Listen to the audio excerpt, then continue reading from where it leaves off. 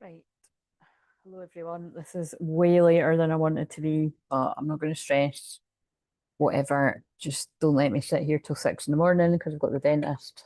But if I need to go, I actually said to my mum, maybe it's better because I don't like, I mean, who likes it? But glad I'm not getting a tooth out. I can't stand that. Right. Oh no, don't do that. What have I done? That one? Yeah. So it's a wee bit, it's blowing a gooley here. It's a wee bit windy, so I don't know if you'll be able to hear that, but I like the window open. I just don't feel right I don't feel right when obviously when it's really windy, I don't know. But right, let's just see. So, welcome if you're new. I like to have a wee chat. If you don't like that, you probably won't like me to be, there we go, to be blunt. Do you know what I mean? Like, and actually, blunt is very Mercury and Sag. And Mercury goes into Sag tomorrow or the next day. I keep thinking I'm one day ahead. I know that Neptune goes direct tomorrow in Pisces, so that's huge. And that's actually come out in the short. So I only just filmed them today because I've just been glued to my bed. So that's where all the solar flares. Um and everything. It's just so actually, oh, that's quite intense. Right. So I would have put that in if I'd looked before. So Mercury right now is Mercury and Black Moon Lilith are hanging out, so that's pretty spicy. So, that now would be a good time to honor your desires and let them go. So I think there's a bit of both. A song just came on called, I don't even know that song. That's something that's happened. Ones that I've not even got. Matt Hansen, Let Him Go. So I feel there's something about letting people go that you've woken up to because it's literally saying you got to let them go, you got to let them go. This isn't what you wanted, not what's inside your stomach. Do you have to hurt them so you don't hurt anymore? Uh, you could try to wrestle with the mirror, but the truth is it can't be clearer than that. Hello, Neptune direct. You've been fighting it off just like a fever, but there's no use holding it back. Sometimes you need the rain to know you miss the sun. So I don't know. I get the feeling just from first glance that actually isn't like I don't think that's a romantic one. I think that's when you've come to the end of the line and you're ready to let a karmic person go. But you can be the judge of that if you look up that song yourself. But it just interrupted us, so it matters. So by the way, I might move that light. I'll see what you think. It used to be over there, and I put it there just because it was better for me to see. Um,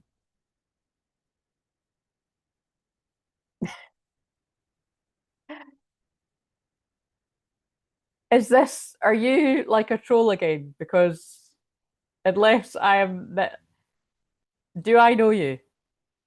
I don't think I know you. And so right in there with I can just tell. I think you were on the other day and uh yeah, anyway. Unless you've been on here, I'll see you in the new year if you're not gonna, be talking gobbledygook and but try to see you for the new year and I don't know. Yeah. Looking so good. Thanks. Where are you from?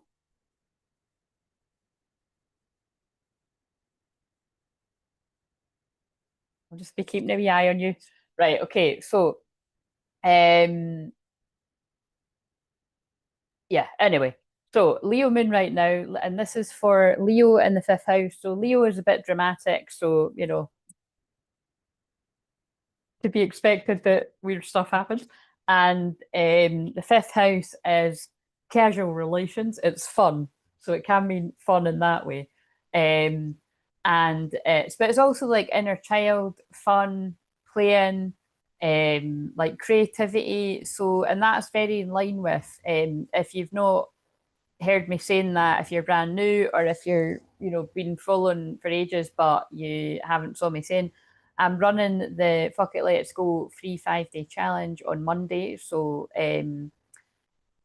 first of all, a bit of housekeeping. That means that the only sessions that are available before Christmas, apart from, I say that, I'm going to say, like, loosely speaking, the only sessions are available before like January when I go back to them are this Thursday, Friday. So if you're looking for a session, they're the definite ones, right? But if it gets to like, you know, the week of Christmas and I've got energy on the Monday, because I'll be doing a live stream on the Monday. That'll be the last Mediumship Monday. That'll be the last live stream until January. But unless, I mean, I'm saying like I might, you know, sometimes I pop up, sometimes I'm guided to just jump on for like, and I mean like a short while, like 20 minutes or something, half an hour max, and say hi, Christmas Day or something. But I don't know, it really just depends how I'm feeling. Do you know what I mean?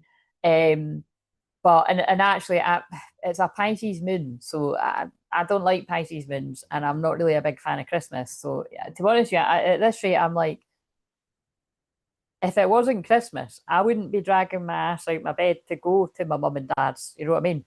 So I'm kind of like, but I think Christmas dinner will get me out my bed. So it's like, I'm not, you know how I say this every year, but I feel at Christmas, people are, when the doves cry, Princess just came on. I don't know the words, so that might mean something to someone. Dove, though, is an animal, well, a bird I work with that I associate with the Holy Spirit. I always put that, you know, in the, I always associate it with my throat chakra. But basically, and now they're pulling me at the robin. So birds are significant here. Birds are always like messages, communication, whatever it means to you. Robin specifically Christmas, so that's significant. Obviously, that there's Christmas too. But and also because I'm going on about Christmas, and it's not like I'm not going to be going on about Christmas and all of them. So Christmas is significant here. When we get into the story, Christmas is significant because now my eyes are being pulled to wishing you a Merry Christmas. So I feel it's going to factor into this that, you know, there's going to be a Merry Christmas from like a lover or a twin flame or a twin flame lover. Let's face it, that's what's going to be around here.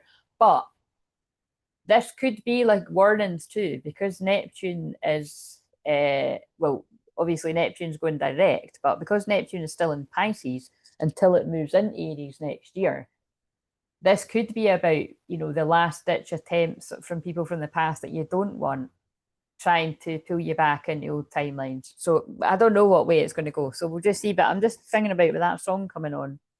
You got to let them go. Anyway, so wow,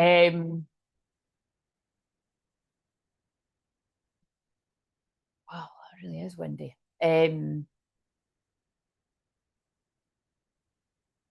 Yes, let's just get into this. So they did pull me at this. This is very Leo. So, oh yeah, the other thing is whenever I do Leo, I always tend to pick up on things in the public eye. So what I mean by that is that could be people that are, yeah, in the public eye. Famous. I don't like the word famous, but the funny thing is, I did the song that was on before I came on, right, was Fame, I'm gonna live forever. And the funny thing is, I've got a deck that has something about that. And that is the one that I got because, like I said, I always do that in the Leo energy, and it's come up in all the shorts.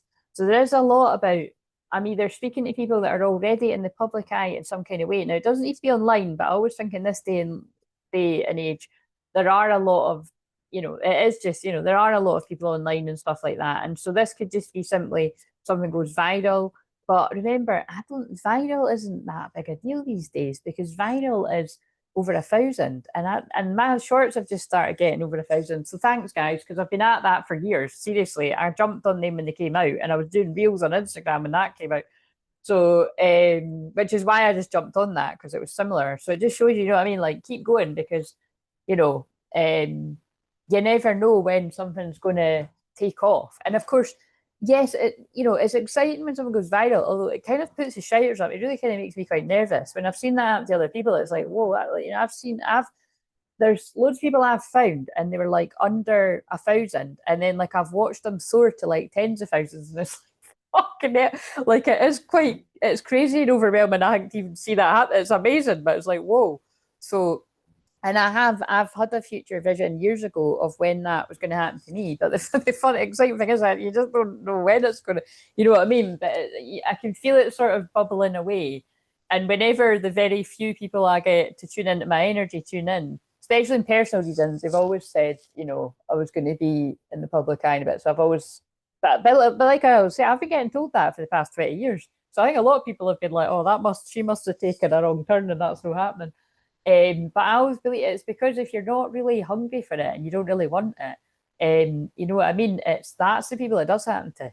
Do you know what I mean? It's kind of like, but if all you want to be is famous, like you just want to do something on fucking TikTok or whatever or YouTube, or like just to be fit, you know, it'll probably never come to those people because it's desperate, or it'll come and it'll be short lived. Whereas I think when you're actually just doing it out of the goodness of your heart and good intentions, and you love what you do, you get excitement, and you want to help people, you know, that is when you can get attention. So it's kind of, I'm saying this for others because I help people that are already in the public eye, or you're going to be. So it's this message won't be for everyone, but it's if you've already felt you've got a bigger calling, it's very much in the air. So this is already very dramatic with the Leo energy, especially the wind.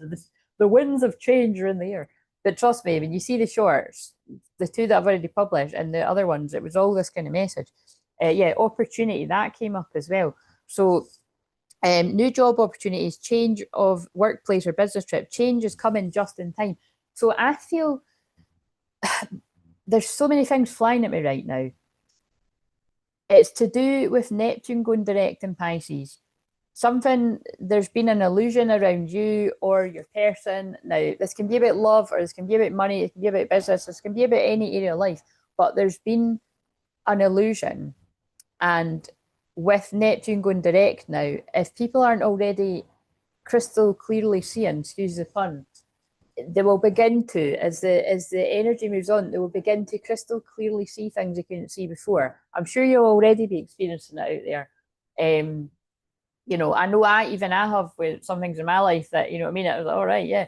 So but like I said, when it moves into Aries next year, when Saturn and Neptune move into Aries next year, that's when big change will come about, because Aries is the sign of change.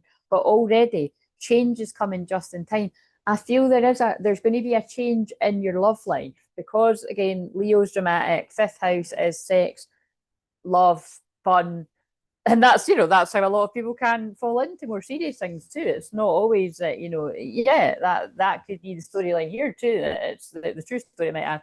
But yeah, there's something here, and they're just pulling me up to, they're pulling me to all the stars around the room. So I feel, and it's quite funny because look, the last card I pulled, I was just pulling cards, so I came up was the star. So I do feel that the masculine, male or female in the collective I'm going to pick up on, like, they aren't healing because that's what the star's about, and they're hopeful, or you'll move into a timeline where you're hopeful and you're healing. But I also feel it's this comes through the time that it's the divine feminine is like a star guiding their masculine through the dark. So hope, faith, purpose, renewal, spiritual. So, and you know, that's so funny because that word spiritual has been coming up a lot. I can't stand the word spiritual because I just feel, and there's a message coming through about the masculine is like wrapping up an old timeline as well. So I feel, we'll see, the cards are, oh, fuck as well. Sorry, not sorry, but this is how fast the messages come in. I wondered why I got pulled to this. This is from last year. So that's how much of a mess that table was, that I'm finding the thingies from last Christmas Eve. We're about to be at this year's. But look what's on it, the two swans. So if you're around all the time, you'll know that I recently, it's not actually that nice, but anyway, I just got it for the swan.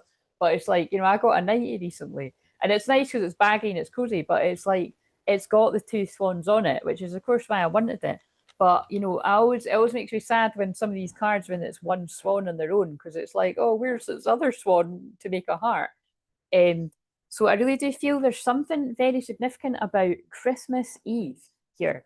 So I mean, are we like channeling Love Actually right now? But there is something. There is so much love in my heart, and it's wonderful to share it with family and friends. So it's either that, you know, you're going to get a surprise kind of Merry Christmas, Happy Christmas, from somebody unexpected, or somebody that you want, but you're like, there's no way this person's going to do that. Or a pop-up visit. I've got that deck, or it might be something like that. Or this person might show up in your life before Christmas Eve, and you know there's something coming very strongly with all this stuff coming through. So we'll see what this is about. But yeah, either way, whoever I'm speaking to, you keep on shining, whether you're the feminine or the masculine, because that's what Leo energy is about. Wherever the Leo is in your chart, don't dim your light. The world needs your unique talents and gifts shine brightly. I forgot that. I said that in the back because it's just been kicking about. And the funny thing is, the star of my tree that it's, you know, there's a few stars in my tree. There's a big star on the top, and then there's, little. I described this when I was giving a message to someone not that long ago, but I've got the other ones are snowflakes, right, and Christmas trees and all that, right, but there's one I've got that's really special to me, and it's in honor of someone in the spirit world. There's a couple of things in my tree that are in honor of people in the spirit world, and I've got something on the tree about love there too. But you know what I mean? It's the one I'm looking at. This star. It is. Oh my god.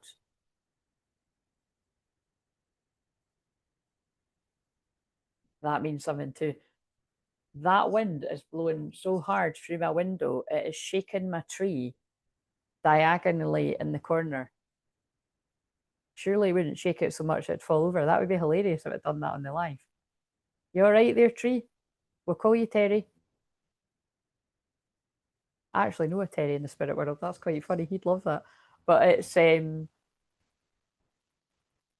it's not that, like one of the legs is hanging off, because I've always thought, right, when my nieces are up, I'm not leaving them in here. I mean, although they're 5 and 7, I'm not leaving them in here, because all it'd take is someone to put their hand on the thing and it'd be like they'd be under a tree. So I'm like, it's a plastic tree, guys. You know what I mean? But anyway, I'll that is kind of weird. It is shaking all about. Anyway, but it's quite interesting. It looks like that. It looks like that star on that card. It's like it's got the longer bit at the bottom. So there's definitely something about this. So I don't know if that will be the thumbnail, but we've got the star card and a card with a star saying shine. So, oh, actually it is, because we've got get ready to shine, light warriors, keep shining, true colors, Neptune direct. So the reason I put, wait a minute, I didn't even stop.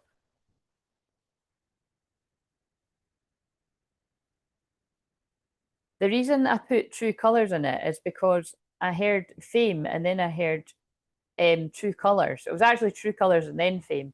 So I feel it's like a double, it's like your true colors are showing. If you are showing up with good intentions and a good heart and like empowering people, helping people, whatever it is you're doing, it doesn't need to be online. But like I said, whenever I do Leo, it does always feel like I'm talking to like people that work online.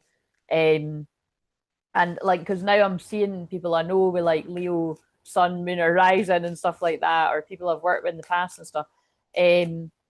But I also feel it was a very clever way of saying to me the true colours of the karmic energies, romantic or otherwise, are showing. And if they're not showing, they will be soon with Neptune going direct tomorrow. And also that you could be very exhausted, because I pulled one of the cards that might come out again said exhausted. So I've been explaining that I've been feeling exhausted the past couple of days. I mean, I rested all of the weekend and then I've been exhausted. Like, yes, I thought yesterday was even enough. And I'm like, fuck, I was in my bed right till last minute. Um, and it's because of the solar flares, and whenever there's huge activity going on the planet, I just feel it so strongly, and it floors me. And so a lot of you might be like that too. But yeah, there's huge big shifts in energy, timeline shifts. I kept pulling out cards that was indicating, like, people leaving matrix jobs, energies, parts of their life, and stepping into this more magical life, like new earth frequency, um, following your calling, all that kind of stuff. Right, okay, so, I don't know if there's going to be many people around. Let's get the cards to. So I'm going to set an alarm. Oh, now that's interesting. Did I just see? Yeah, it is. Oh, that was kick. I've read that before, but there's something about someone going for a dark night of soul. Now I did just channel that, kind of, didn't I? So I'll just what will I set the alarm for? I was gonna get off about 10. That's not gonna. I don't. I'm not gonna be doing. I thought I was maybe gonna do Virgo tonight, but I can't see that happening right now. I think I'll be doing Virgo and Libra on Friday, unless I do. No, maybe I'm going to come and do Virgo on Thursday then. I think what I'll do is I'll do Virgo on Thursday. I just won't. I need to stick to 2 hours. I never believe myself when I say that. Right, what will I set the alarm for? I'm going to set it for 11 and then I'll go by 11:11 because, and if I finish before that, then, like I said, it doesn't really matter because as long as my mum was like, "Are you going to get up?" I'm like, I never sleep in. Except I did sleep in today. I meant to have a wee 90-minute nap and I was like, oh my God, 4 hours. I'm like, shit. But it doesn't really matter because it's just this I need to show up for. Right, that's funny. I was just mentioning my mum. That's my mum's favourite song. So Womack and Womack, teardrops in a minute, remind me, baby, of you. So somebody could be a bit upset because that's called Teardrops. It's a good song though. So, but yeah, definitely, I do feel so without using the cards just now, because like I say all the time, if you're new to me, I don't need the cards. I just use the cards to back up what I'm feeling and all the synchronicities and all that have happened anyway. But I feel someone is either still in a dark night of soul or a dark time, a dark, confusing time, a spiritual awakening, or I'm explaining when you were in it because it's past, present, future. So, you can be the judge of what's making sense to you, or this is your person. But this is a very deep thing that I got this. It's almost, and it literally is almost 10 years ago. I think it might be more like 8 or 9 years ago because I think it was maybe 2017 this happened. But it was either 2016 or 2017. And I was told this not long ago, but I was in a wee cafe. It was actually in Leith, and it was that's where I used to live as well. But for those people that are local, other people will be like, "What are you talking about?" But actually, if you've seen Trainspotting, you would know of Leith Walk. But basically, I was in there with a friend of mine, and I was going through my dark night of soul in a dark time. Everything was just shite, basically, and there was, this guy must write these little wordings. Oh, it's you, Brandy. I always say the cards are a jumping off place for intuitive. Yeah, absolutely. It's kind of like, everybody works differently, but for me, like I'm a channel 24/7. Like anybody can see that. So it's kind of like anybody that knows me in my personal life, I'm literally always just saying things, and people are like, "Oh my God, I was literally just thinking about that." So it's like that's the difference for me. It never stops. But the cards just make it more fun, and it's really the cards are for other people. They are fun for me too, but it's for other people. It's for people that, you know, well, might just think I'm just fucking saying, whatever. Like, but again, I don't care. But it's quite funny. When I worked in the crystal shop, I did turn a lot of skeptics, but that was never my goal. Like, give a fuck. Like, that's draining. Like, if you want to be skeptical and you want to have a boring life, have a boring life. Like, you know what I mean? Those who, what's the Joel Dahl quote again? And hello, Brandy. Those who something about those who see the world with glittering eyes. Well, I can't remember, but wait a minute, I'm going to Google it. I've got the magnet on my fridge, but it's kind of like the world. I can't remember it. World through.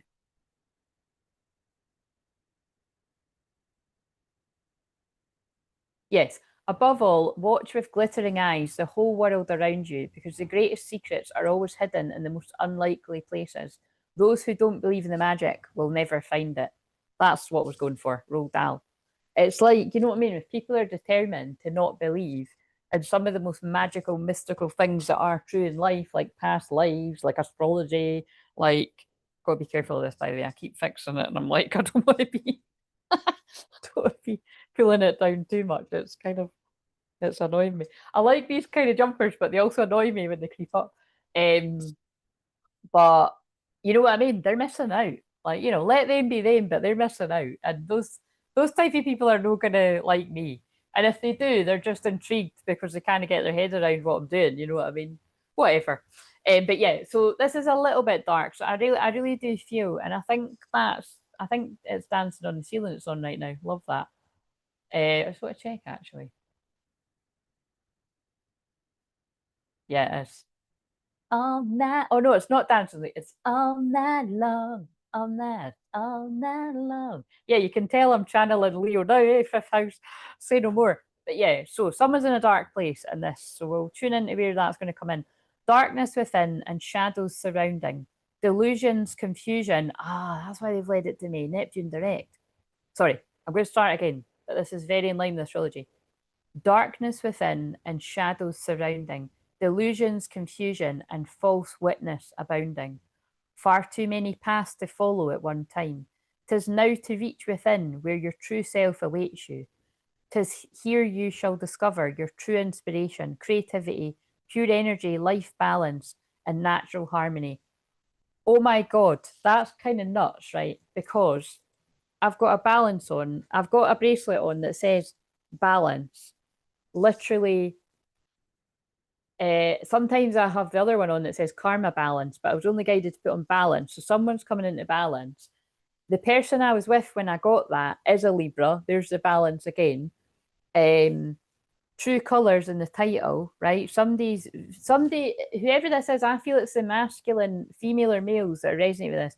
You are finding who you really are. So maybe you were masking who you really were and you lost yourself in it. Because that is very common for people that have got like ADHD and autism or ADHD, which I know is a lot of people that tune into me because for fuck's sake, I've got, you know what I mean? It's, like attracts like, but it's kind of like, yeah, even people that haven't got things like that can mask who they really are too. And, and it's, it's dangerous if you do that for too long because you can kind of get lost in the sauce to borrow the saying that reminds me of one of our soul fam. It's you can lose who you are in a big persona of and it's not in the way of like different things that you do, like when you're doing your job you might come more to life, or when you're with different people you might be slightly different than when you are with other people. But I'd be worried if you were drastically different with one person than because you want to be, to speak as a true counselor, you want to be in alignment with who you really are, and it's, I mean, I take it too far, like whenever I'm around family, they're like, can you stop swearing? I'm like, no, this is me. You know what I mean? This is, and it's like, no, I do try and rein it in a little bit, but I do find it hard. But you know what I mean? That's just because that's not put on it. It's me just being me. But yeah, I really do feel there's something about somebody finding their true self behind all of the bravado. So, like I said, whether you're a woman or a man, because you'll hear me saying it now and again, but I often come up against like men and women that think that I'm like putting this on, and I'm like, no, I fought to become this confident at my work and just in general. I like if you like, I was a really shy kid and a really shy teenager, and I was shy right up into my my early adult life too. And I really only truly feel I stepped into being a true Aries after 30. And even that's quite early. A lot of people, don't, and now I get it when people say life begins at 40. I feel that's true. My actual 40th was shit, and my 41st was shit too. Let's have higher hopes for the 42nd. But it's, I do feel like the most comfortable in my skin ever. And that's quite a common thing that I see. So, I would hope that for you, whatever age you're at, but that is what I'm able to help people with. That's what I've been proud to help people with for years now. People a lot older than me as well, men and women, and people a lot younger than me, or people of similar ages. But yeah, however that fits in, I feel just me being led to that, something about the delusion, illusion, that's very in line with Neptune going direct in Pisces. Because like I said, although it's coming out of retrograde, it's still in the sign of confusion illusion. So, I would love to think that, all of our twin flames are awake to whoever the false and the fake and the karmic people, the trickery, especially because, karmic people aren't always bad. There's people that we're here to live a part of our life with. We've learned what we need to learn and now we're moving on. But sometimes it can end bad, basically, and not so great or really shady. And so, I pray that if there is any shady characters around anyone, that you're seeing through them.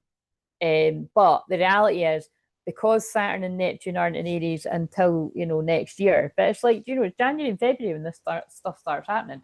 Because Neptune is, let me get this right. So Neptune is the end of January, I think. And like it goes in Aries because it's already going direct tomorrow. And then Saturn is Valentine's Day.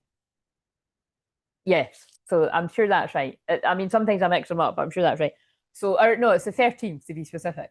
But yeah, so there's all that going on. So we'll see how that comes into it. You look beautiful today. Thank you very much. I'll be back in a few. My auntie's calling me for dinner. She's 80 and I'm late. She gets grumpy. Oh, yes. No, you have to go for auntie. You have to respect the elders. Right. Okay. So, right, let's get into this. So, where's the cards that I used? Right. So, where's the, here they are. So if you've never seen me do this before, I'm going to tap into the energies. So it's the collective energy. So although I'll be saying it like it is tapping into a divine feminine and a divine masculine, this in truth can be many divine feminine, divine masculines, male or female. So just use your common sense, or your fucking common sense, as I like to say, about whether it makes sense to you or not. And also use your discernment, you know, don't get carried away with it. But bits of it can resonate, you know, and some, who knows, it might be your whole story. But yeah. Okay, so I feel things are crashing down around someone. So I feel this is this funny. The way I'm getting that is because right now there's like a rock music video on, and there's literally things crashing down around, like they're like trashing a living room, but they're like literally, I came in like a wrecking ball. They did it right. Miley's coming in now. There's a wrecking ball. So, is this that someone's going to come in like a wrecking ball at Christmas? Or is this that someone came in like a wrecking ball at some point in the past? I think that's going to come in it somewhere with all the stuff that I've channeled. So, let's see. So, but it could be there's going to be someone coming in your life in a bit of a tower moment, like coming in like a wrecking ball, and you don't see it coming. But like I said, I don't like to jump on the bandwagon if you don't see it coming, unless I actually feel you don't see something coming, because when I'm channeling for twin flames, and you know, a lot of twin flames are very exciting, like a lot of you could see something coming. You know what I mean? You might not know exactly when, but you do see something coming. So we'll just see. Right, so give me the energy of the divine feminine. If that card comes out again, there's a psychic on it, I'm not going to be surprised. But that's come out the last few times. I haven't watched them back, but right, what have we got? It's not that, but it is detective. So detective, great powers of observation and intuition. I think I can have that. And that's quite interesting that Brandy was saying about the intuitive. And then I was going into that chat. So see, it all matters when people are talking in the chat, even the weird stuff that happens too. So great powers of observation, intuition, desire to seek out the truth. So sometimes this happens that, you know, it happens fairly often, but not all the time. But I like the ones when it happens and I can't, like, it's very rarely that I can't relate to it, because if it's not me in the present, it's me in the future, or it's me in the past, you know. But basically, I'm a psychic detective shaman, right? That's basically what I'm always doing. I'm always getting down to the bottom of the truth of things. So I really do feel the divine feminine, whether you're male or female, you've got that strong Scorpio, you know, Plutonian energy too. So wherever the Scorpio or Pluto is in your chart, or you might have Pluto and Scorpio, you know, you're good at seeing through what other people can't see. So this could be in relation to your twin flame, like, so other people are fooled by the facade or the mask or the whatever, you know, like the glitz and the glam, or the, you know, however it goes, like for a girl or a guy, you know what I mean, by the persona, you know, like, you know, it's kind of like, and like I said, you know, it's kind of given, what I'm kind of feeling when I'm saying this is, you know, like Robin Williams, like, you know how he was always really funny, but like, you know, for a big part of his life, actually, he wasn't very happy behind like making everyone laugh all the time. So there could be something of that coming through. But yeah, but anyway, so but, and this is where it gets deep. If you're a divine feminine, female or male, that is good at seeing that in other people, but you're also good at seeing it in your own twin flame, it actually means that it's because you're good at hiding when you're not feeling good. So remember, when I say that, that is about because I'm specifically channeling for twin flames. I don't tend to. There's other amazing people that channel for twin flames if you're newer to the journey, and occasionally, I might pick up on a wave that are newer to the journey. Actually, I mean, I do now and again, but when I'm doing these big ones, it does tend to be people that have been on the twin flame journey for like years, and we're not talking even just 5 years, because that's nothing on the twin flame journey. Sorry, use that. It really isn't. We're talking 5 years plus usually. But if you have been on it, like say 5 years or 3 years or 4 years, like you tell me if it's makes sense to you. There's a common thread. But what I'm feeling is, I feel I'm speaking to divine feminines, male and female, where if you weren't feeling good, you could hide it if you wanted to, but you're in touch with your truth. And they're getting me to say that because I don't make a secret about that. Believe me, if I was feeling like shit, if I was crying myself to sleep every night, I could hide that from you. People on here might think that I wouldn't be able to, but I would. I am shit hot at hiding how I feel. And that's not a good thing. It really isn't. So that's why I make a point of it. If I am feeling so good, I just say it and I just own it, and I find it quite liberating, you know. Um, so so for instance, like my eyes feel really tired, and I feel like, yeah, my eyes just feel really tired. Probably because I haven't had contacts in for days. Actually, I couldn't find them anywhere. I was like, where the fuck are they? And it's so again, there's something about not being able to see clearly. But it's like I feel in good spirits. Like now that I'm on here, it always picks my energy up, and as soon as I get on, I'm like, oh god, I love this, and it picks my spirits up. But I also don't make a secret about it. Just holistically, on the macro level, I don't like this time of year. I really don't. Like, I'm like anyone else. I like the build up to Christmas and that, and I love Christmas dinner, but I don't hype it up too much. Well, for obvious reasons, when it comes to what I channel about on here every day, I just feel it. It's like, I just don't like the big build up of, oh, am I going to hear from this person like every fucking year? And then like nothing happens, and it's just like this big, what I mean? It's horrible. So I just like to stay grounded every single year, and just keep doing what you do, kind of thing. And like, but also it's just in general as well, because I know the astrology, like the build. Oh, that's a good sign though. That's one of my favorites. That would get me up to dance at a party. Everybody food loose, food loose. So I mean, so like, somebody might be you might be in the party spirit. You might be going out to Christmas parties, because that reminds me of Christmas. But it reminds me of parties in general, because if ever I was sitting chewing my straw, being a bit shy, like my friends would know to put on either Journey, Don't Stop Believing, or Footloose, and I'd be up dancing. Probably any Dirty Dancing in Greece too. You know what I mean? But or some dance songs too. But they're the big the 80s ones are the big ones. But the point is yeah, and it feels like as well, maybe something that's been like not moving very much. I feel a lot of the masculine energy. I feel that depressing thing about the darkness. I feel a lot of people have been in major hermit mode. Like, like I'm getting this vision of, excuse the pun, of even like, some of you, male and female, that you may have been going through a bit of a vision quest in your room. So, the vision quest is something that you can do in shamanic work. You can, you go into the dark and you're praying, and you get the answers from Great Spirit, God, Spirit, guides, whatever you want to call it. Great Spirit in shamanism. But I've said for years, like, I've had times like that, just like in the pitch black in my room. Like, I go into a bit of a vision quest. The biggest one being when I had my womb activation. I was in my bed for a whole week. And that's how I'm able to clear trauma. And like I say, there's not too many people in the world that can do that. And it was a gift. I don't know about a gift, but yeah, I was in agony, and after that, it's like the way that I can clear energy from people is very quick.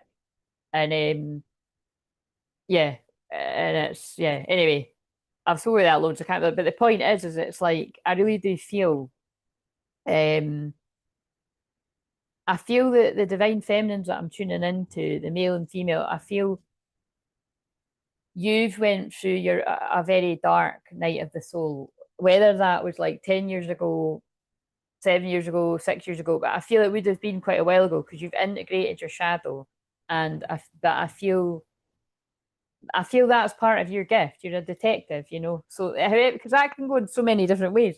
Like I once helped somebody that I helped her open up their spiritual gifts, but I also helped her open up to gifts like poetry because it was all sitting inside her. I saw it in her chart. But she also was like interested in things like criminology and stuff. And I even said this before she started a channel about it.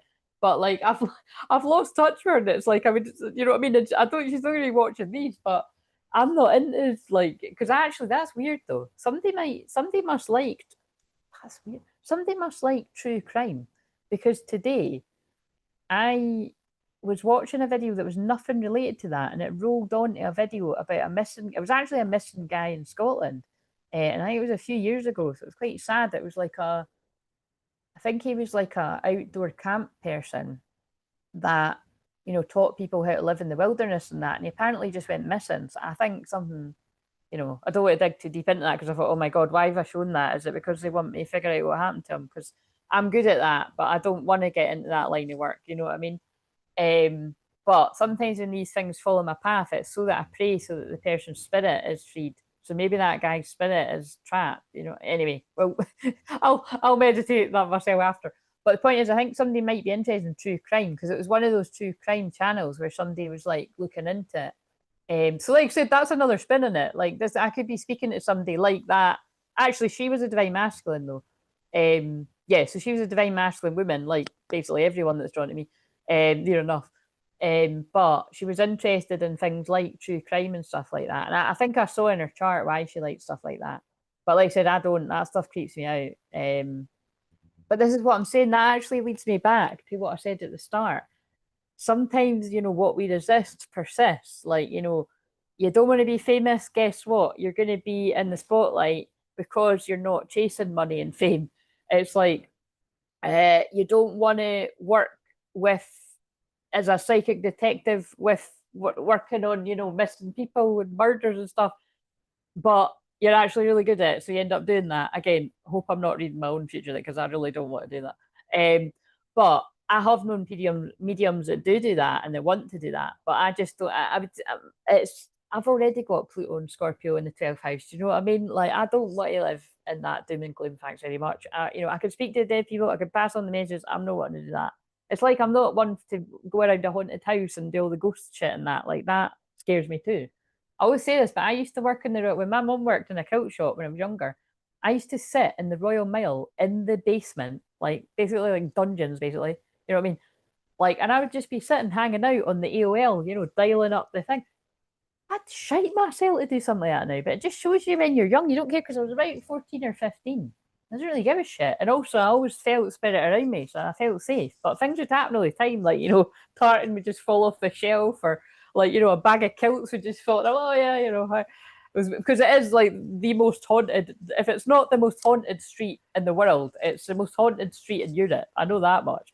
But yeah, so I feel there's a real detective energy. So, but this isn't just with we'll put it back, this isn't just the feminine, that could be the masculine emotionally as well. You could have a really sharp sense of intuition, like very hyper vigilant, hyper alert. You don't miss a trick. You notice everything. And also the song that's just finishing right now is, oh shit, I knew I should have. I think it's, and I can't fight this feeling anymore. I've forgotten what I started fighting for. I don't know all the words, but so again, now we're shuffling for the masculine. I feel this is a masculine collective that can't fight this feeling anymore, just for a change. Sometimes there's a bit of a change in what comes through, but yeah, and I really do feel that's amazing how they just showed me that. I feel 2011 and 2012 were important years. So definitely, like what I said. I mean, actually, no, I said that in the shorts. I didn't say it on this. So when Neptune shifted into Pisces, it was. I'm pretty sure it was when I checked for myself. I was fascinated because it was around 2011, 2012, right? That I noticed things in my own life. Definitely, things went really weird with me and my twin flame around then too. But it was like that is when people could have went under a bit of an illusion or a spell, or people come into your life romantically that you could be caught up in something for, you know, for like the last, you know, 12 years, really. Like, you know, whatever. I think that's how long it is. I can't do the maths, but you know what I mean? It's a long fucking time anyway. No, actually, never mind 12 years, more like 15 years. Yeah. See what I mean? I can't do the math. But when I'm doing this quickly, I'm like, I freeze like I'm in maths class. So again, that might be something to do with this too. You might freeze and like your brain can't work. Like, so that could actually be anxiety. You know what I mean? Like if you stopped and actually tried to work something out, you could work it out, but you might. I think they're trying to tell me that. So this masculine collective, you might resonate with that, male or female. But yeah, there's something about, you know, if you resonate with that in any area of life, like feeling like you've been under a bit of an illusion since 2011, 2012, and people that come into your life around that time, or just things that are going on, notice the connections, because there could have been like things that have resurfaced over the past couple of years. And that's what will be closing out, like with this Neptune going direct tomorrow, but definitely more so when Neptune moves into Aries early next year. So, you know, it wouldn't be uncommon that you're closing the door once and for all, the karmic cycle, on people like that and seeing their true colors, because that's why they made me hear that song. Um, but yeah, but basically the way I got that is when I rewind that bit of that music video, it was 2111. That's my Twinflame numbers. So the end of Scorpio season could be significant too. But then I looked at the time and it was 2112. So that reminds me when it was apparently the end of the world. But as a lot of us all know, it was just a shift in consciousness, which is very much like we're always going through that now as well. But it was, you know, I'm very connected to the Mayan astrology and the Mayan prophecies, the rainbow, the Hopi prophecy, all of that. And so a lot of you might connect with that too, more than likely. But yeah, that's what we're talking about here. It's big energy. Like, you know, it's like I feel many of us have been getting dragged through a very dark time. You could connect it to the what is it, the Kali Yuga as well. You know what I mean? It's like in happier times of heaven on earth are either are here. They're available to you now. And that's why, you know, I've channeled that meditation for the best part of 10 years about disconnect from the old earth that's crumbling and reconnect to the new earth of peace, calm, and abundance. So if you're on a personal session, you'll hear me say that, but I say it in the journeys and stuff too. And so if you think about it, like people might be cutting about saying that now, but there wasn't really hardly anyone that I knew that was saying anything like that. Maybe like here and there, but not really. But there's loads of people that will talk like that now. So that's what I mean about there's lots of us that have been seers for, you know, lifetimes, and you know, you've been able to see very far in advance. And that is the frustration with this channel in general, is a lot of the things I've channeled 3 and 4 and 5 years back, maybe some things even as far as 10 years back, because the channel turned 10. I only feel like this channel's 5 years old, because that's really when I started consistent. But I've put videos up for 10 years. Yeah, some of these things could be coming about now, you know. So it's wise to check any of the older ones, especially ones I've only done a few months ago, but ones from years ago too, because I can see the correlation. And like I've said as well, it's so funny in the last few days. I always just keep it cryptic, but it is crazy how like my videos that I've got like literally next to nothing on the long form videos, like I've pulled the message through like Friday. I think it was Friday I channeled them, and then but I done messages for yesterday and the Monday, and I've saw some people that I watch bringing through the exact same message. It's just like, it's so crazy how that's what I mean about the Akashic records. Like we're tapping into the same energy. But it's so nuts. Yeah. So a lot of you will, you know what I mean? Some people that follow me, and if you see other, you'll know what I mean, because there was something that was really, really like really specific that I brought through for Monday's one. And then I was like, and like I said, I'm not really watching too many people's videos. And I was like, that is insane. That is the exact same energy. So anyway, so right. And like these are big, massive channels. That's what I'm saying. So I've known that for ages about whether it's me that happens to, or other people that I watch that are smaller. You know, hold on, your time's coming, because that doesn't take a genius to work out. If it's like, that's great that person's bringing through that message, but I actually got that like 5 days before them, and I can prove it because it's there. There's the date. There's the date. You know, it's not like I need to, but it's just really for me. I'm like, that's quite interesting. Right. So blank slate. So that's a I don't like her, but that's, well, I did like her until I awakened to her. So again, there's something a bit of an illusion, you know. I was about to say, you know, Taylor Swift, unfortunately, I do love her music. It's not like I listen to it all the time, but when I hear it on the radio or that, I do like her songs. But not a big fan of her, because when you awaken to what some of these people in the music industry are really like, you know, it's quite, oh my God. But I'm not getting into that here. You can look into that yourself if you even want to. But that is a song of hers, isn't it? Blank Slate. I don't know the words. I think that's her song. But yeah, I feel this masculine is ready to start again, ready to start on a blank slate. And what's quite funny is on the shorts for today, tomorrow, and Thursday, the same card came out 3 times in a row that was about closing the doors, closing the door on the past to new opportunities, which, like I said, is just so makes me geek out on the Neptune going direct thing tomorrow. So a lover. A lover is a divine lover. Remember, the fifth house is lovers, sex, having fun, getting to know each other, playing. But it's casual relate. Like I've said this before, but my Venus and Aries is in the fifth house, and I met my twin flame in a club. So, but the thing is that can be an illusion. When you meet somebody casually, you can be like, "Oh right, yeah, they're just a bit of fun, right?" Or he would have. Well, I'm pretty sure he did think that about me, but it's kind of like, or tried to tell us that anyway. But it's something like that. We don't know. We can only feel into that. But you know what I'm saying? Like I'm saying that because you know a lot of you might have met somebody in a pub or a club, or you might have just fallen into some kind of casual arrangement, and you might be like, yeah, that's never going to be serious with that person because that's how I met them. And you know, men especially can put a woman in their head like that when you meet them like that.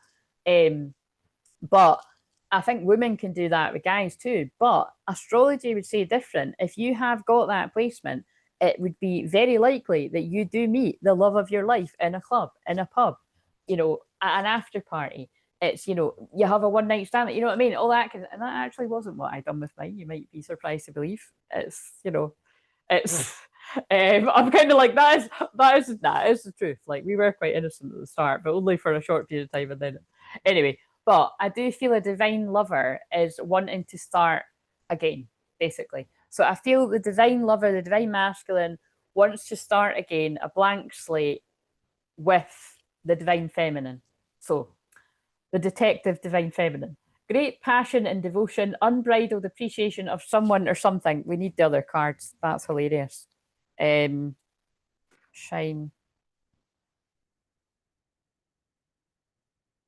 I'll say something like, you've been helping this lover out of the dark.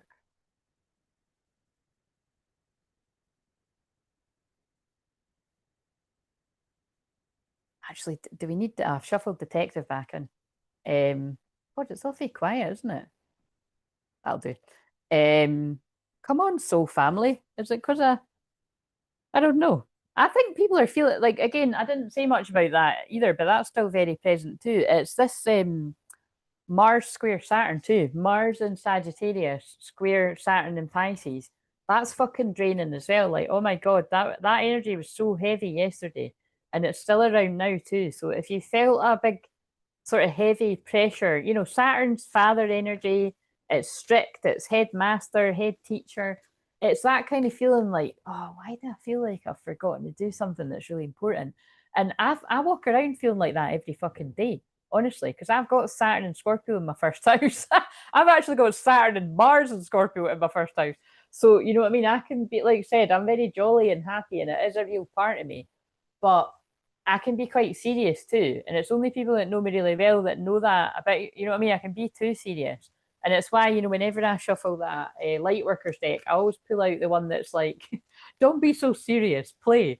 And it's got like a cocktail glass in it and stuff. And I'm like, all right. Like back when I did used to go out quite a lot, but I was still very devoted because I've got my son in the house of Virgo to my work. I used to pull that quite a lot, and I'd be like, right, I need to switch off, and you know, I need to go out with my friends, and you know. So again, when they're making me talk about my own placements, it's because some of you, you know, it's to open your eyes to how real astrology is. Because now they're just reminding me, and my cousin actually has been saying things like that the last few times I spoke to her, that she's always heard me go on about this stuff, but she's definitely having a further awakening to how real this actually is, and noticing all the connections, whether it's just at the full moon or the new moon. But there's been a few things that when I've saw that in her chart and I've said it, she's just like, oh my God, like that is like totally where I'm at. You know what I mean? And that's why I call what I do astrotherapy, because I am a therapist. I'm a hypnotherapist.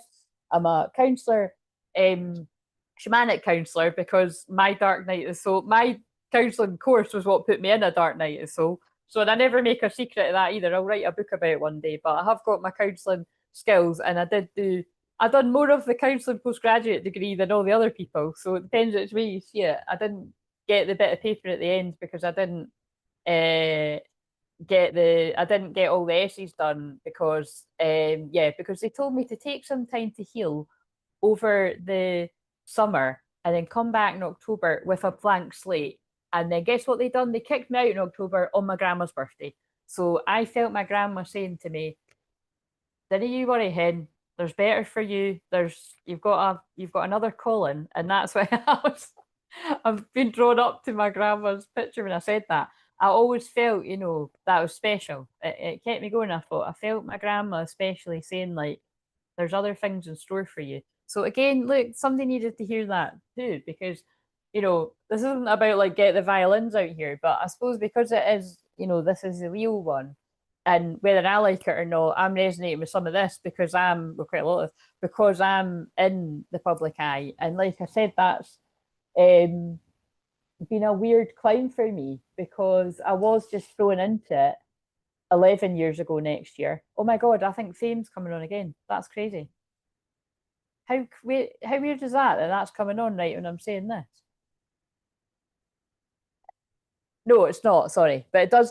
Do you know? Right. So it's not fit. I don't know what that is. Ashford and Simpson, solid. It's because it was a New York taxi. So there could be something significant about New York here. So am I tuning into the people that are going to New York for what is it, New Jersey, New York for the football next year? Maybe that's what I'm tuning into. I'm not gel at all. Fucking raging. It's yeah, my sister and her boyfriend booked tickets as soon as it was announced. They booked it, so I've not even spoke to them directly. I don't want it. I don't want to fucking hear it. But it's. I went to New York. Actually, the last time I was in New York, I went with my sister. That oh shit, yeah, that was. I think that was 2011. Oh, there's loads of connections here. Yeah, so but you might already be in New York. And again, lucky bastards if you are. But can you tell? I look in my house. There is a picture of New York in every. Let me just think. There's one in here. There's one in my bedroom. There's one in the hall. There's not one in the bathroom. I think there is one in the office. There might not be one. Maybe there's not one in the office or the bathroom, but they're both tiny. And there's not a picture in the kitchen, but there is a photo frame. So yeah, that kind of gives you a picture. And I don't get excited about traveling or anything, but I do love New York. It's exciting. It is just like being in a movie. And I mean, look, I channel the movies and the films in this all the time, so you can see why I love it. The air's shit though. Like it's weird how your nose gets really blocked up, and it's like your bogies are like. Sorry, too much info, but like it's weird. Like when you blow your nose, it's like they're totally like black, dirty. It's weird, dirty air. Anyway, if you know, you know. If you live there, you'll know, or if you've been. But yeah, so that could all come into this too. But of course, New York, the stars. No, wait a minute, that's not New York. That's Hollywood, isn't it? Anyway, it is a place where people can aspire to. I'm going to New York. I'm going to the Big Apple, or I'm going to Hollywood. You know what I mean? They just keep pulling me to stars. But I always said that actually. I always said I was like, honestly, see if my life takes a turn that I never saw coming, I'm away. I'm going to New York.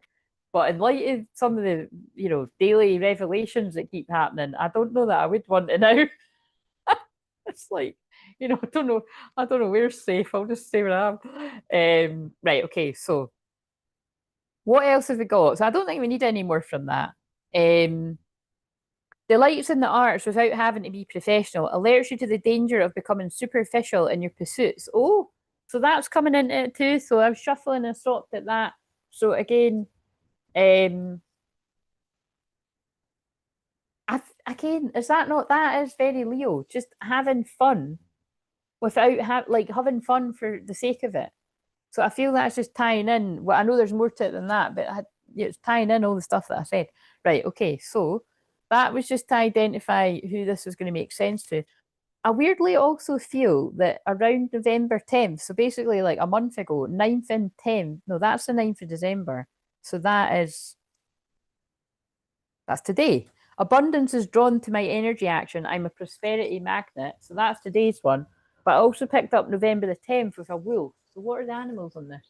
So foxes and wolves might be power animals for some people out there. I claim myself perfect, vibrant health at all times. There's something significant about a month ago.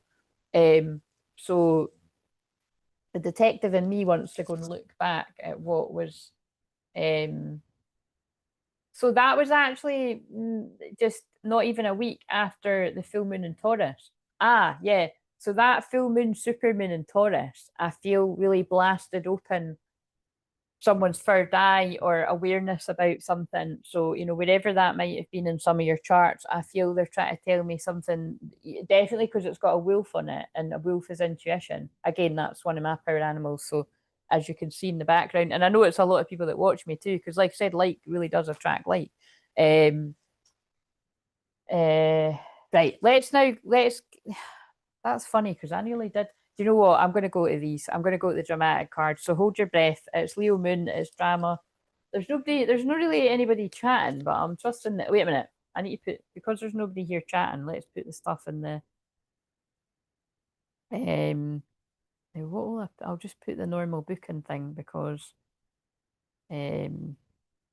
Oh yes. So you might have gathered the awaken, activate, and amplify your clairs never went ahead. I didn't think it was going to. Like I said, I lose momentum when it gets towards it, but I am going to be trying to run it when it gets into as soon as January. So we'll see. But hopefully, but I think so because there were at one point I just needed one more person, and then people dropped out. And like I said, that's no big deal. It just wasn't meant to happen. And I think especially it wasn't meant to happen because look how tired I've been today and yesterday. So as you never know, you know, trust trust the process because I would have done it, but in hindsight, I'm glad it wasn't happening. Do you know what I mean? Because I would have been doing that yesterday and today. Um, so let me just get the wee.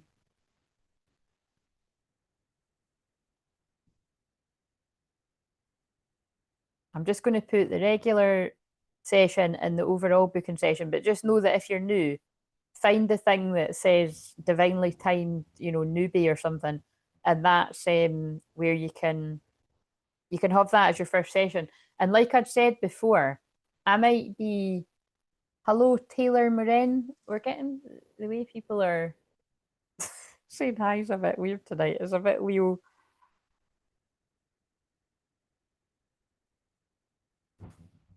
It's a bit Leo Moon. It's giving Leo Moon. But I'll be giving bye bye if people are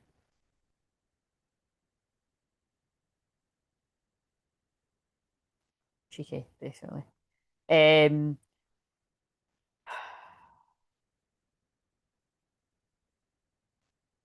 Goal.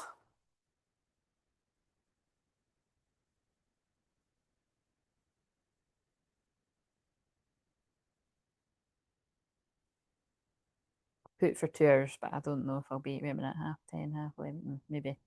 Um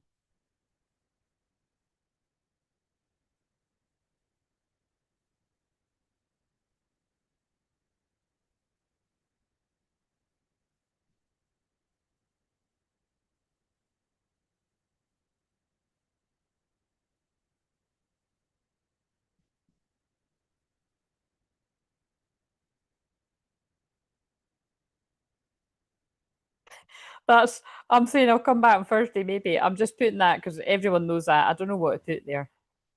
I might not come back on Thursday, by the way, and I might just but I'll be back on Friday because that's the 12/12. I think that's more likely. Oh fuck, I can't even find the thing now. Ah, oh, what's it doing? There it is.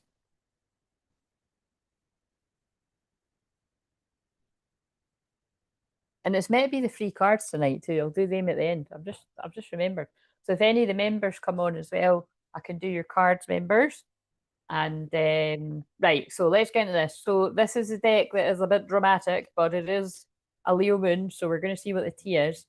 What do we need to know about what happened in the past this can be past life. And the thing is, I nearly did pick up the past life cards. And then I didn't. I picked up Goddess Isis and stuff though. Where's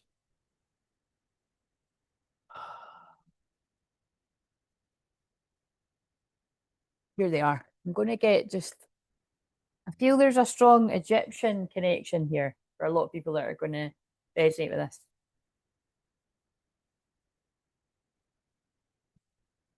Ah, and that would be the one I pull out. Divine Destiny, Path of the Divine Warrior. And I put Light Warriors in the title. So yeah, I really do feel. And so when I say really do feel, that's a stronger message coming through as well. But also, like, Goddess Isis is one of my, Goddess Isis and Osiris are some of my main guides. So they're coming in very strongly. You know, that's basically, they were twin flames. And yeah, so I feel, you know, I feel the divine feminine, like in the past life, like you could have been some kind of divine warrior. Um, but in this life in the past too, you've been on a tough journey. Again, that's not ruling out any divine feminines now, whether you've been on it a long time or a short time, you know what I mean? Um it's hell. So, you know, we can at least know that much. So what have we got for the masculine now? This will be weird if the Cyrus card comes out, Divine Masculine Rising or something. Because I don't use these ones very often in public. I usually just use these in group work or occasionally in private sessions. But um cha- Chariot of Ascension, spiritual work of the higher initiate. Right. So like what I just said, when they get me to use these in the public ones, that is for a reason. I feel the masculine could be seen like, you know, sacred geometry, like specifically sort of Merkaba symbols and stuff, like Archangel Metatron energy kind of comes through quite strong as well. Saint Germain the Violet Flame, who's also one of my main guides. And there's a tiger on TV, that's another one of my power animals. All my power animals and stuff are going to jump in. So I'm just saying it if it's some of yours too, because I know that lots of people connect with Tiger and the Wolf as well. But yeah, Charity of Ascension, spiritual work of the higher initiate. You are, whether you realize it or not, you're being initiated into a higher timeline, but like it could be like spiritual work as well. And that's actually really quite mind blowing. Now, it doesn't need to be right now, but whatever is happening to you right now is preparing you for something you will do in the future. And remember, because I channel the past, present, and future, it doesn't really matter to me because I've felt it all that strongly anyway, which believe me comes with its problems when you feel it, you know, you feel the love as strongly uh, through all the timelines and blah blah blah. It's a bit shit. But really, with loads of things, you know what I mean? Like I say all the time, I can always see when someone's going to be fucked over. And friends, with family, I've always seen when someone's not, you know what I mean? Anyone, business. That's why I'm good with business stuff with people because I'll be able to give you an insight into. I don't think you should be trusting this person, and I might not know his. I'll just describe what I'm feeling, and then you'll be like, "That's exactly what I was thinking about someone." And I've saved people a lot of money and heartache from them listening to me. And then other people haven't listened and they're like, shit, I wish I had. But it's just the way the cookie crumbles. It's just the way, you know, it's people have got to learn their own life lessons and stuff. But yeah, the on the shorts there was something about spiritual work as well. So I really do feel divine masculine, male and female, whether you realize it or not, I'm going to repeat it again. You're being shown things in your dreams about your twin flame, divine feminine, some of you. If you're not being shown things about your actual divine feminine, I feel you're being shown like sacred geometry. I feel you're just having more psychic abilities, which is why they were getting me to do the Claire Zooms, because that's when you do, even if you just do one of them, it will amp up one of your Clairs. And you know what I mean? It's just helping people navigate their spiritual gifts, their psychic gifts a bit better. And also, if you're already a seasoned psychic or medium or that, like it's still fun because, like I said, like I'm all of this and I've been doing all of this for years. But it's you never stop learning with mediumship. You know that's that, like I've said, I was laughing at that thing that I clipped from, I don't know, a few weeks ago because it was quite dramatic. But that's why I purposely got to publish it I published it on a Leo Moon yesterday. But I thought I was like I said, I was so not in the mood to be on here and just doing all of that. Like I'm not massively in the mood to be giving it the big Leo midheaven tonight either. I'm just, I'm showing up. but it's I'm jolly enough, do you know what I mean? But I just feel so tired. But you know, I do feel it's being humble that makes a good medium. You know, it's a weird mix of being humble but being confident at what you do. You know, I feel you've got to kind of get that mix of it, you know, to know that you're doing, you know, you're delivering these beautiful messages, but be humble enough to know that, you know, if you get too cocky or too big for your boots, the spirit world won't work with you. They'll be, you know what I mean? Or you'll be attracting I don't know, a different kettle of fish, I'd say. A song's just come on called Drive. So, you know, you could be driving somewhere or somebody could be driving to you. I don't know what it is. Right, what went on in the past then? Give us the tea. Present day. But yeah, I'd say the biggest thing coming through there is the divine feminine. You feel the divine destiny aligning. You feel all the timelines merging. You feel your twin flame going through a lot, whether you know what they're going through or not. You feel them going through a lot. You always feel their stuff. The masculine is going through a big spiritual initiation. Now, the big spiritual initiation could be the Dark Night of Soul because it is an honor. Okay, dinner is done. Auntie's happy. Good. Glad to hear it. What did you have for dinner?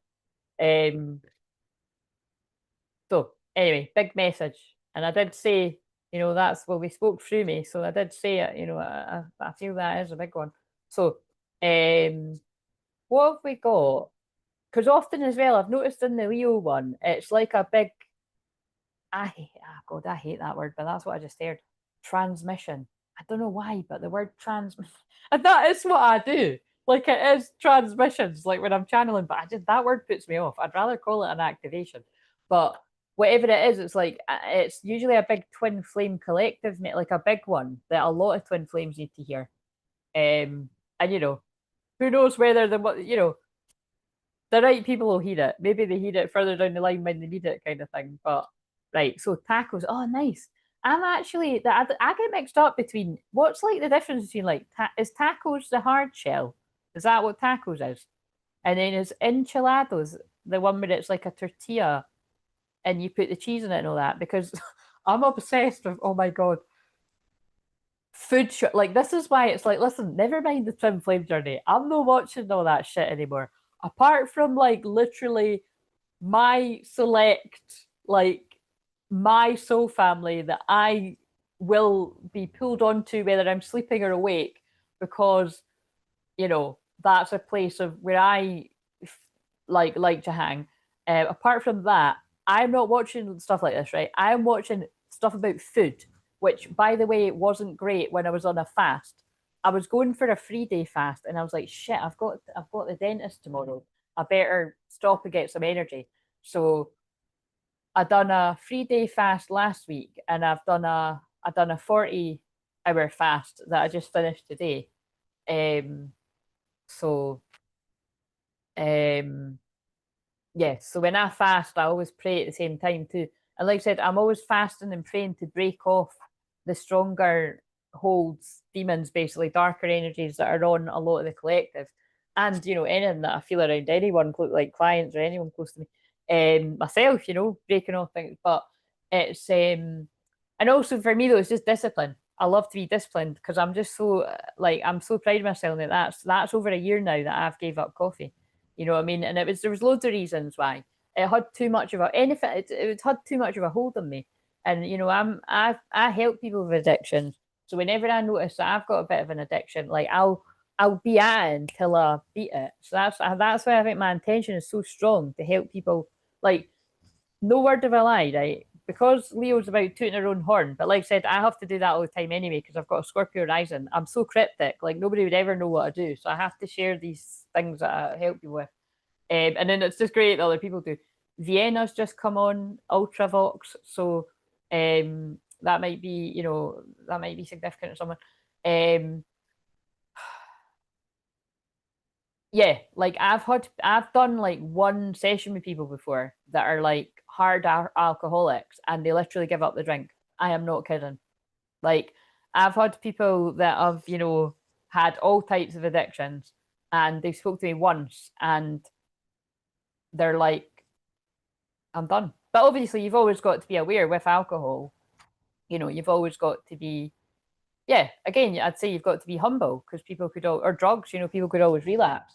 But you know, it happens fairly often. So I'm just saying that for whoever else needs to hear that too. If you feel like that's got a hold on you, it might be an avenue you want to look down because you know it's.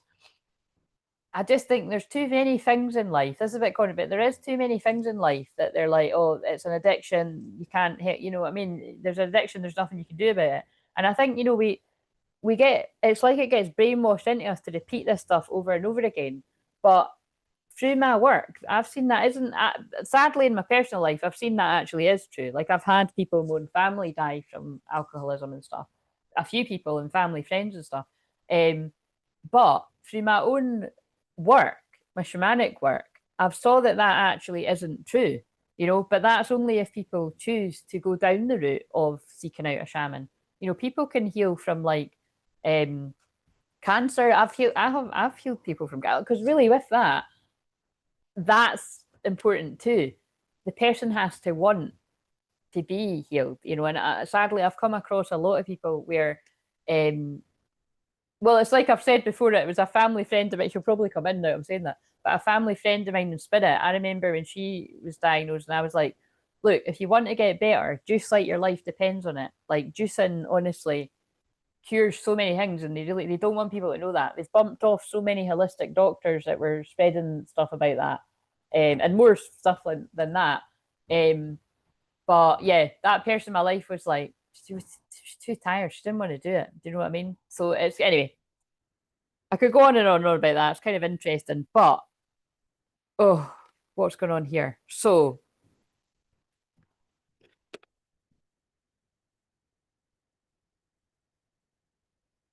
in the past, it's 55, my cousin is 61, and we sit at, at attention at the table. Oh, is that about when you're talking about with your auntie? Um, yeah, anyway, I got into that chat. I don't know how I got from tacos and enchiladas to talking about that. That's so funny. Um, but yeah, I'm just obsessed with like watching like shorts and videos and that about food and food. But that's been all year though, like food prep. Well, years are really, but I just love it. I get really into it, and like now I'm like, I really want to make healthy treats. But then I'm like, I don't even really want to eat the healthy treats right now, but I want to make them. So I'm going to make them and put them in the freezer for when I'm eating the. Like it's hard to explain. But remember, I was like going on about like the other week. Like, oh God, I think I was actually going to make that tonight.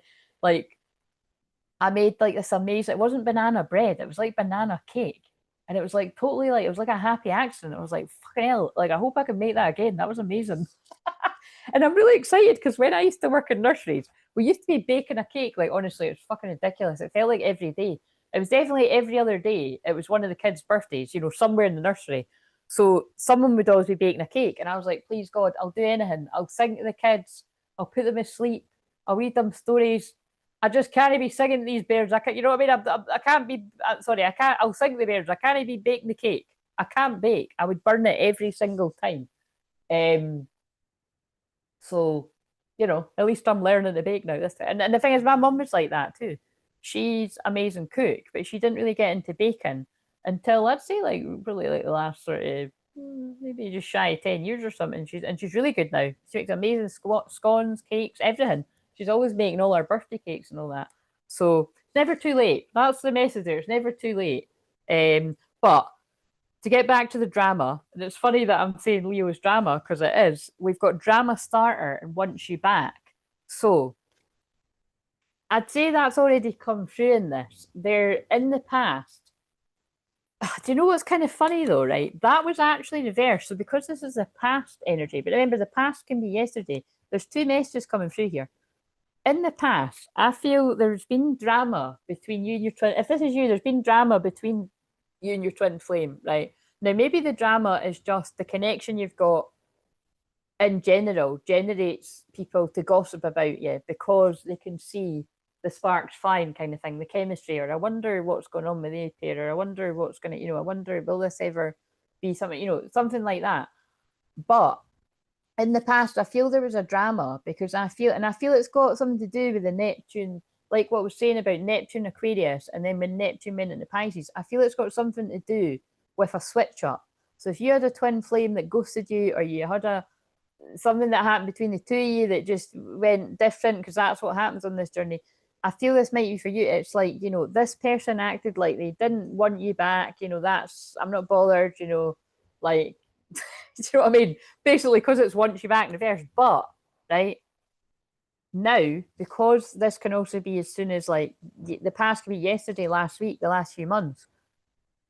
Now the drama around this is this person does want you back now, or this is the way it's going to go. So that's kind of interesting the way they're saying that to me. So I'm not going to pull too many cards because I don't want to overcomplicate it. But what have we got now for the masculine? Now, this will be interesting if we get any kind of dramatic, kind of karmic. The karmic cards in this are Jezebel, spiritual hater, karmic friends, bad reputation. I mean, there's quite a few, isn't there? There's worse than that, but let's just see that if this now, if Once You Back comes out again as well, that'll be pretty crazy.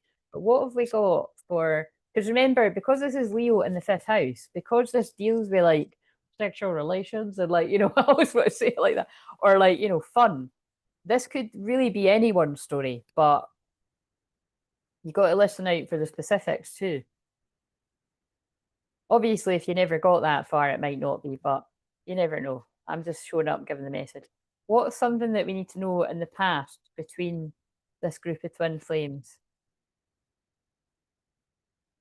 I didn't mention that one. Girl fight. Arguments, physical fight at war, competing.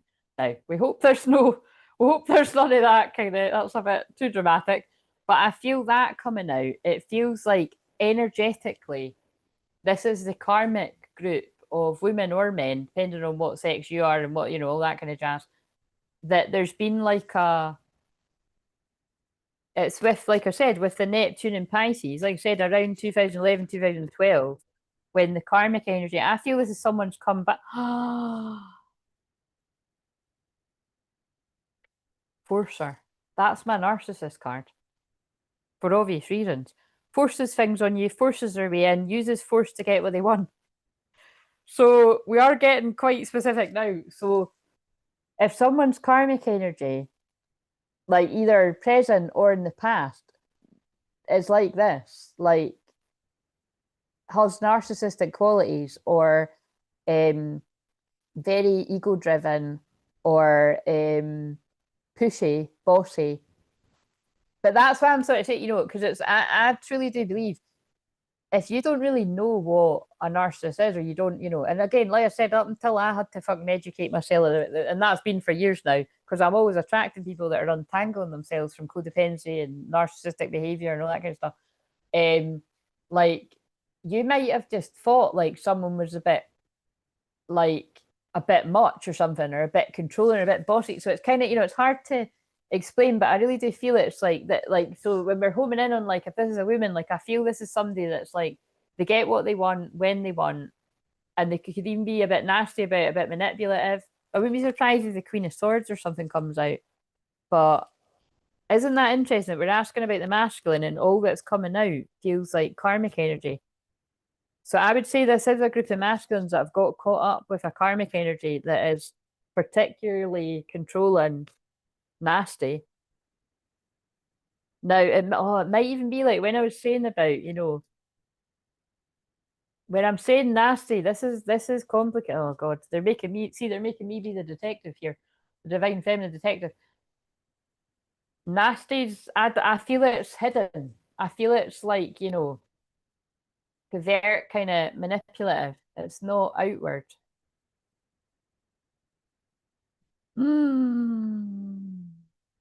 Okay. They always trick me into doing this. So, guys, two decks together, shuffled, love child, but it's in reverse.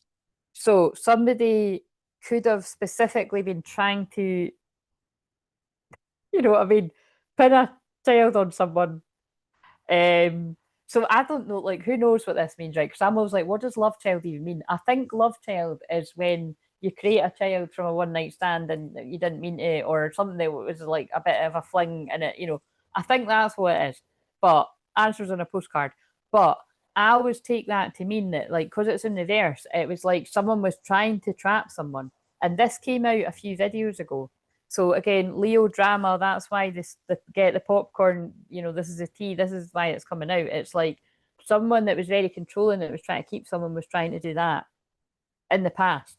So, and remember, the past can be recent or it could have been ages ago. Right, shit, what else do we need to know about this? I really don't like doing ones like this, but it's important. So if it's coming out, it's coming out. And that's what I mean. Could you imagine I was just sitting here saying that? It's like the cards are coming out saying that. So this has got to resonate with someone. Someone's been caught up with somebody that, whether you're aware of it or not, they've been trying to do that. Now, sometimes it's that they've managed to do it, but because it's in reverse, I would say it's just they've tried to. Wasting time, stuck, no changes, limited.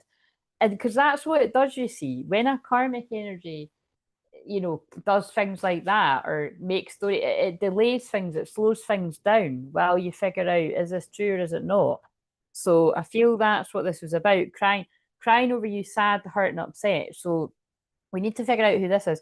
So I feel that is the karmic energy that is now crying and, you know, about whatever it is that's happened here. But I think that's in masculine as well. Yeah, look, oh my God. Impersonator wants to be you, acts like you, dresses looks like you, copies you. Okay, we've got another dramatic one for the Leo. So this could be one of these really horrible ones where we've got a destiny swap going on. So again, you can look into that yourself, but just generally speaking, that is when we've got insane levels of jealousy or envy, and somebody just wants your life. You know, they want to be you. So if you're good at something, they want to be good at that. If you've got a love interest, they want to get the love interest. It's people that, you know, it actually is a narcissist too, if you think about it, quite a lot of the time. It's somebody that would stop at nothing to win, to get the love interest of the divine feminine, to get the job, to win over a friendship group. It's like somebody that would, like, you know, yeah, not think twice about trampling other people to get what they want. I'm sure we've all got choice words, male and female, that we can think to call people like that. But this is quite a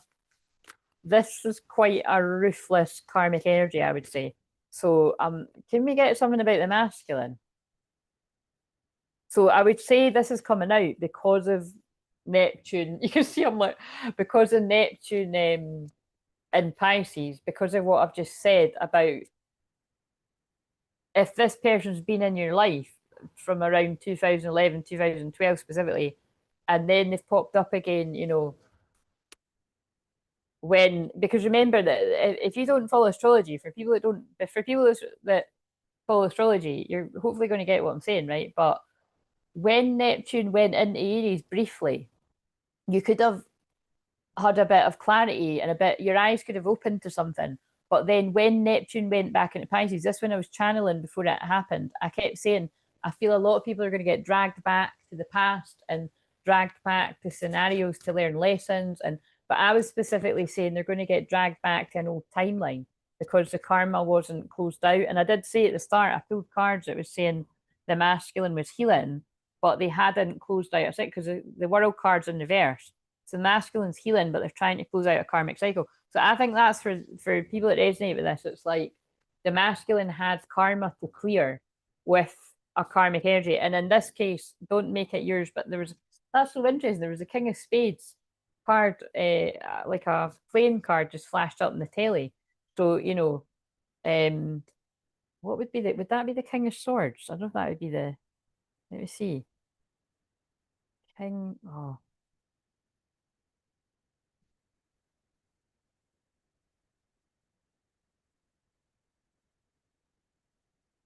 Yeah, it is. So, a King of Swords, a powerful, authoritative, often stern figure embodying intellectual strength, strategic thinking, leadership, often a wise older man, but can also point to someone sharp, decisive, even ruthless. Oh, look how I was describing facing a difficult truth challenges requiring mental fortitude. So, either the masculine is in a King of Swords now, or they were in a logical, analytical, ruthless energy in the past and went for a ruthless Queen of Swords, you know. Now, Queen and King of Swords upright don't need to be bad things, but in this case, I think it is like because it was the masculines turned their back on the feminine and got involved with someone like this. Not everyone's, guys. You can email me if it's yours. Ego, because they were in their ego. Her ego get in the way of the relationship. So someone was in their ego and they got involved with someone else in their ego. Too busy winning. Everybody knows that's always my ego card.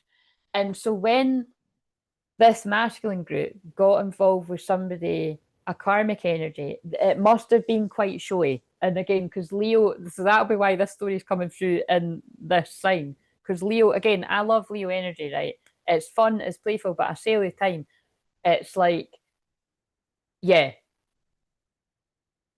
Basically, there's a shadow to all the signs. And if someone was too much in their ego, it would be too much all the time.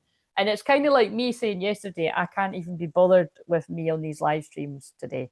Like that, honestly, is how I felt yesterday. Like I'm okay just now, like to do it because this is my job. But yesterday, I just couldn't have. I would have been annoying myself.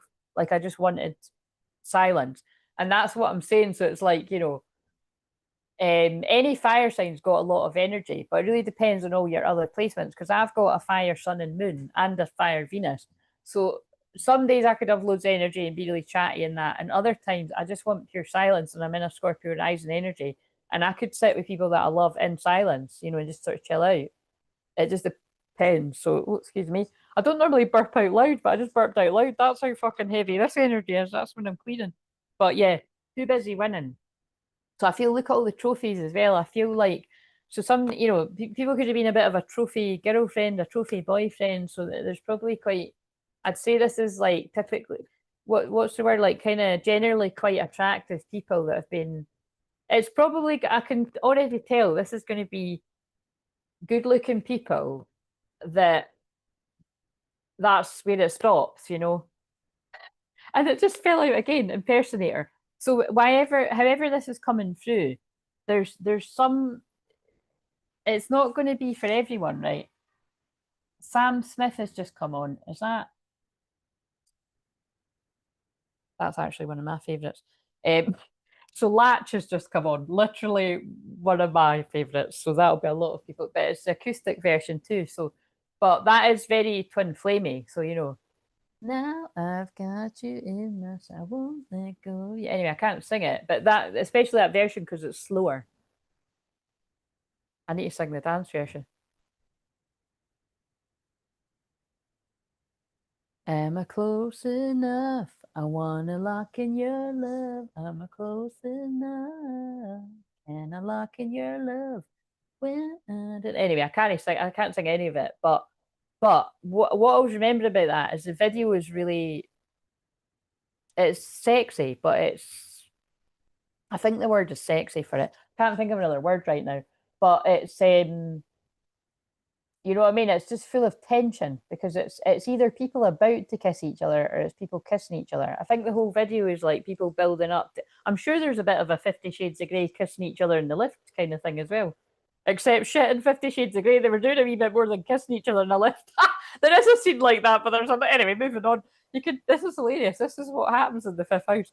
But to get back to it, this is what I mean about it, is bits and bobs of different story, because not everybody's karmic energy is even going to have known who the divine feminine is. Some karmic energies will know who the divine feminine is, or they find out who they are further down the line. But some know who they are, and some try to be like them. And because that card's come out twice, wants to be you, acts like you, dresses like you, looks like you, copies you. So for some karmic energies that are a wee bit more cray-cray, they really could see the divine feminines somewhere, whether it's online or offline, on your personal social media or something, and they try to imitate what you're like because they sense on a soul level that you're the real divine feminine to that masculine that they're got a hold over. Oh, right. I don't want to stop. Right. Like, what else then? Let's get some more. So all we've got so far is that the masculine was in their ego in the past, and that's why they've attracted somebody else in their ego. Kiss an ass, right? So I think we're now going into the masculine is going to be kiss an ass, and that goes with wants you back. Now, again, hilarious the way the wording's coming out. I would not word it like that, but it kind of makes sense with what's come out actually. Dust it off. Somebody's dusting a situation off, and they're in their head overthinking, stressed, overanalyzing. A grudge holder. The grudge holder is the karmic ties. There she is. And this could have been people that have got involved with people at their work, or they've got in a business with someone, because we've got workplace affair, karmic ties, grudge holder. So people could have got in a business. Oh my God, man eaters on Hall and Oates, man eater. Sorry, we've got to have a bit of laugh with this. Man eater. So this is a man eater. I kind of just want. I want to see if the Jezebel spirit comes out. So this is quite a heavy karmic energy. All the group of people that resonate with this karmic energy must be like quite a force to be reckoned with, and not a good way. You know what I mean? It's somebody that's quite hard to shake off. This is the kind of energy that you put your boundaries up, you say you don't want anything to do with them. They're like, oh, very nice, yeah. You'll be back. You still want me.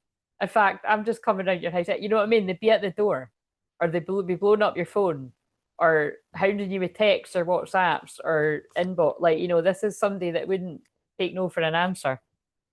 That's keeping an eye on you, looking up, researching you, studying you, getting info. Now, yeah, so again, I do feel this karmic energies and very bitter, jealous, envious energy, keeping an eye on the masculine, possibly the feminine too, if there's a way to do that. Especially because that impersonator card's just come out twice. At some point, it's like I said, if that doesn't make sense for your connection, it's just coming through for some people that it would, where someone has access to seeing what you're like and like wanting to grab your. That's why you got to protect your energy. Do you know what I mean? Like, don't give just anyone. And if you do work in the public, like what I'm doing right now, like, you know, cut the cords after every interaction online and stuff like that. You know what I mean? Pull your energy back, because people can do all sorts of weird shit. Ignoring. So yeah, so the masculine is ignoring whoever this is.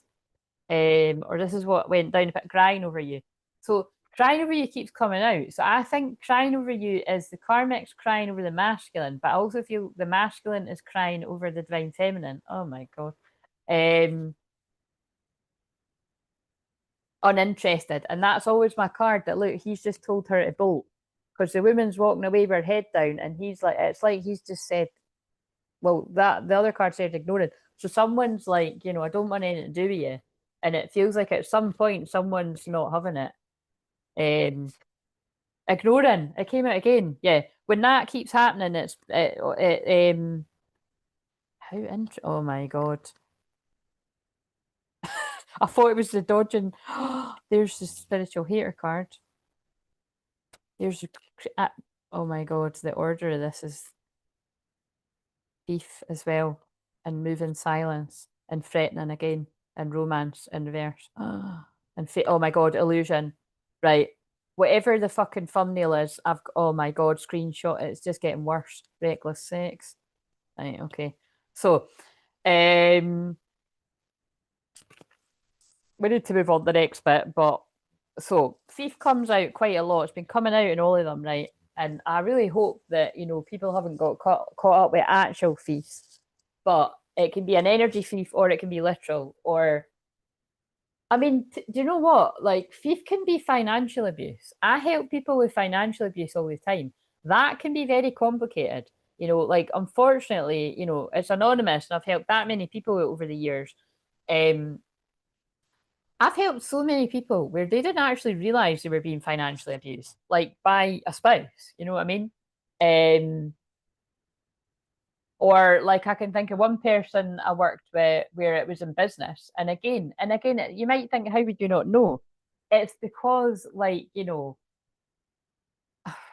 if you're, I don't like saying a really nice person, but you know what I mean? A generally nice person, a flawed human being, but a nice person, generous and kind, you know, and I do tend to attract people like that. If you love someone, you might not want to see, you know, the Neptune and Pisces illusion might suit you to see somebody with through the eyes of love. But, you know, that's where it can be dangerous, and that's why I always say to people, if you've got Venus, planet of love, in Pisces, watch out, because Venus is love, but it's also money. And I've helped a lot of people that have been financially abused. Like, I mean, I don't say this all the time, but I really should say it more. I have helped so many people that have been financially abused by false twin flame healers. And I'm not talking like a wee 50 quid reading or something. I'm talking thousands of pounds, like, you know, and that was quite a few people. And like I said at the time, you know, this is quite a few years ago, but there's a few people that had happened to. And so when you put it in the context of these people had been, you know, sorry if any of these people still tune in. I think some of them might at some point, but it's all anonymous anyway. But it's important that other people know. So I feel these people would want, you know, it's a good message to put out for others that need to know that. Considering these people had been fleeced out of thousands of pounds and they were only needing to pay not even a couple of hundred at the time when this was, you know, it was just under a couple, you know what I mean? It'd be like, what, it's probably 144, but it might have even been less at the time because this was that long ago. When you put it into that context, you know what I mean? Whereas some people do charge like insane amounts to clear black magic and spell work and all of that. But that's what I'm basically saying. Like, that's a thief too. You know what I mean? Where, so yeah, there's all different ways that it's come into it. But I do feel as well that's energy thief. And even the way that the impersonator cards come out twice, I do feel there's been a siphoning of the feminine, the real twin flames energy through the sacral chakra, because that's what happens with twin flames, right? Like, so that's more a soul energetic thing. So it's like, you know, it is like the healing that comes from the feminine through the masculine is going into the karmic. It's so fucked up, but it happens. So this is why you've got to protect your energy, right? But because reckless sex was there too, I've just put it away. But basically, look, spiritual hater hates on your spirituality, light, magic, and power. That's a karmic energy, because that's somebody that's like wanting to appear nice and kind and, you know, friendly and, you know, like confident, and like they've basically, like, you know, that they've done the work on themselves, but deep down could be very jealous, very bitter, very envious. Why have I not got what they've got? Why can I not do what they do? I want to be at that chapter already, you know, without doing the work. And so these are the people that creep, right? And that, you know, they're what? So this karmic energy is creeping on the masculine, could be creeping on the feminine. That, again, that was more specific to people that'll be suited to. So if that's too, I was going to say, if that's too crazy, then, but nothing's crazy on the twin flame journey. But if that's hitting for you, it's hitting for you. But if other people, if that's not, just leave it. But look, rejected. So that's enough about that. I would say, because there wasn't, you know, there were some cards, but because there wasn't loads of cards coming out about the masculine, it makes me feel like that karmic energy has like consumed the masculine energy, because like their energy was coming out more. Like, really, I'd say this is like a Jezebel spirit that's taken over. You know, it's like these, let's think of a celebrity couple. It's like what I've said before about the Kardashians and stuff. Like, oh look, and the mask moves in silence. So this could even be someone that someone's long away from, but they still monitor them, you know. And like I said, I'm just using an example of a woman doing that to a guy, but this could be like a guy doing that to a guy, a woman doing it to a woman, or like a man doing that to a woman. And like I always say, if there's a karmic energy that's that much of a stalker, and, you know, even when you've let them go, to a masculine, there's what I've noticed a pattern in is it means that there's a karmic energy of the divine feminine that would have been like that at some point. Like, you would be, when you share stories, you would be able to see the correlation somewhere. And sometimes it's not, sometimes occasionally it could be like, you know, somebody's had a friend that was OTT like that and not a lover. So it's all different, or family members, you know, it's basically not paying attention to boundaries. So this person's moving in silence. Right, so now we're getting into more present energy, and it's quite interesting because I've picked up one of the decks I normally use towards the end, but we'll trust. So, my God, I do just need to with. Oh no, shit! That's interesting. I nearly never showed the cards. That's. Do you know what they're trying to tell me there? I nearly never showed these cards, and that's because this has got the phony trickster. So that is relevant about the energy that's trying to hide. So we've got threatening, intimidated, threatened, and bothered romance. Whoa, whoa, whoa, whoa, whoa, whoa. Caught in a bad romance. But seriously, like this is feeling like a bad romance. If it felt like a good romance at some point, I think it went bad and went really bad. Phony, trickster, illusions, fairy tale. That is exactly what Neptune going direct in Pisces is all about. Like I said, more so when it goes into Aries. So I keep wanting to change the thumbnail. Nah, I can't be arsed. That's annoying though. I'll hold it up in case. What was the other one? I might just hold it up and use that. I don't know. Dirt digging, screenshot, getting evidence, proof facts, looking for dirt on you, or vice versa. Reckless love and sex. Right. I think we're getting the picture here, right? Somebody's fallen in with someone that and got more than they bargained for. So like I think we can just wrap up at that and then put these down. Hopefully I don't need to pick them up again. So now we need to sage. If that is your story, then hang around. If it's not, then you can just hang around and you know grab the popcorn and the tea and that and whatever. Um, Clearing the energy, putting prayers out to anyone that might have toxic people from the past. But still keep an eye on them, or that kind of. I don't want to be with you, but I don't want you to be with anyone else either. That's toxic too. Right, what's going on now then? I bet you release your ex is going to come out. There's a card that says release your ex. Because the thing is, right, this can be people's past, but this can be what some people are in now. Like some people could be waking up to how bad somebody is now.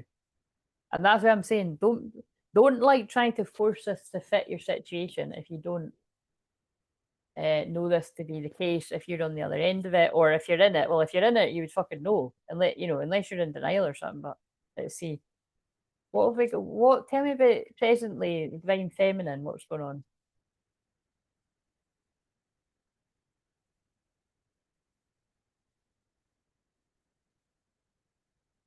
That's interesting.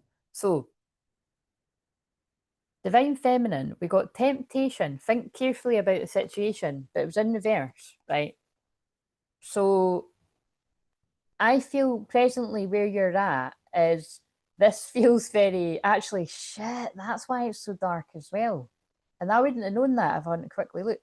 So Mercury is in the last of Scorpio right now, conjunct Black Moon Lilith in Scorpio. And Black Moon Lilith is, well, in some cases it's about empowerment, and it's good to know where Black Moon Lilith is in your own chart, because it's like what I've said before, it could be where you empower others, but it can also be where others are jealous of you.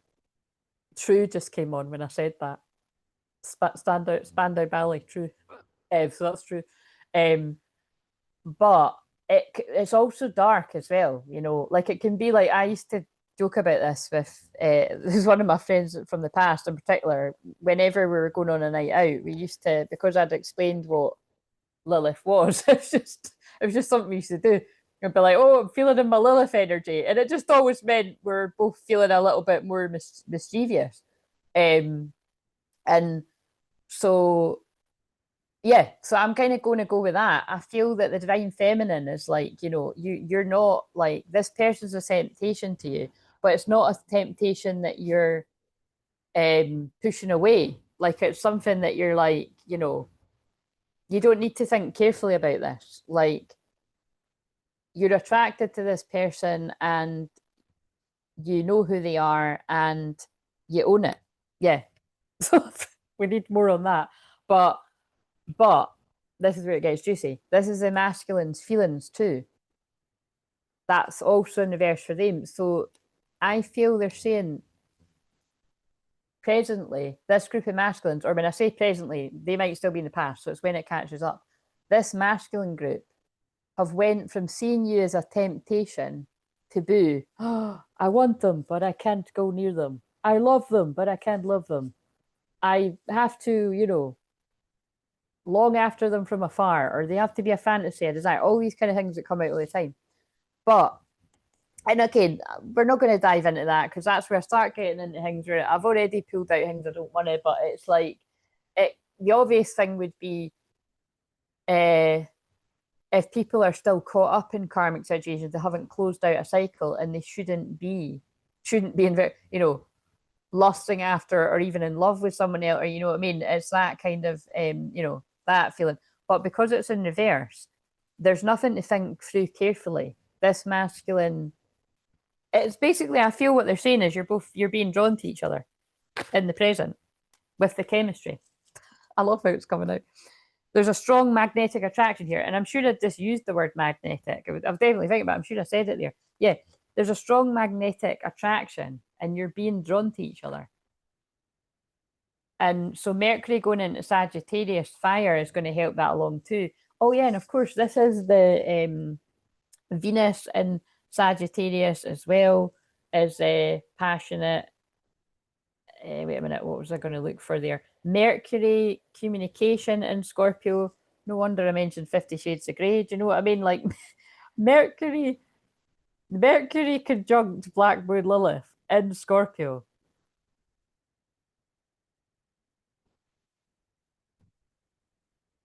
That's pretty hot. Like there's loads of things that's dirty talk. I mean that's what I was thinking, so I just said it. That's that and a whole lot more, because that's the planet of communication in the side of sex. And Black Moon Lilith is like, desire, temptation, something a bit taboo as well, even when there isn't. That's pretty sexual energy. So just saying, those of you that are already in a loving relationship. But the other side of it is, if you're in a toxic relationship, I could describe that totally differently. That could be somebody being highly manipulative, vindictive. Oh, it would be shit like stalker. Actually, it would be evident. I love when I just work that out when I'm live. It would be stuff like stalkers and needing restraining orders and people that have kept an eye on you for years. Like they could have been out your life for years, but you know what I mean? And we're not talking about, I have to be clear, I'm not talking about the divine masculine twin flame, male or female, watching their divine feminine, because that's part of the twin flame journey. It's part of the awakening. It's just part of it. That I'm talking about people that are karmic exes and stuff that keep an eye on you,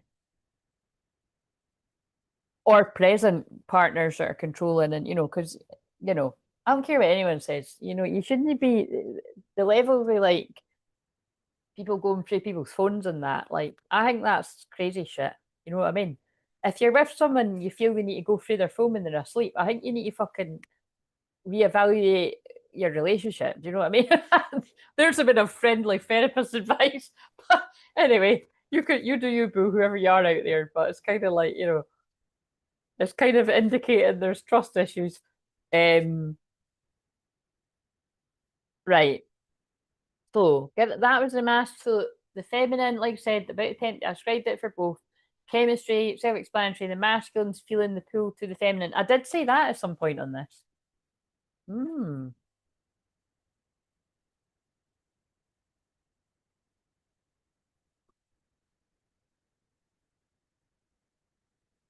Right. Presently for the masculine, but it's going to also be the feminine's masculine side, present energy.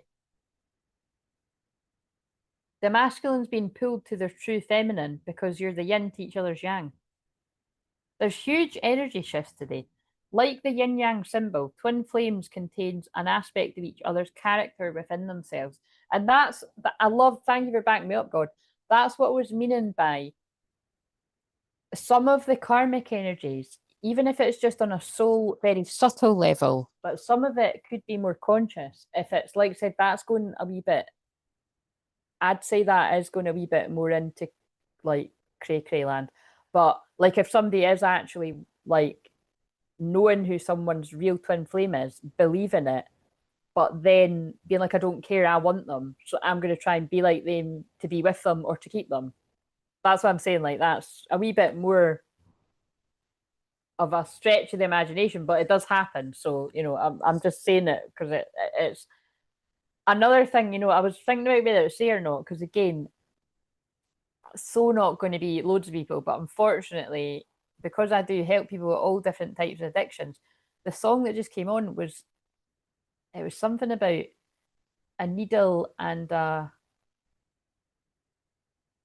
damage. I don't know. It was something. Maybe I'll see it when it ends.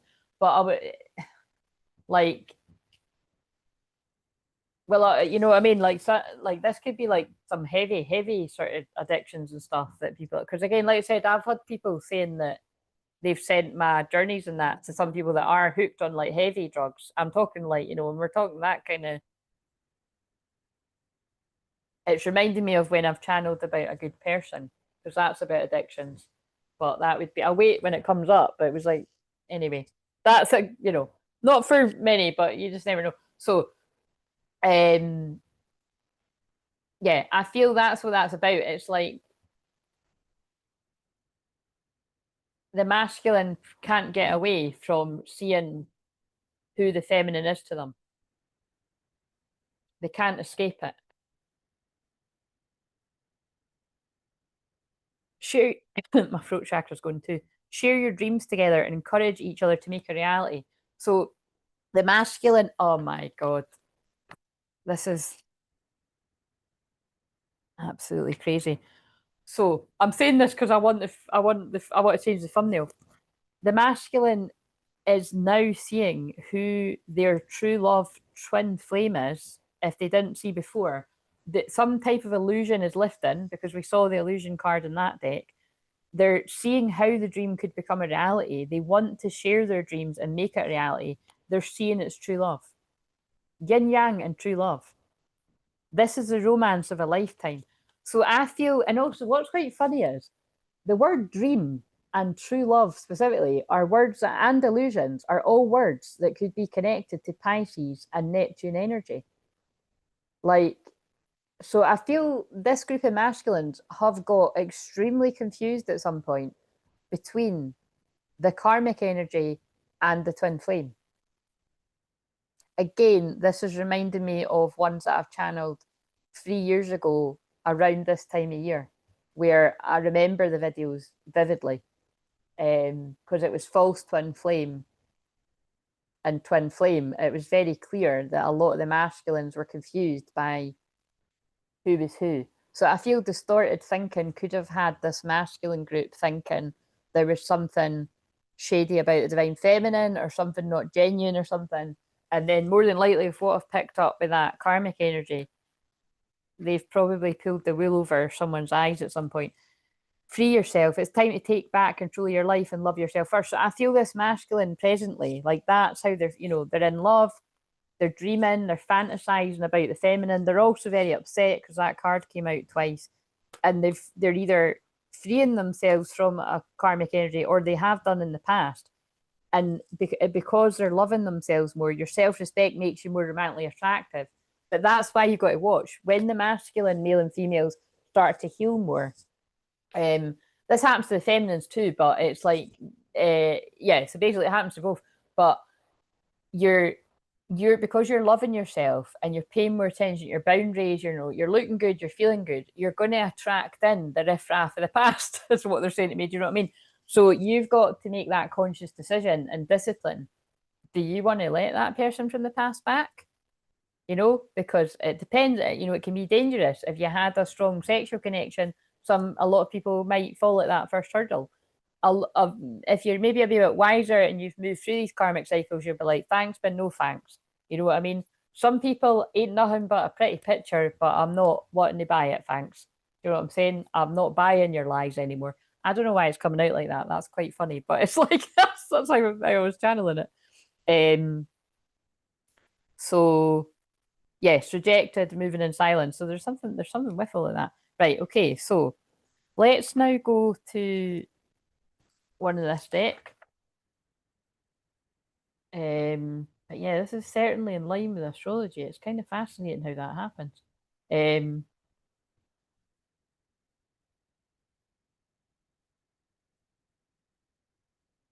and right, I have to say, I know I keep repeating myself, but I have to keep saying this. When it comes out with really dramatic ones like this, remember it's general and it's the people that this makes sense to might not find it for a couple of months or something, or you know what I mean.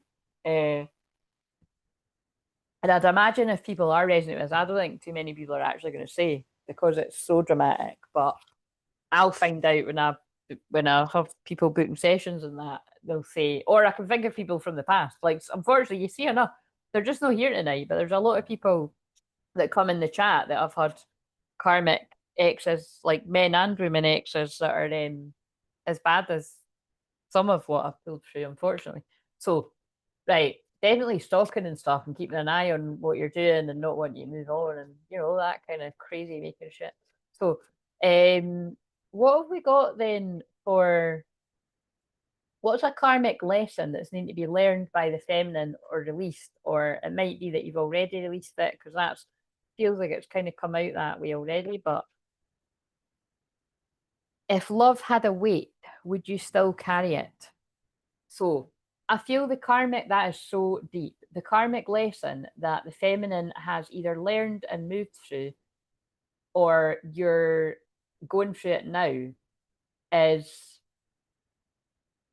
you've carried the weight of this connection for too long. Like you've carried the knowing of how deep this connection is. It's quite funny because I would say that anyway, but we've just seen you've carried the weight of knowing this is your true twin flame, this is your true love. You've felt the deep connection through past lives. Um, like you've carried the weight of it, you've carried the pain of it. And that's what you're ready to put down. Whatever that means to you, that's the way that's coming through. Acceptance, I talk about this all the time. That's what I'm getting from that. It's like you're no longer willing to carry the pain with you. So that will look different for different people. Right. What have we got for the masculine? But that's also the masculine emotionally too. You're no longer willing to carry the pain of this. And so I feel it's going the way that the masculine's going to do something about it. But it doesn't always go that way. Sometimes you can stay stuck in a fantasy and not do something about it. And then you can just become one of these older men or women that are telling a story to your grandkids about the one that got away. It's like everybody's got a choice. Don't be that person would be my input. But anyway, so oh, I have seen this. I remember reading it, but I don't remember the picture. Silence is its own kind of confession. Right. So the karmic lesson the masculine is learning right now. This is what I remember saying the other day. It's coming through again. This masculine never put an official end to anything.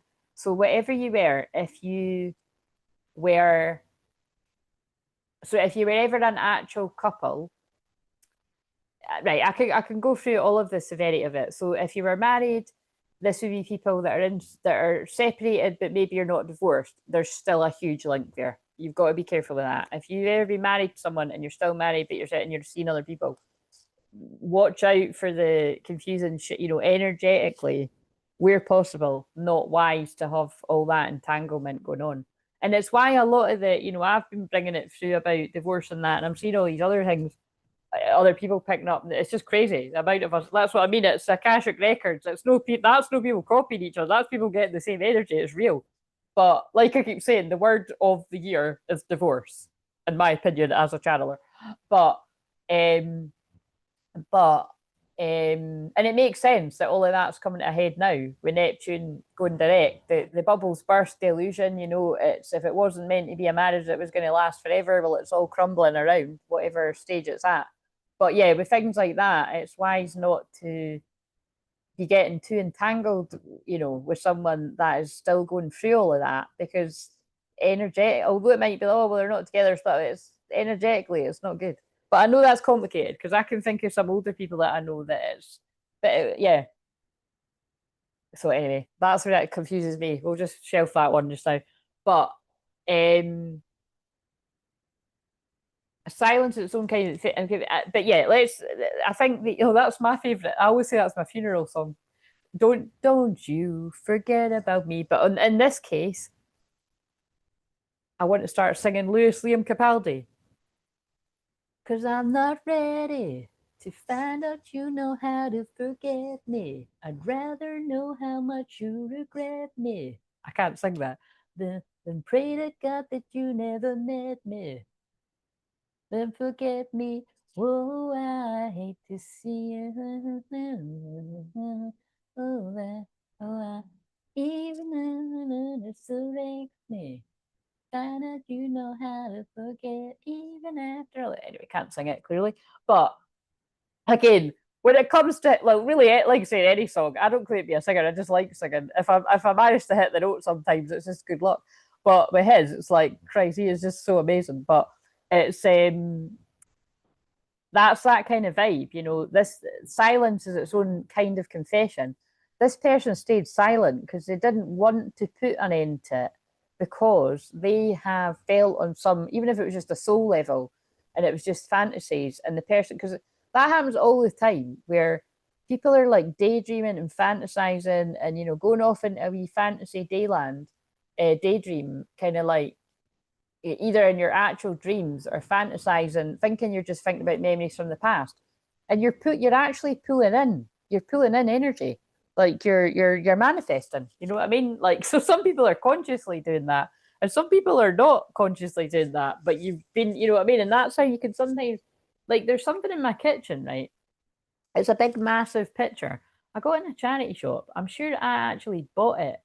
Yeah, I must have bought it. But it was either because there's one that I got that I bought, and there's one that my friend had and she gave me. But I think that's the one that, I think that's the one that I bought because it really spoke to me. And it was like, I didn't really know what it spoke to me about at the time, but then I was like, I've got a fair few ideas like what that would be in my own life or what it might mean to other people. But it says something like, I've put up pictures of it before, but it's like, sometimes the dreams you had, sometimes the dreams that end up coming true are the dreams you never even knew you had. It's something like that. And I always take that to sort of mean something along the lines of what I'm saying. Like, you could have been like fantasizing and manifesting something the whole time, but things only really sort of slot into place later, and you're like, oh my God, that is what I've wanted all along. I just didn't believe I could have it. Do you know what I mean? I'm sure I just quoted Step Up. I think I have. That's like the speeches he gives when he says something like, you know, I've watched that for ages. I think I watched it last. I don't think I've watched it this year. I watched it last year, but um, he says something like, you know, there's things that I used to find myself dreaming about that I never thought I could have, but these days I'm actually starting to think I could have them, because he's talking about her, and I think that's actually when they start going out. But so that's going to be relevant. That's relevant because of that card that said dreams. I do feel that's what I'm tuning in. This is very dreamlike. I feel I'm tuning in a group of people that you've either got Moon in Pisces, Pisces Sun, Pisces Rising, definitely Pisces Rising, because that would be a 12th house in Pisces. That's a whole lot of 12th house Pisces confusion going on. But Venus in Pisces, even Mercury in Pisces, you've got a heavy Pisces placement where you're prone to getting very confused when it comes to love, or being hoodwinked in love or money, or sorry, I just burped again. But by the way, see when I'm burping, it's a bit louder. You never usually hear it, but it's like that. That's how heavy this energy is. Like, because I've done that twice now, and I don't usually burp that out loud, but I did just there. But yeah, silence is its own type of confession. But look at this picture as well. I feel this masculine could be feeling a bit paranoid right now too, because Black Sabbath Paranoid just came on. So I feel this masculine when this group of people, when you meet up with them, now this could have happened for some of you already, or this could be going back to the start when it was talking about Christmas. I feel there's going to be a lot that this person isn't saying, and it's just going to be in the energy, like, because these two people are just sitting there. Now, I don't know, like, when I look at that deeper, I kind of feel maybe that's meant to be about a breakup, or maybe there's something that, like, one of them's done something wrong, and it's like, like you don't even really need to say it, the other person knows. And that is that is with twin flames, that is one of the shitty things about it, is if anything, you you feel things. Even if you've not been in contact for years, you can sense what the other person's going through. But it's like, I feel it's something like that. It's something like you're talking, and it's like, or it's like the person's sorry and they don't even need to say it. You see it in their face, right? It's something like that.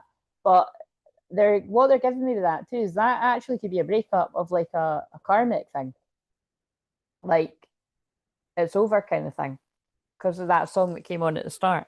Right, now I'd love to spend all day with these cards because they're so deep and I get really into them, but let's get a joint energy.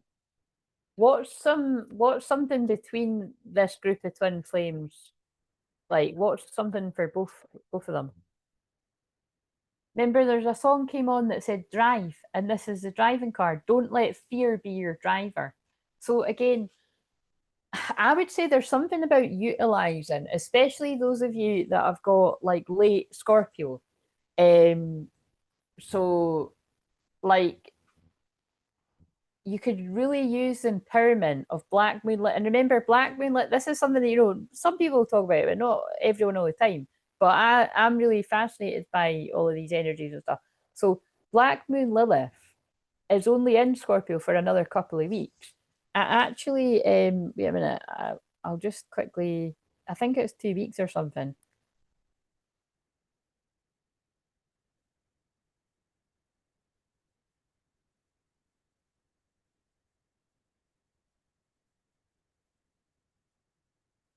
Yeah, late December, it's saying. I mean, sometimes, it's telling you different things. I've not got the exact date. I'll know that for next time I'm on. But all I know is it's soon, it's soon. So you'll notice like in some of the videos I'm putting the shadow integration session that I've got. And it's not that I can't do shadow integration, whatever Black Moon Lilith will be Moon Sagittarius. But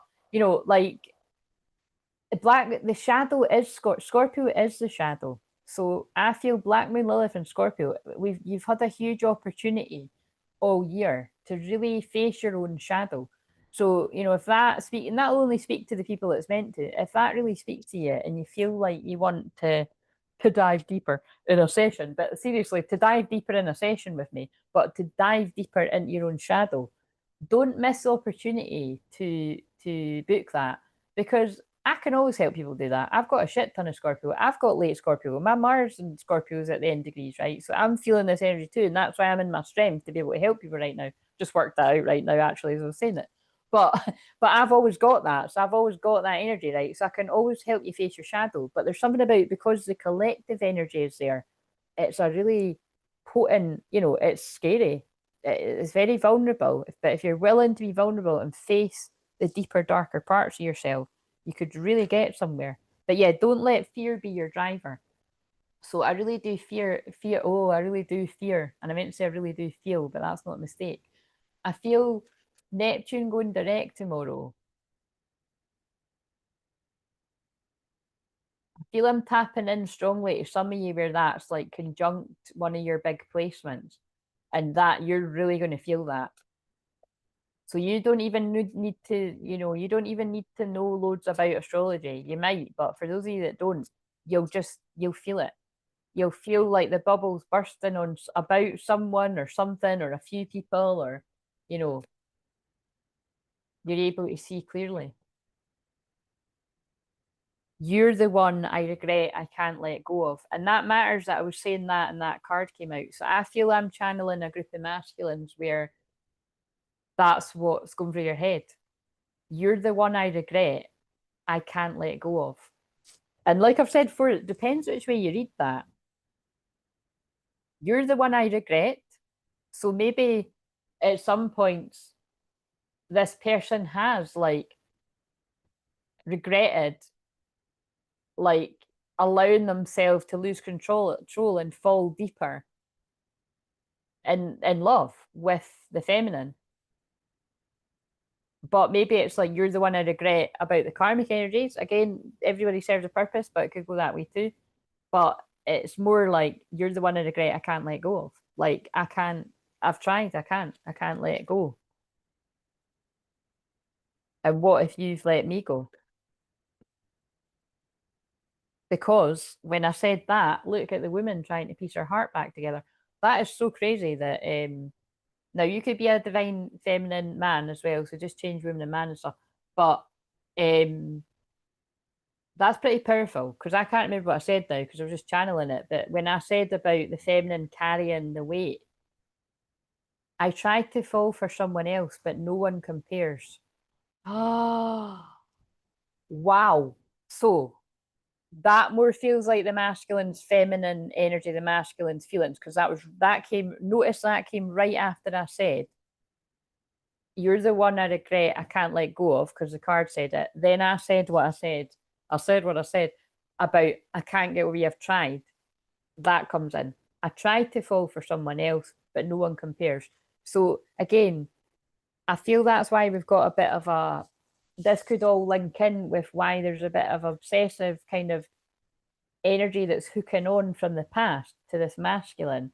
And at some point, I feel somewhere along the line, they've clicked that this masculine's heart's desire lies somewhere else. And like I said, some won't know who it is and some will. And then those people get a bit too caught up in well, unhealthiness, whatever you want to say, obsession, addiction, I think when you're that obsession addicted to someone where you don't care, you don't care about being with them, even if they're in love with someone else, you just want them. That's went to needing some serious help, like in my professional opinion. Do you know what I mean? And that's when I can't say that. As a hypnotherapist, as a shaman, as a shamanic therapist, do you know what I mean? Like that isn't healthy because, oh my god, sorry, is this a home? It's either a home and away or a neighbour's advert, and it's insane seeing. Wow, she is like so.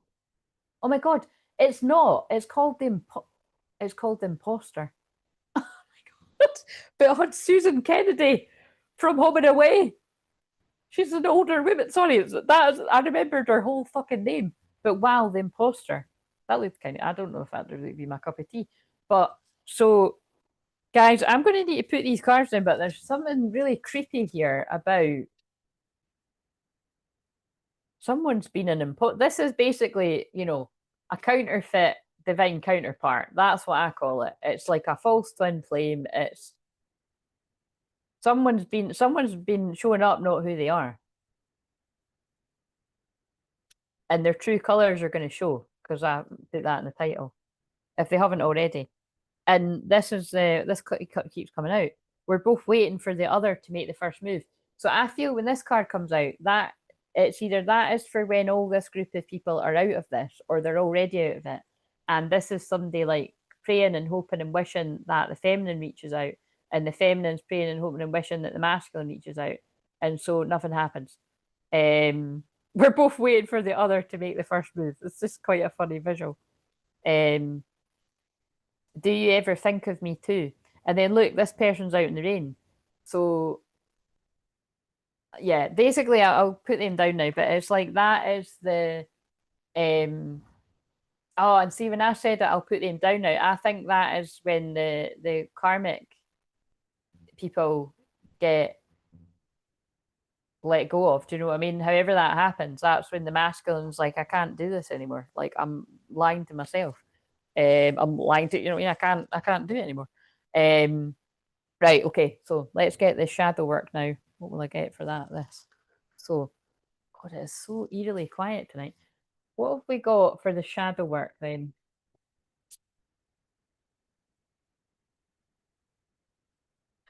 Oh my God. That's similar to what I've said. My throat's going again. Stop carrying what isn't yours. You've taken on emotions, guilt, and weight that were never yours. Give it back. Be free. Wow.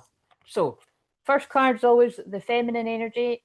That's exactly what I said. You've been carrying stuff that wasn't yours. You know, you've been carrying the pain for yourself, but I feel you've also been carrying your masculine's pain. And,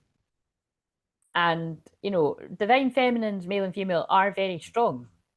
But it's very important that once you've healed and integrated your shadow, that you put down that, because it's not yours to carry, exactly like the card says. So I feel that's the shadow work that you have done and you've moved through and you've integrated your shadow.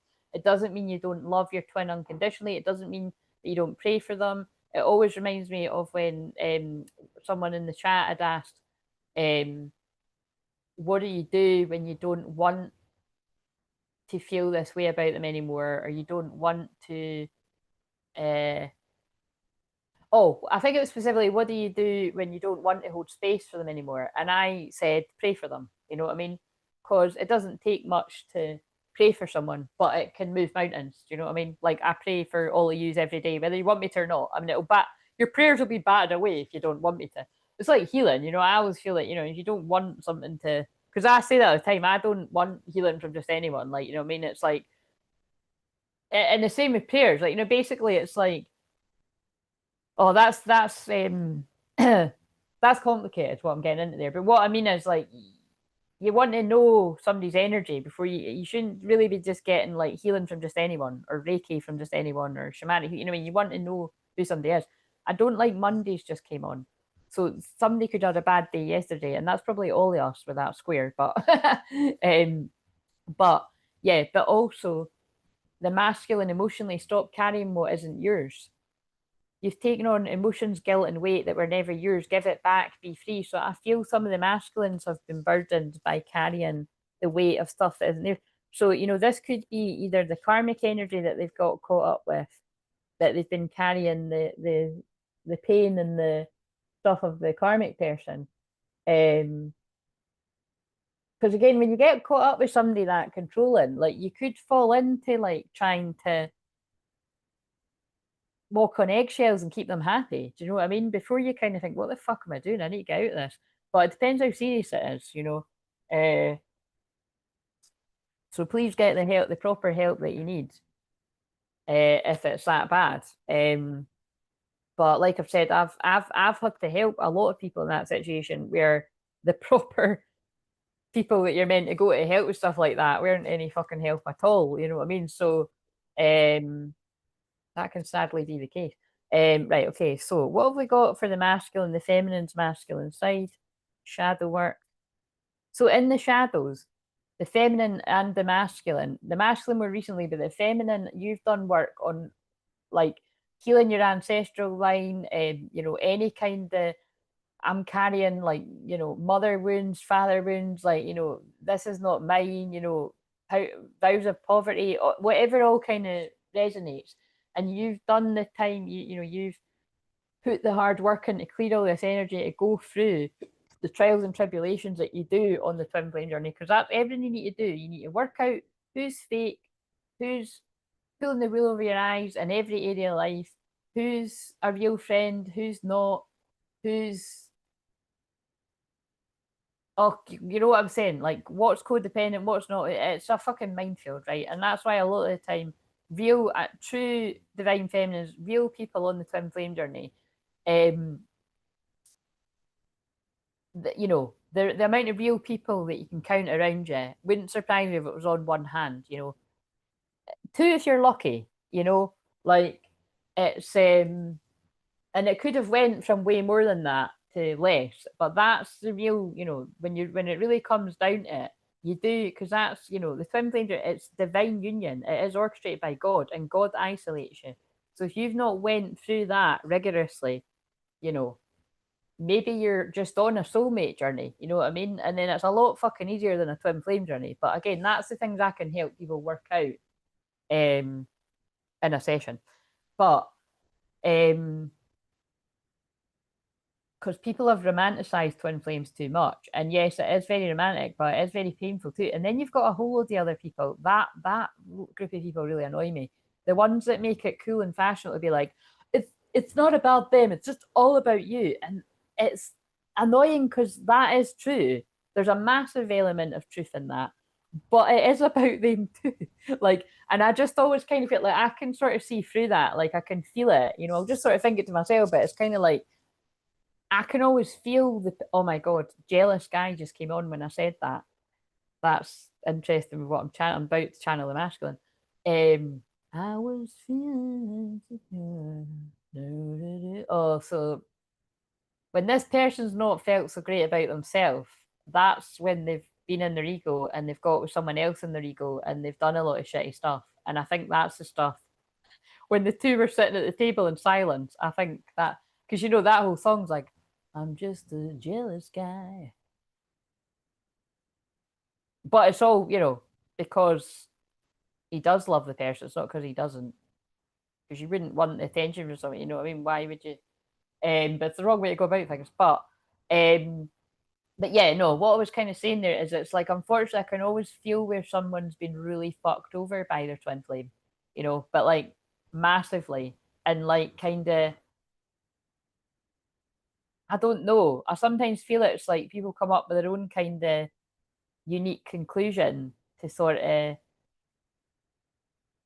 make peace with it. And again, it's like, look, whatever works for different people. But I mean, that's the thing that you have to use your discernment, and you know, you can be the judge of that yourself. But it's kind of interesting because it's like I can clearly see because that's my job. Like I'm a twin flame shaman.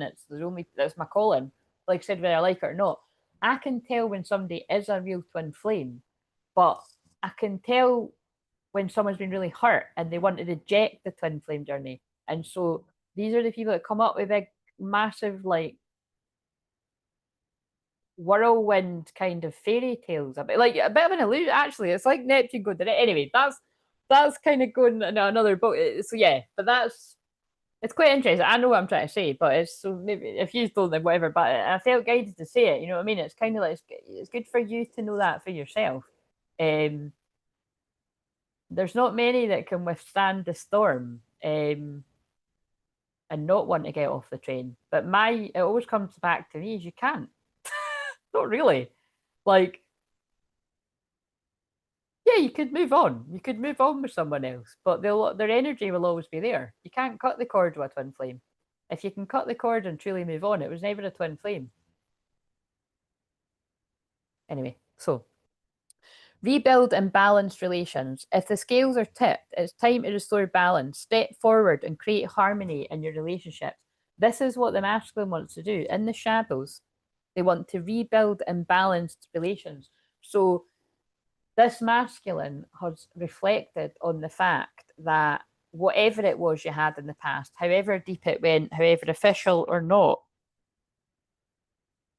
it was completely imbalanced. So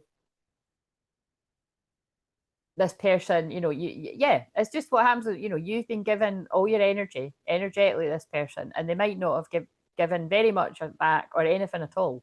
And that's they want to step forward and create harmony now. This is somebody that's awakening.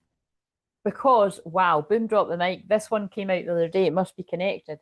Break the soul contract. Some bonds are meant for growth, not forever. When the lesson ends, the contract dissolves. You're free to walk away. Holy shit. That is literally what I just channeled, isn't it? So, because they're just speaking through me. So, that's why they were getting me to say that.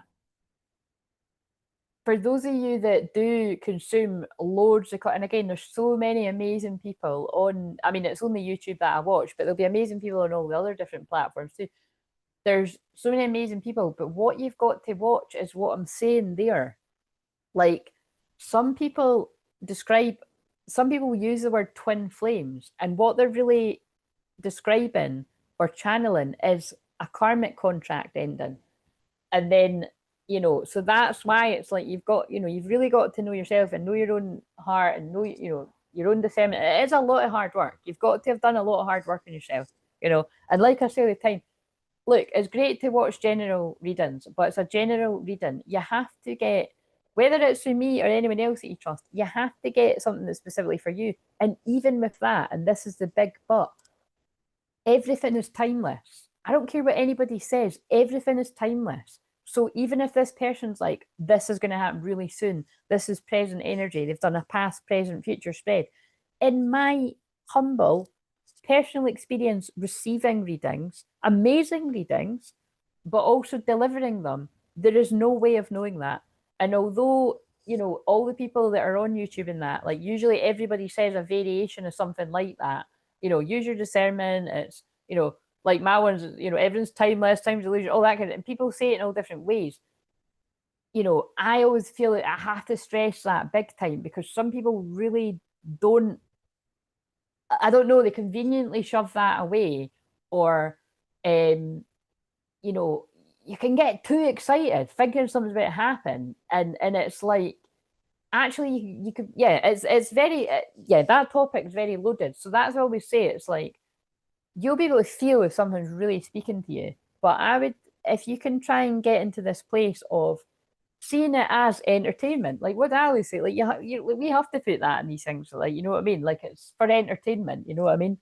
But like I always say too, it is the truth. Like these are true stories. I don't know who. Like sometimes I do know whose stories are. Sometimes I don't. I'm just putting out fucking stories. I'm channeling the energy of it, past, present, future. But it's everybody. Everybody needs personal responsibility for the decisions that you make about your own life. Definitely when it's general, but even when it's personal, I would say that in a personal reading. But the thing is, I don't even like saying what I do. I don't even like calling it readings because it's healing and I'm here to empower people. And yes, I can read the energy of the cards, but I would always say what I'm saying now. You know what I mean? Just because of things I've learned, like I said, on my own journey, receiving things, but also delivering the message. So it's, you know, it's all very complicated. It is, it's so annoying because you want to know what is present energy, but that's what I say. It's always good to know, is this somebody's present experience right now? Because my experiences have been is that the messages I deliver are way like future messages and some other people that I love too. And it's not, you know, it's not anybody's fault. It's just how it fucking, like, I don't like it either. It's just how it happens. You know what I mean? So just be very wary if anyone's like completely adamant, like that this is like, this is now. Do you know what I mean? Like even now, like even with this one where I'm saying something's gonna happen at Christmas, it will happen to someone before Christmas, but that could be like fucking two people, like fucking 2,000 that are watching or something. I don't know if there's even 2,000 people watching, but you know what I mean? Like, or it might be nobody this Christmas and it's fucking next Christmas. So let it go. Do you know what I mean? And you'll find out. So, but with all that being said, this card did come out the other day, and I'm going to read it again. Break the soul contract. Some bonds are meant for growth, not forever. When the lesson ends, the contract dissolves, you're free to walk away.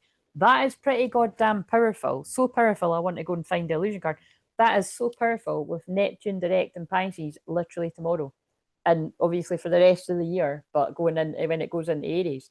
That is definitely some masculine, male and females. So basically, some of you men and women waking up to the fact that you've been caught up in a karmic cycle, a karmic illusion. For some of it, it could have been as long as since 2011, 2012. So say that could be for some people, someone's been a friend and then they turn into a lover and then they turn into boyfriend, girlfriend or wife.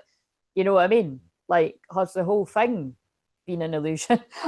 You can be the judge of that. But you know what I mean? It's like, I can definitely think of like people, some people that I had struck up friendships with around that time that I was like calling best friend and all of that. And then the friendship, then I'm just trying to think with some of the things I'm thinking of there. Yeah. What some of the, I mean, I'm being cryptic here, but I can think of some friendships. It was like I could the friendship was struck up there, and I thought it was real, and then a few years later, I think it maybe would have. I don't know. I'm getting all mixed up at the time, but might have been. It wouldn't surprise me if it was like 7 years later or something, like a karmic cycle later. I don't even think it was that though. Like I realized that I shouldn't have been trusting that person with all my shit. It was an illusion because I was confided in them and they were actually telling all my shit to somebody. And I was absolutely gutted. It was actually still, you know what I mean? It's kind of like that's because that, like I say all the time, it's like, you know, yeah, I connect very strongly with Mary Magdalene and Jesus, but and I've, you know, very connected to Mary Magdalene, but it's like, you know, the whole betrayal stuff that Jesus goes through. Like, you know, I feel that on such a deep level. Like, you know, when somebody betrays me, it's like, I'm just, if I really trusted them, like, I mean, as a Scorpio rising, it's like, that can, you know, once upon a time, that would cut me right to go. It would take me quite a while to like actually get my head around it that it's even happened. Because I'm just like, I would never do that to somebody. Like, how on earth, like, could somebody even be that much of a liar kind of thing? But people do, you know, people do it all the time. Friends, lovers, blah blah blah, family. So as we all know this.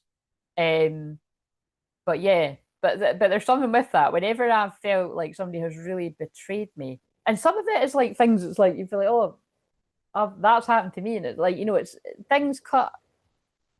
Some things cut people a little deeper, and I do feel it's because, you know, you must have had a lot of betrayals in a past life for it to really affect you like that. Anyway, so God, this is cheery.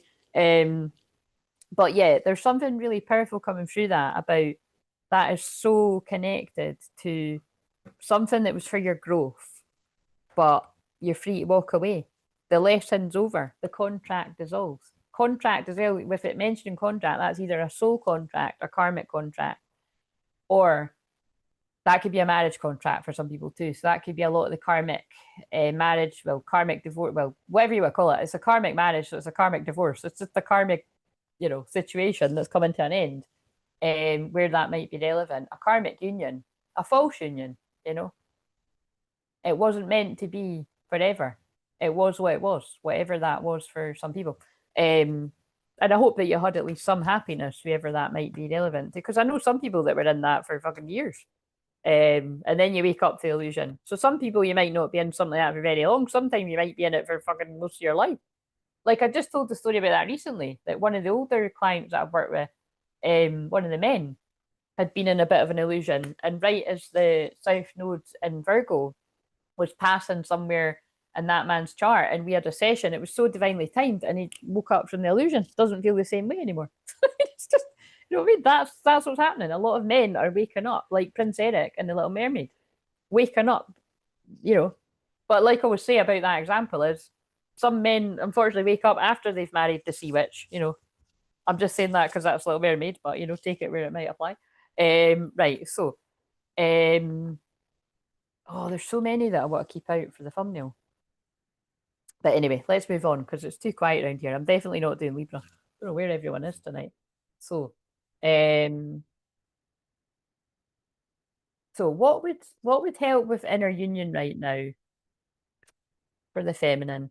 Now, bear in mind the cards that have come out a lot in the shorts are um one's about being seen and spiritual power, and then we've even had spiritual initiation. Well, that's a bit of a shame that people aren't. Do you know what I might do? I could. This is what I mean. I could be really Saturn and I could be really strict about it and be like, nope, Leo moon ends tonight. We're not doing that. But it's a bit of a shame that it's free cards and nobody's here. So unless if the energy picks up before I go, then free cards ends tonight. But because there's not really anyone here, I might do that on one of the, you know, on the Friday one or something. Or maybe I'll do it on the last Monday. That makes sense. Maybe I'll keep people's. But again, if you're in the membership, I still need to catch up with me. People in the membership, because we're getting near Christmas, if you don't happen to catch me and you're watching this, I'll say this to people in the membership anyway, in case you don't watch this. If you've still not had your New Moon and Scorpio one, which is only a couple of you, hopefully I'll catch you before, you know, I'll just do that whenever I catch you before Christmas. Hopefully, I'm sure I will. But if not, I'll not forget, you know, got it written down. So, and I'll be recording your other ones because we didn't do that for the other thing. So, fertility. It's time to think about family life and children. Don't sacrifice family for career. Oh, so that's very interesting. So, for inner union, now this is very specific. This has blown my mind. They actually made me home in on that on one of the shorts. The song, before I forget, is I can feel it coming in the air tonight. Or is it Colin? But Phil Collins. So I feel divine feminine. You can feel this divine masculine's energy calling out to you, or maybe even physically moving towards you. But like I said, you know, watch with that. Again, that's so funny, but they're really, it's not funny. It's not funny, ha, it's funny, annoying, but they're really making me home in on that because of my own experiences. I really like to overemphasize that like I'm not even being funny, but I actually, if anybody resonates with this, I actually specifically over the years have stopped watching people that are beautiful people, and I really liked it, but it was too addictive because honestly, the amount of fucking folk out there that they've honestly, some of them have like scarily channeled my story, and I mean like right down to fucking major details. But I had to stop watching. It gets too addictive, and it's like that. You're just, you know what I mean. I'm already doing this all the time. I'm not wanting to fucking, you know what I mean. Here and there, it's all right if one catches my eye, but not like, you know. Yeah. Anyway, it's like, but that's funny because some of you might be like that with me. So I always, you know, I just like to stress that because that is what, like I say every now and again, that is something that I have got under my belt with having been on this journey such a long time and doing it in public for such a long time. The years do pass and it does play, and it's kind of like, you know, um make sure you are moving on me, and I don't mean moving on with your life, moving on with someone else, because romantically I don't know why even people go down that road of saying that. That'll be, like I said, that's people have got their own reasons why, like I've said this all the time, but that's I'm being cryptic, but there is some of these channels are massive, so it's like again, but some of you, there's a crossover all of them, but there is that women that's I don't watch because I just can't, because I'm that psychic. I know what way it's going to go, but it's always like, you know, sometimes it's kind of positive and sometimes it's kind of negative, and but it always ends up the same. Even if you think it's got like 1 out of 10, it'll be like totally happy and someone's getting with their twin flame, but it's not usually that. It's usually like this person's too late, they fucked it. You know what I mean? And I can feel the woman's pain. And it's kind of, you know what I mean? And there's a few like that, and it's you know, what do you do? What can you do? Do you know what I mean? So it's you know, I don't, yeah, that I'm just going to sort of leave it at that because it's a bit, you know, I don't really want to say, I'm not saying it back, I'm just, it's an observation. Like, it's kind of interesting. Why is it always ending that way? But the same, to, you know, to be fair about this, when I'm saying about me, like my ones always end up in union and everything, but I'm pulling the, you know what I mean? I'm pulling the cards. That's what's coming out. I'm here. My birthday is the 18th of April, and I'm here to pull in the union energy that's connected to the Four of Wands. But I'm also channeling about karmic unions too. So, but anyway, so to bring it back to home it in on this, right? Some people, I think you might have similar houses to myself, because it's like you might have the South Node in Virgo, um, and the North Node in Pisces. And if the North Node in Pisces is in your fourth house, your attention could be getting more led to, you know, creating your own family, or if it's just you and your twin flame, like pouring a lot of love and energy into you and your twin flame, settling it down if you were, you know, a bit of a workaholic, or it was all about your work or your twin flame mission or whatever you want to call it. But don't sacrifice family for career. But again, if you've not got like the specific astrology that would point towards that, but I'm just saying, for because I know that about some people I'm working with, and like I said, that's mine too. So I just know for mine, like um yeah, I just know that, you know, they've been talking to me, and I've been working on things behind the scenes to change some of the way I work, you know, going forward um next year. But really it's from like the end of this week, because I'm going into the challenge. And so that's why I'm saying, like, I'm not talking shit when I say that. I mean what I say. When I say I'm putting the prices up on some stuff, I am putting the prices up on some stuff. I don't know about all of it, but some of it.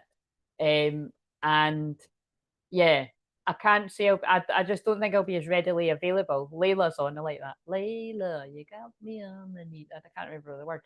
Um, Somebody could be called Layla, of course, as well. So, but yeah, I feel your priorities could be shifting, but or even just things to do with the home, you know, or family. That doesn't need to be creating your own family. This could be like, you know, caring for older family members, or, you know, other dependents that might need. It could be loads of different things, right? But there's a focus on pulling back work stuff. But that's just, like I said, that's just if that affects your houses. So But for divine feminines in general, an emphasis on new beginnings, obviously literal fertility where that might apply for some, or yeah, planting the seeds of new beginnings in love, in life, in business. That's what would help you in our union. So you see, for some people, I can see how that means if you are stuck in the longing and the like, I don't care about anything else, I just want them. Like, you know, if you're stuck in that, um, you have to find a way to have more meaning to your life than that, basically. You know, I'm trying to say that in a kind of, I mean, listen, I've been fucking been there myself. It might still look like I'm still there. In a lot of ways I am, but it's kind of like at least I'm honest about that's the point. At least I'm honest about it. Yeah, I'm going to own that. I'm honest about it.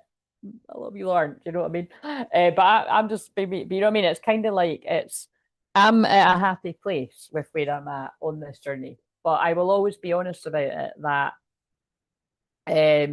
that's probably why it just gives me the major like I have to click off this when people on the twin flame journey do go that way because it's like yeah when it's your true twin flame you're giving up on yourself. That's the way that I see it. If you give up on your own masculine you're giving up on yourself because it's your inner masculine. So, and you can, you know, you can still hold space and pray for someone and not like hang around waiting on them and not like do anything with your life. You know, like there's a reason for it, you know, and if there's a reason for you both to grow.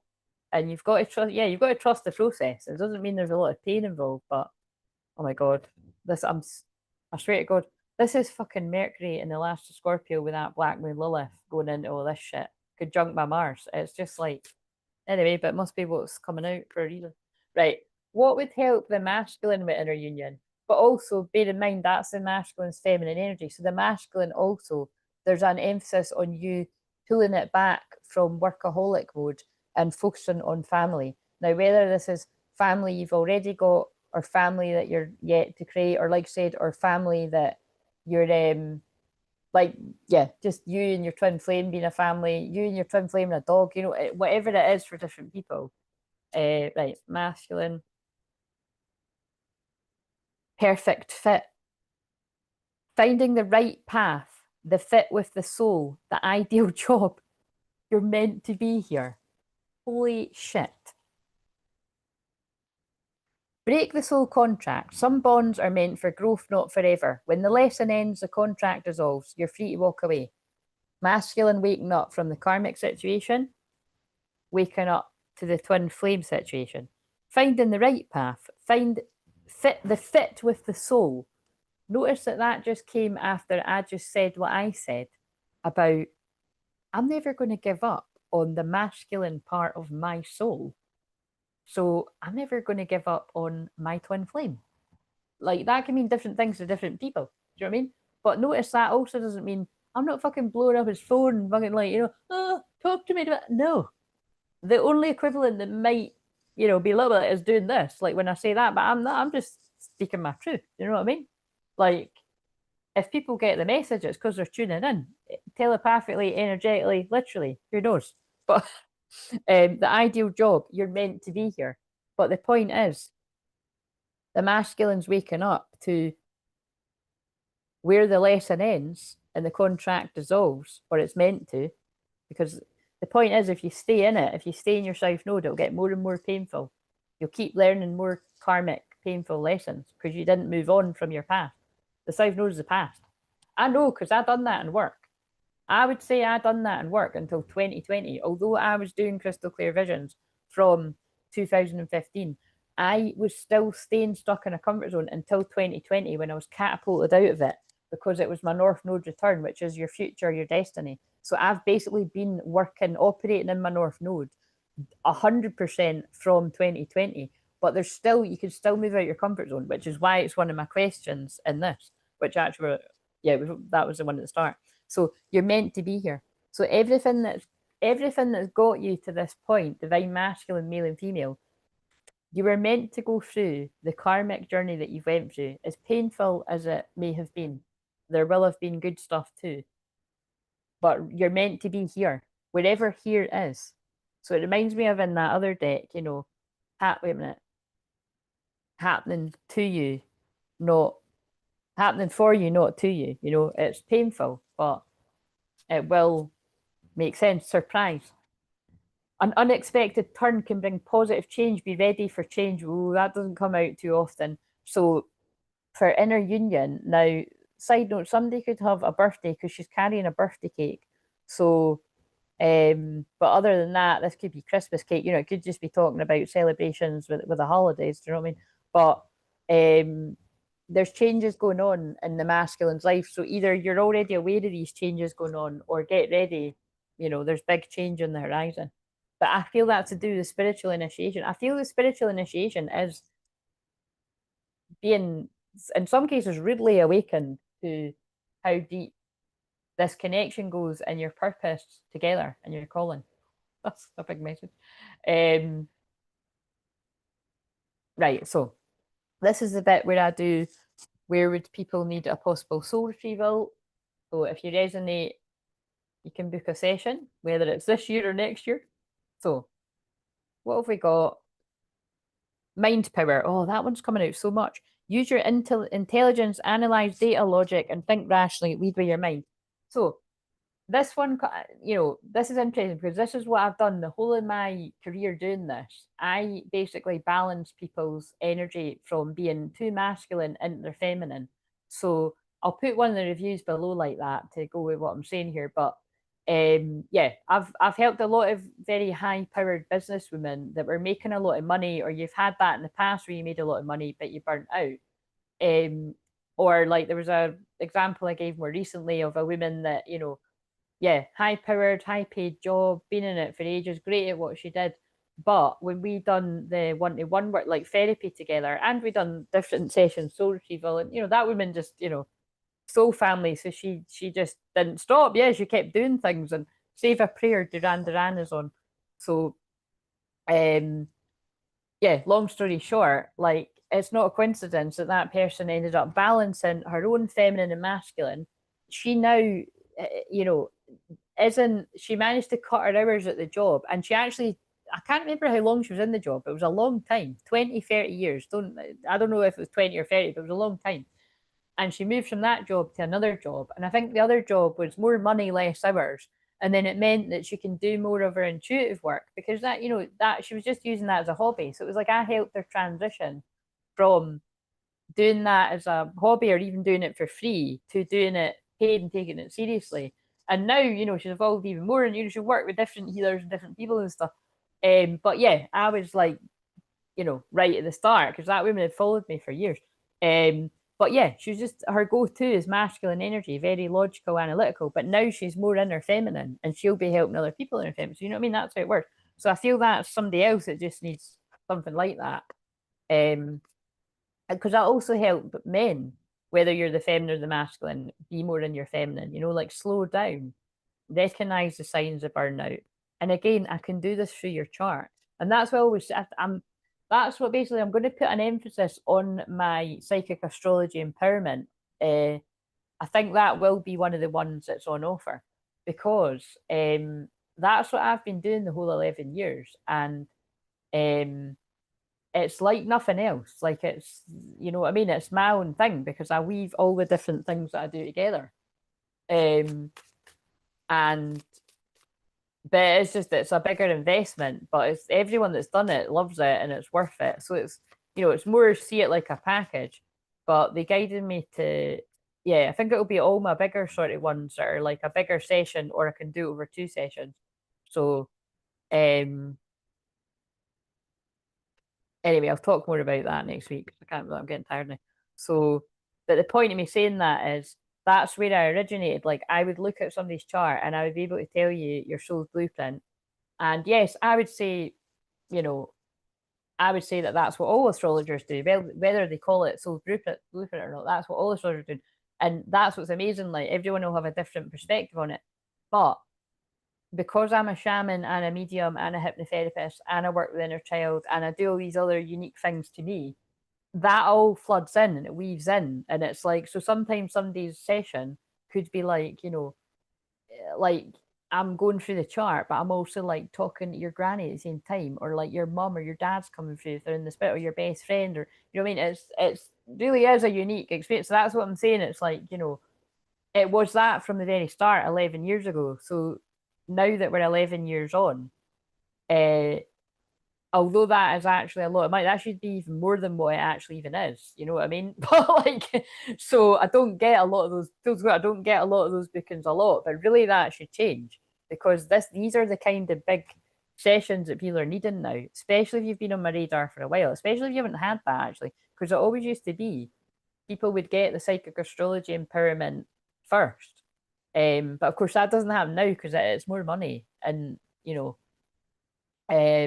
but yeah, it's just about, yeah, it's if you're ready to level up, you would feel drawn to it. I've done it, you know what I mean? Like I said, I feel I'm getting back to that place where I'm jumping to my highest timeline, because that's what I help people do and everything that I do. But that's what I help people do the challenge, and I'm already in the energy of it.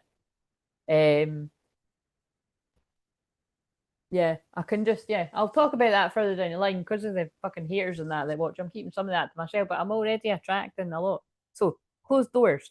There's another that's, God, I'm like, what do I use for the thumbnail? 23 could be significant. No good job opportunities. The current job is coming to an end. Start all over again. That came out in the shorts loads. So yeah, there's definitely something about, look, the soul contract for some people could be a soul contract with a job. You know what I mean? And you're being called to higher spiritual work. So it doesn't need to be all about the love and the twin flame, because I know there's some of you that watch that you are a twin flame, but you don't actually know. Some of our younger twin flames, actually, I can think of, you don't actually know who the twin flame is. You might have an idea, but some of you don't. And it's about, you follow your calling, and that's when all the doors will start to open up and you'll be led to them. So it's different for different people. So yeah, I don't know what I'm going to use for because there's so many facets of how important this is, what's coming through. Because that's like generally the other one's love. I don't know. It's quite interesting. Right. So, did I do? I'll do one more. I don't know if I've done three. Attraction, divine soul counterpart, ascends. Oh, wait a minute. But ascends, that's going to be relevant. Divine soul counterpart, attraction, transcends superficiality. So I feel in a session, somebody needs me to help them work out, what is this? Is it lust or is it love? That feels like that would be helping a man work that out. Might be a woman, but it feels a very masculine energy if it's a woman. Right, okay, so now what's going to happen in the future at the connect? All the people that resonated with this. What does that say? That's not meant to be there, but it'll be relevant. I support my body through loving thoughts and actions. So I feel that's to do with, you need to honor your energy levels with Neptune going direct, because that's the tiredness that I'm feeling as well. What's going to happen with the future of this connection for the people that resonate with it? Union, baby. Yin yang. Like the yin yang symbol, twin flames contain an aspect of each other's character within themselves. So this is exciting because it comes out fairly often with me, but it's not all the time. But why it's exciting, because it came out on the masculine side in the present energy, I think that was. Again, keep in mind the big chat that I went on about past, present, future. Who knows what's for who? But that does feel exciting, going by that the masculine can see who their future is and the timeline they want to be in. And this is the future of the union. That indicates that all the people that are in that, wanting that, are going to get it. Because I'm asking what's coming up in the future. But who knows when the future is?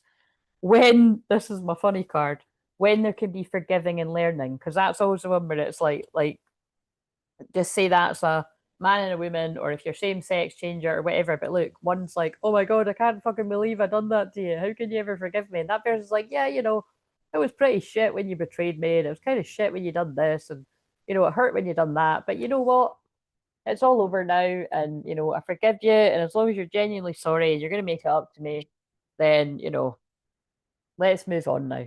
let's be happy. Because, I kind of like you. Your feelings are real and worth exploring. Romantic feelings.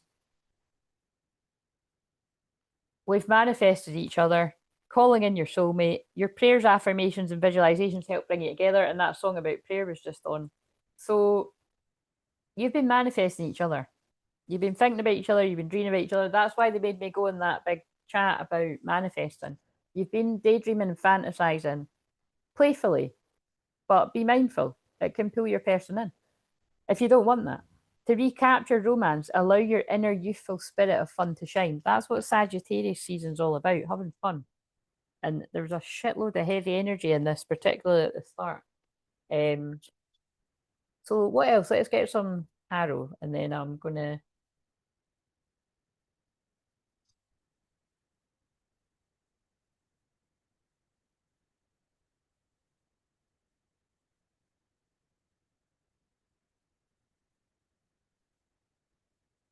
I am going to do. I was just thinking, will I do the members? I was actually going to go into the membership, but this has went on quite late. I think I am just going to quickly pop in there, but because by the way, just so that you know that if you're thinking about joining the membership, I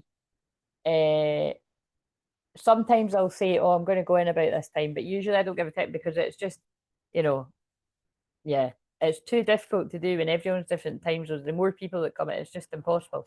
So, um, yeah, this might work out better for some people in other parts of the world, but you can always catch the replay.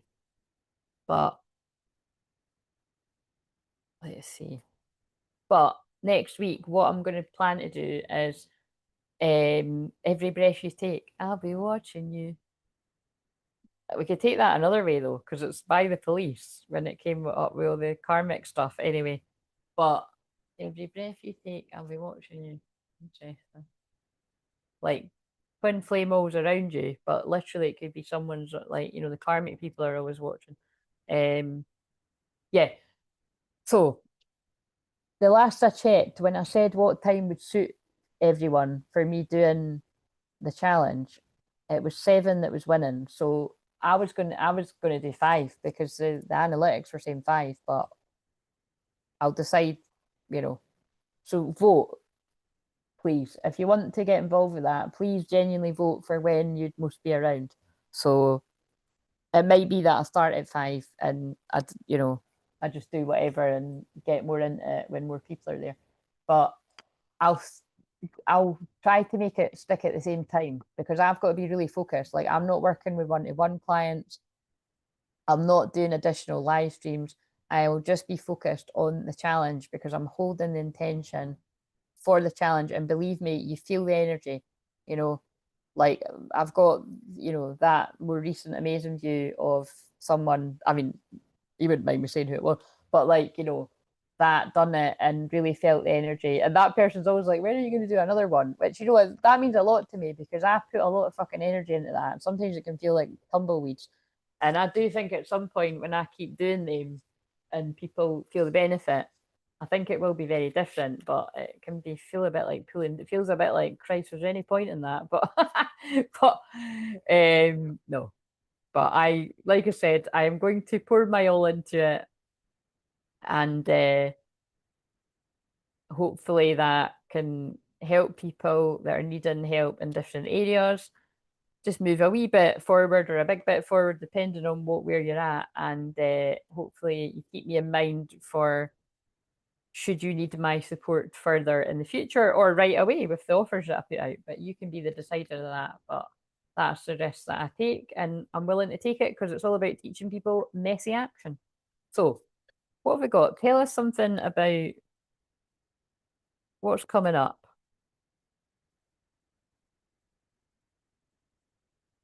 Yes. Sacrifice, intuition, prophecy, new perspective. So the masculine has taken a lot of time out to gain a new perspective. And what's quite interesting about it is I said this the other day, but look, like this is like a very look at that. I mean, he practically looks naked. He's not naked. I think he must have tiny little shorts on. We can't really see, but I think that's just is that a woman hanging upside down, or is that another man? I don't know, but it's kind of like, it doesn't really matter. But you see the guy sitting down, it's like they're just kind of quite a modern way of depicting a man, like focused, working on themselves, you know, focused on their health, I would say. And right as I said that, it was like somebody like chain smoking, so like somebody could be giving up fags or something like that. Um,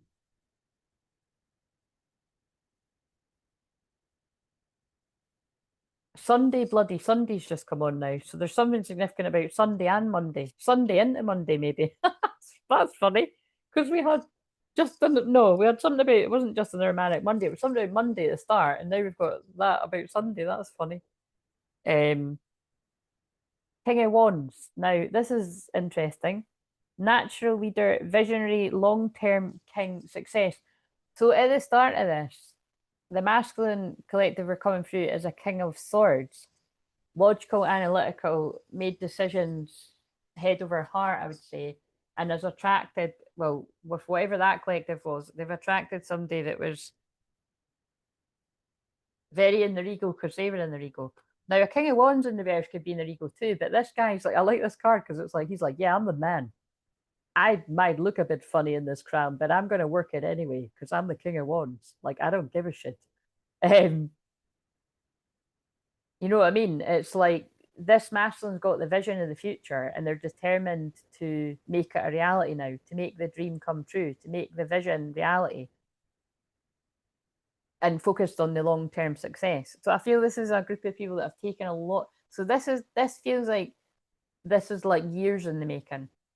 Like this feels like growing into the king of wands you want to be, a passionate, visionary leader. If we get the Queen of Wands out, I'll be like, whoa. It happens a lot. It's been happening a lot recently where I get the couples and the Emperor and the Empress and the King and Queen of Wands.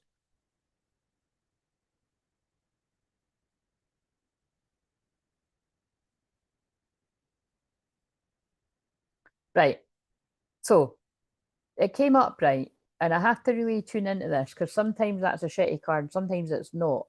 I feel there's a group of supportive women, and it is women. So whether this is like loved ones around someone, like real genuine friends that want the best for someone, or like a healer or a therapist, or so these women don't all need to know each other, but I feel there's celebrations, there's happiness around this group of masculines for the time that they've taken to heal, to work on themselves, to purge of the past, to let go of karmic people and situations, celebration, friendship, creativity, collaboration. But I feel there is a group of people cheering somebody on. In some cases, this is like females in the spirit world cheering somebody on. If you don't have people around you, I can think of someone actually where it's like I can feel like aunties and like females in the spirit world because there's a lack of that in the literal world, sadly. But um but even with those people, that would be like, hopefully I would be like maybe one of those women that's, yeah, you can do it, you know what I mean? And then like the women could be like a friend or someone else. But it's that was just because I was seeing some in my male clients I've worked with. But you know what I mean? I do feel the strongest thing I felt was like people's supportive family, supportive friends, like, but it's like I can feel like there's even with that, there's like other people around this person that were a bad influence. I feel it's like a thing where like some people around this person, so this person could be a lot of people, saw that these other people weren't a good influence. But it's like when that person was in their ego, they're like, I'm gonna do what I want when I want and nobody's gonna stop me. Like, you know what I mean? And now it's like these other people are like, oh my God, thank God they've waken up. And that's quite deep because that I think that could go for that doesn't need to go for that can go for all of us because it's like when any of us can, like when any of our mums or dads or siblings or other like real best friends have been able to see that somebody isn't really a real friend or they're going to fuck you over or in love they're going to hurt you, or you know what I mean? And we do have to learn these lessons for ourselves. But I feel that's like a group of those people that would be like, oh, thank God. Like I thought they were never going to leave them. You know what I mean? It's something like that.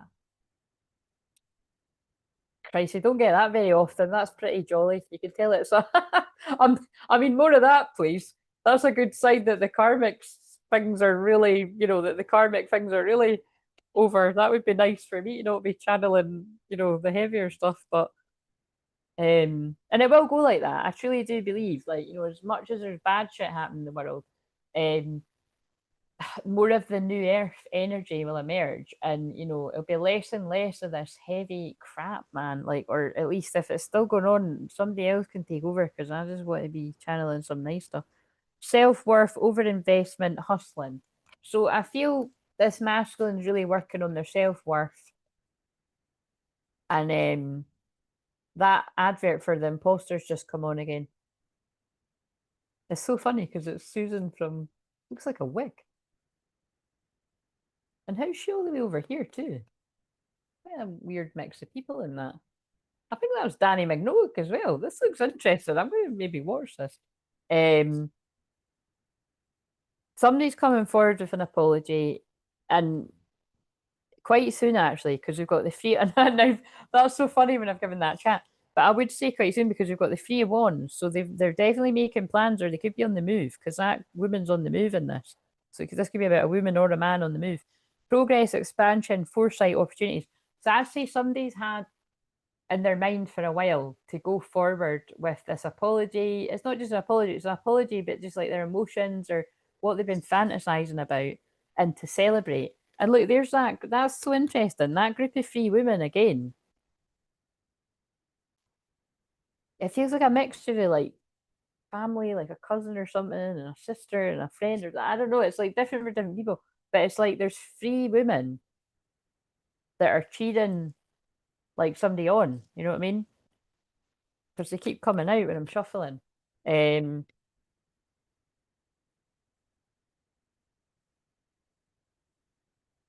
there's been a bit of a collaboration to get all this group of masculines out of wherever they've been stuck.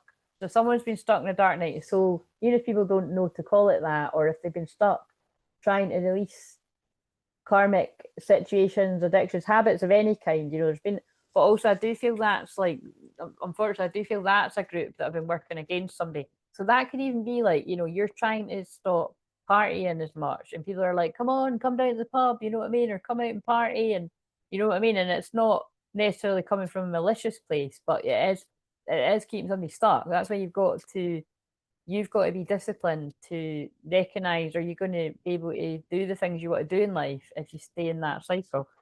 King of Cups. So yeah, balanced emotions, compassionate, diplomatic. I would say somebody is coming out of holding all their love back and coming forward with a lot of love and a lot of passion, after being stuck in their head for a very long time, going through a lot of bad karma, bad luck, a lot of heartbreak, trauma, healing from stuff from the past. There's the apology again. And yeah, a lot of conflict and competition. I'd say that's going to be with whatever the karmic stuff. If someone's coming out of illusion, Seven of Cups in reverse, and the finish line is ahead, but you're a wounded warrior.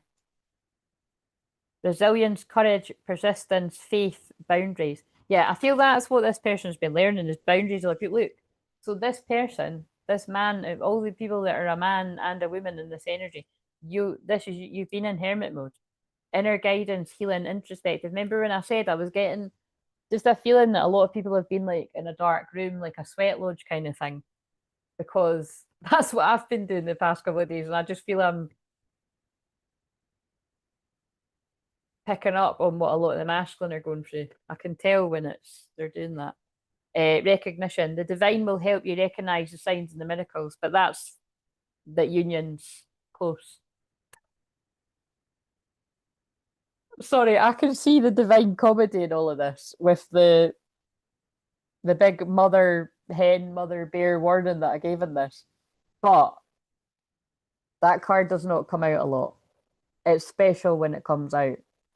So I do feel for a few people, whoever, whatever, it's not lucky, it's preparation that has met opportunity for a few people, I do feel there is going to be some kind of union around this Christmas time, and it's because somebody's broken, like they've woke up to a karmic contract, and could have been for some time, could have been moving in silence too, because I just picked that up. But and it feels like moving in silence, like not wanting you to know if this is you. Right, where's the other one? Oh my god, there's too many now. There's too many. Oh, that one. There we go. I think this is quite good. But a door is closing on a karmic cycle because it's time to go into the union. So if you were in a false karmic contract, it's time for the real union. You know, I would hope there's been a bit of time in heal in between, but it's not always like that for some people. So,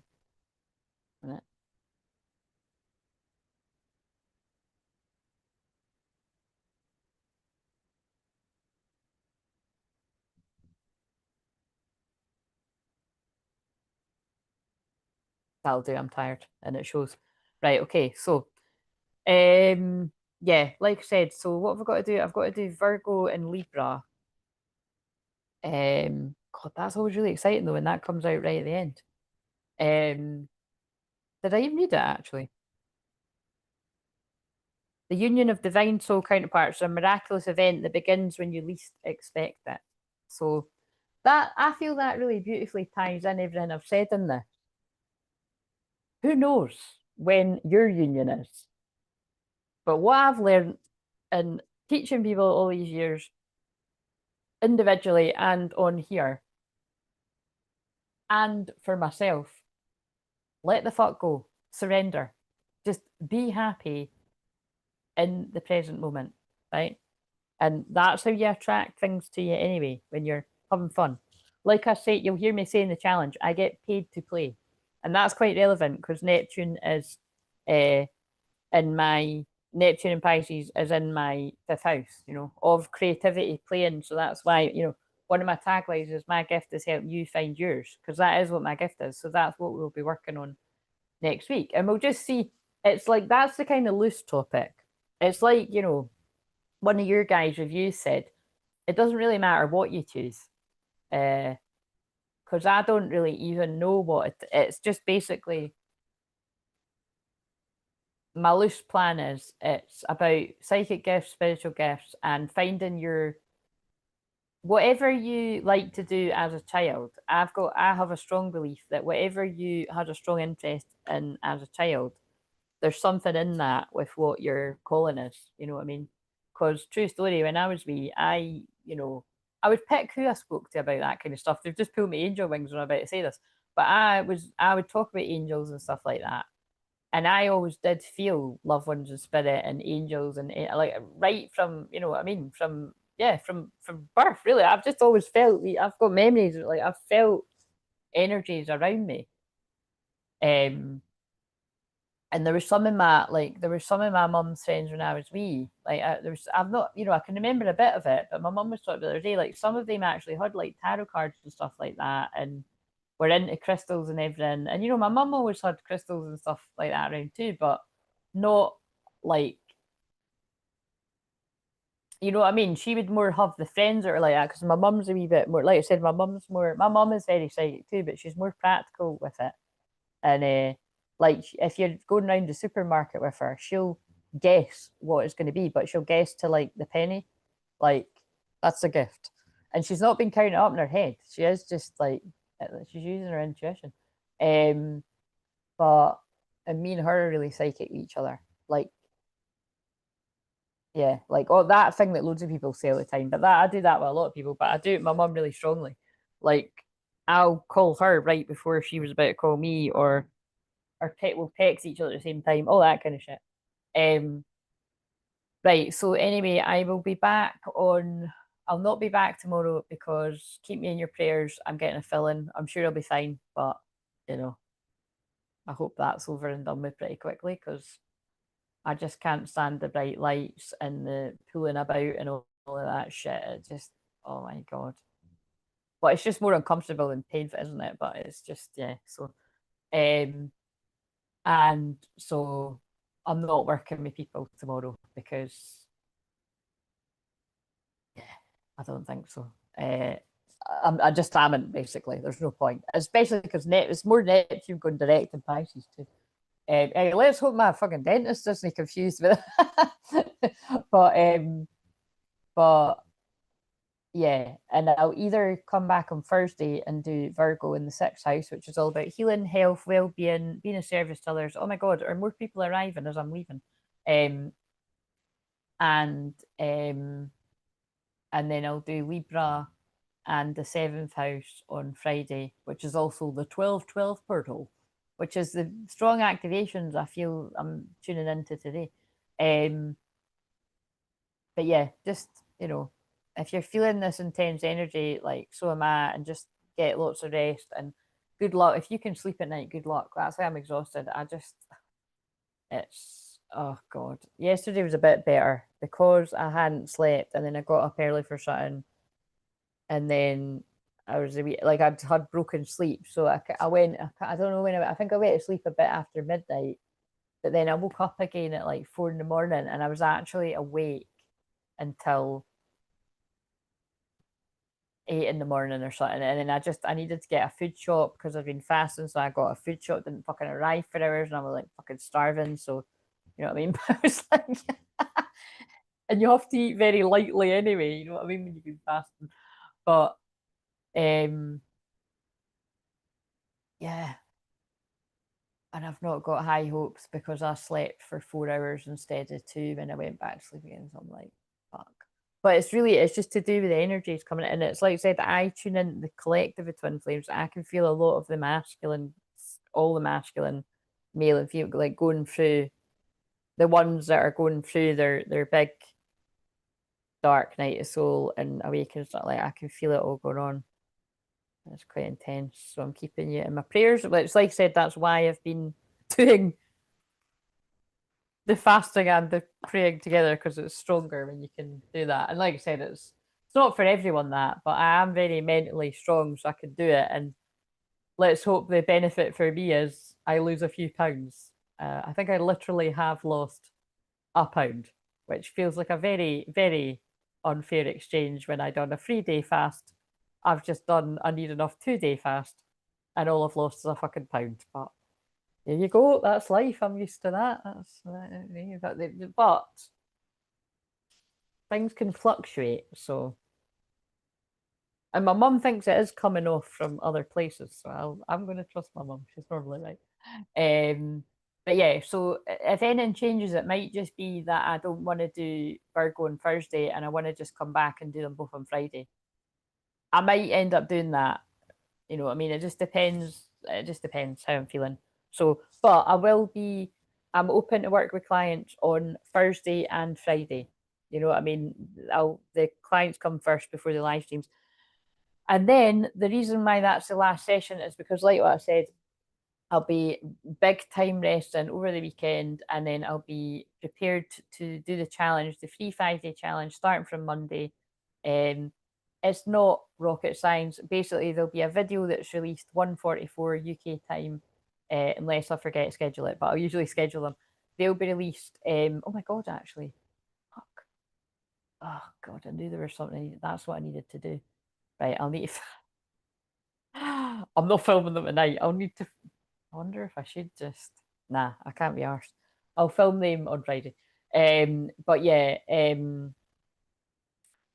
they'll be released, like I said, lunchtime matic, whatever it is for you. They'll be, the day one and day two will be quite short. I'll keep them 5-10 minutes or something. Same with day. Sometimes I might do it a bit longer on the Wednesday or the Thursday or something. It depends what I'm saying, basically. I channel it in the moment. But just make sure you watch them. And then if you want to join on the live stream, it's more fun. You'll get more out of it. But either way, if you're focused and you want to hold the intention for whatever it is you want from this, just know that I am holding the group's intention and people really do feel it. But you've got to get involved. So it doesn't mean you've got to talk in the chat. I know not everyone wants to. You don't need to. It's good if you do. We're always welcome to other people because I'm going to keep saying that until people listen. We Are the Champions just came on. That's a good sign. But You know, it's nice, you know. It's nice if you find your voice and chat and you know what I mean, because it's fun. But I'm not gonna I can't force people to do it, but I can gently encourage. I do feel like I want to shuffle these before I go. Oh my god, I'm gonna go and eat something though. Um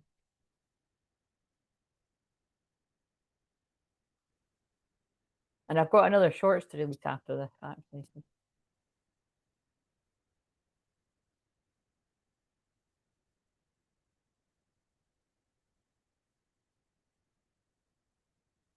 Oh my god. Oh my god, I can't even believe what the fuck is going on. Sorry, I'm just finding this hilarious. With the big chat that I've given about not wanting to get people too excited, I can't believe what these two cards say. Crater air. Something might happen in an air moon, which is the weekend, because that's Libra moon. But the now, welcome the divine masculine. Welcome the divine masculine, the now. Look out for somebody popping up quite soon, by the way. That sounds very Scottish. Welcome the divine masculine, the now. That's hilarious. But so I would take that to mean welcome the divine masculine now. Welcome them into your space now. But that is quite funny because where I'm from, they'll be like, "Oh yes, they're just coming the now. They're just coming the now. They're just a wee bit late." Welcome. Oh my god, where's the? That's so funny. But I just, yeah, I think it is. It's like for some people it might be literal, but I think it's just, you know, make sure you're putting out a welcoming energy. God, welcome the divine masculine now for union. Would the divine masculine please step forward? Actually, I haven't used any of those cards. Gobsmacking, isn't it? Talk about a Leo moon ending on this one. So that's good. Welcome the divine masculine for union.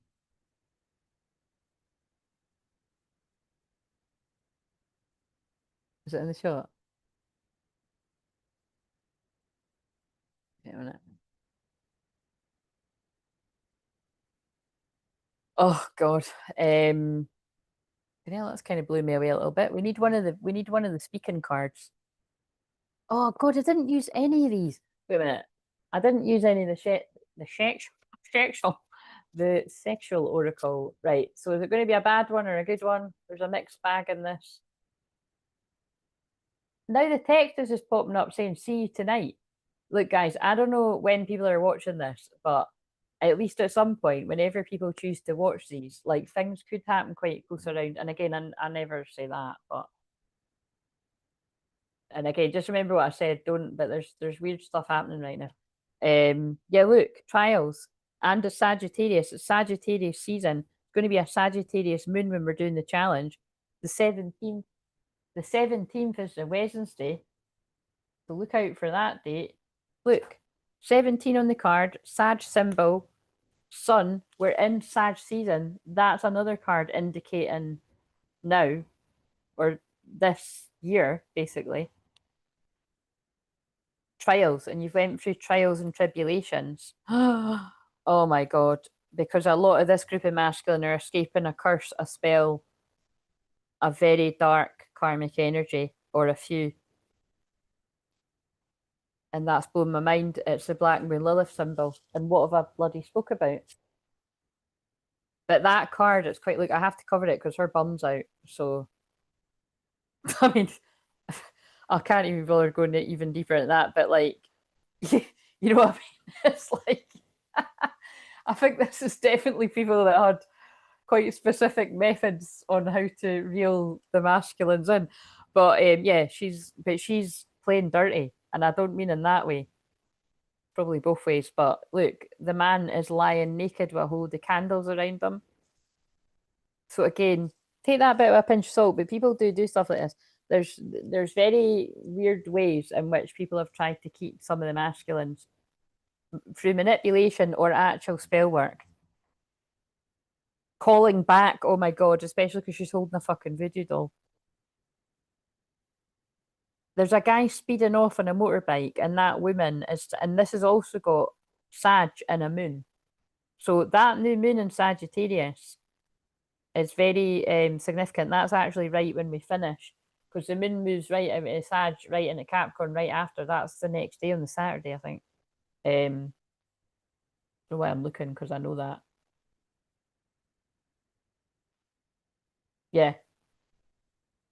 The new moon's actually at 1:43. It's not 1:44.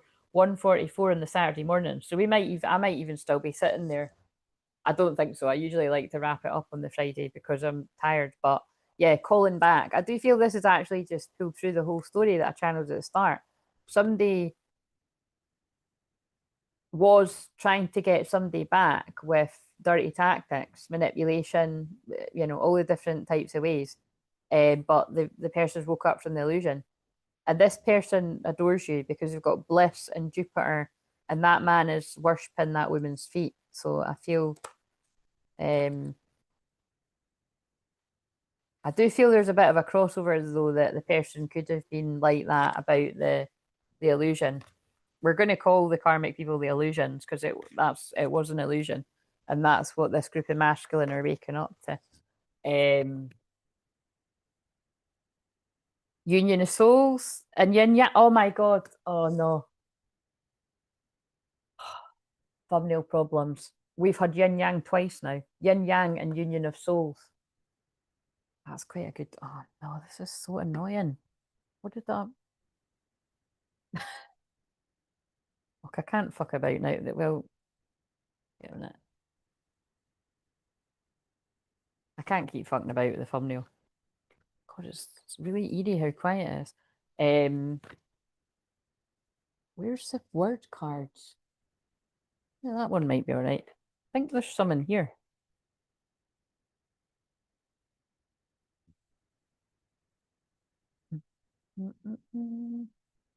Oh, they're here. Here they are. Right. Not very often. I don't. Oh look, I'm jealous. That confirms the song. Just a jealous guy. Right.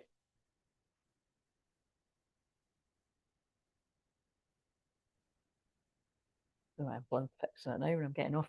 Right. What is it this group of masculines want to say before I go then? But wow, those last two cards are blowing my fucking mind.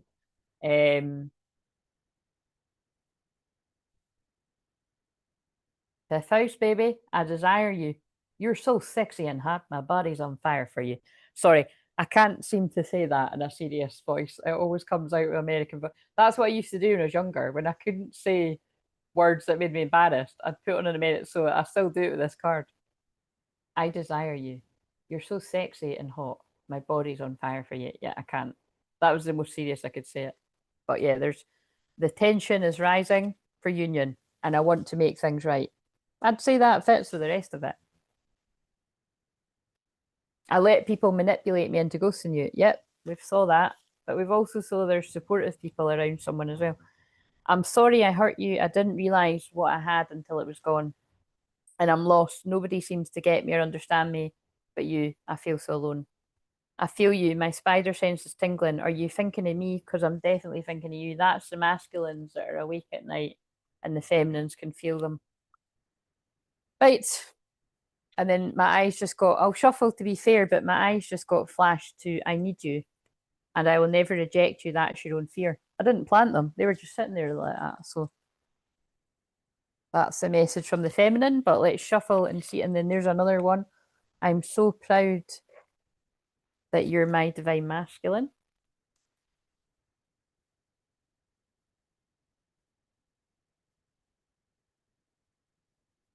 I pray for you every day. Oh, that's come through a lot in this too. I love how they do that. The things that it might just seem that I'm randomly going off topic, but it's always part of it because they're pulling those cards out to show you that that is the energy, the people that this is going to make sense to. My God, is that important? Because that they keep falling.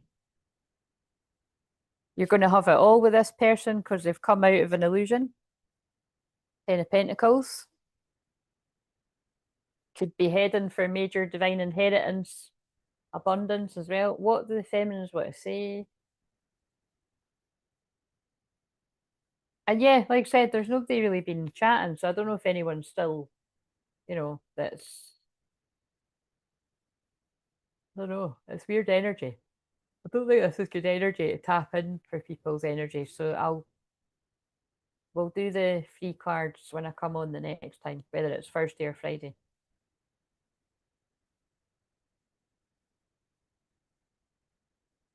In a crowded place, I'm always wondering if you're near. So much time has passed, but my love grows stronger each day. In a crowded place, I'm always wondering if you're near. It came out again. Stand up for yourself. You deserve to be respected. That comes out a lot. Yeah, look, I need you is on the bottom again. I need you. So that must be an important message. That and that see that's interesting because when I said that about I don't know how many people. Oh, thank you for letting me. Are you new? Welcome. Um,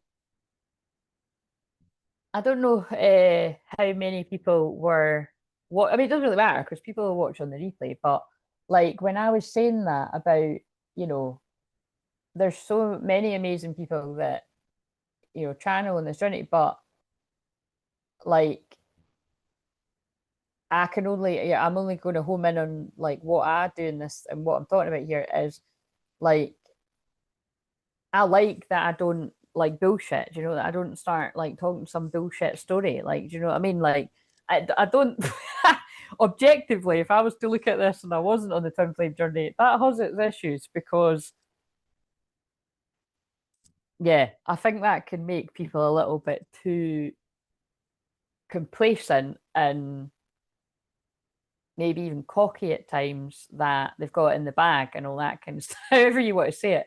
But you know what I'm saying? It's kind of um, like I can't say it any other way than what I say it all the time. Like I could not sit here and bullshit and say like that's it, I'm moving on. So like the closest I can get to it is what I've already said on, some of the ones before I took some time off was I do feel different, but I don't feel, I still completely like totally love my divine masculine to bits. But, you know, the more time goes on, it's just like, oh, for fuck's sake, man. You know what I mean? It's like, do you know what I'm saying? It's like, this is like, it's like being dragged through hell. Like, I have effectively been dragged through hell since, I would say I would say I got on the hell roller coaster about 2011, but it might even be 2010 because I'd started to catch the feels big time, and I'm talking like horrendously. Oh, welcome. Did I call you Stola, or have you got a name? You don't need us to tell us your name, and you can tell us where you're from and all that too. Um, yeah, usually on Leo Moon, I do free cards. Would you like a card, basically? Because I'm gonna go. I was just gonna go, but I'm going to do free cards again for people. I'm just like, is there anything else I needed to do? But yeah, anyway, sorry. But before I do that, if you're wanting that, is um that matters that I saw that I need you card, and then oh wow, amazing, all the way from South Africa. Um, the and then I shuffled and it came out again because that's the point I was getting at, that I respect the way everybody does whatever they do, but I don't like what always feels a mismatch for me, and I think it's the counterpart of me is when I don't like feel it's the truth really, and I do see a lot of that, so it's that I don't really, that's why I have to click off when I don't feel what someone's. But that's maybe we'll never know or something. But it's I feel that matters that the feminine collective that I'm tuning into are saying I need you twice because a lot of the masculines are feeling like the feminine doesn't need them and it's too late and too much has happened, too much has been said or not been said in a lot of cases, maybe a bit of both. And like have awaken too late kind of thing. And it's, it's, I'll refer back to the quote I made up 10 years ago this year when I was going through my own awakening was if people, and it's very much like the quote I just quoted Roald Dahl actually. Do you know what I mean? It's like, but it's, and I've posted it before, but it was something like, if people can't, it's like if people can't see the magic, just, oh no, it was better than that because that's like that. It was something like, just enjoy the unfolding of your own magic or story. The people that are meant to catch up will catch up in their own time. It's something like that. If I can, I'll put it in my phone and I'll find it somehow. But it was like, you know what I mean? And like you said, I was talking about awakening in general because that's what I started off channeling about and talking about Dark Night of Soul and awakening and ascension and even as, New Earth and all that. And it was obviously, the twin flame stuff was behind the scenes. And then I only came out talking about that properly. Well, it seems forever ago now, but what, 4 or 5 years ago? Um, but yeah,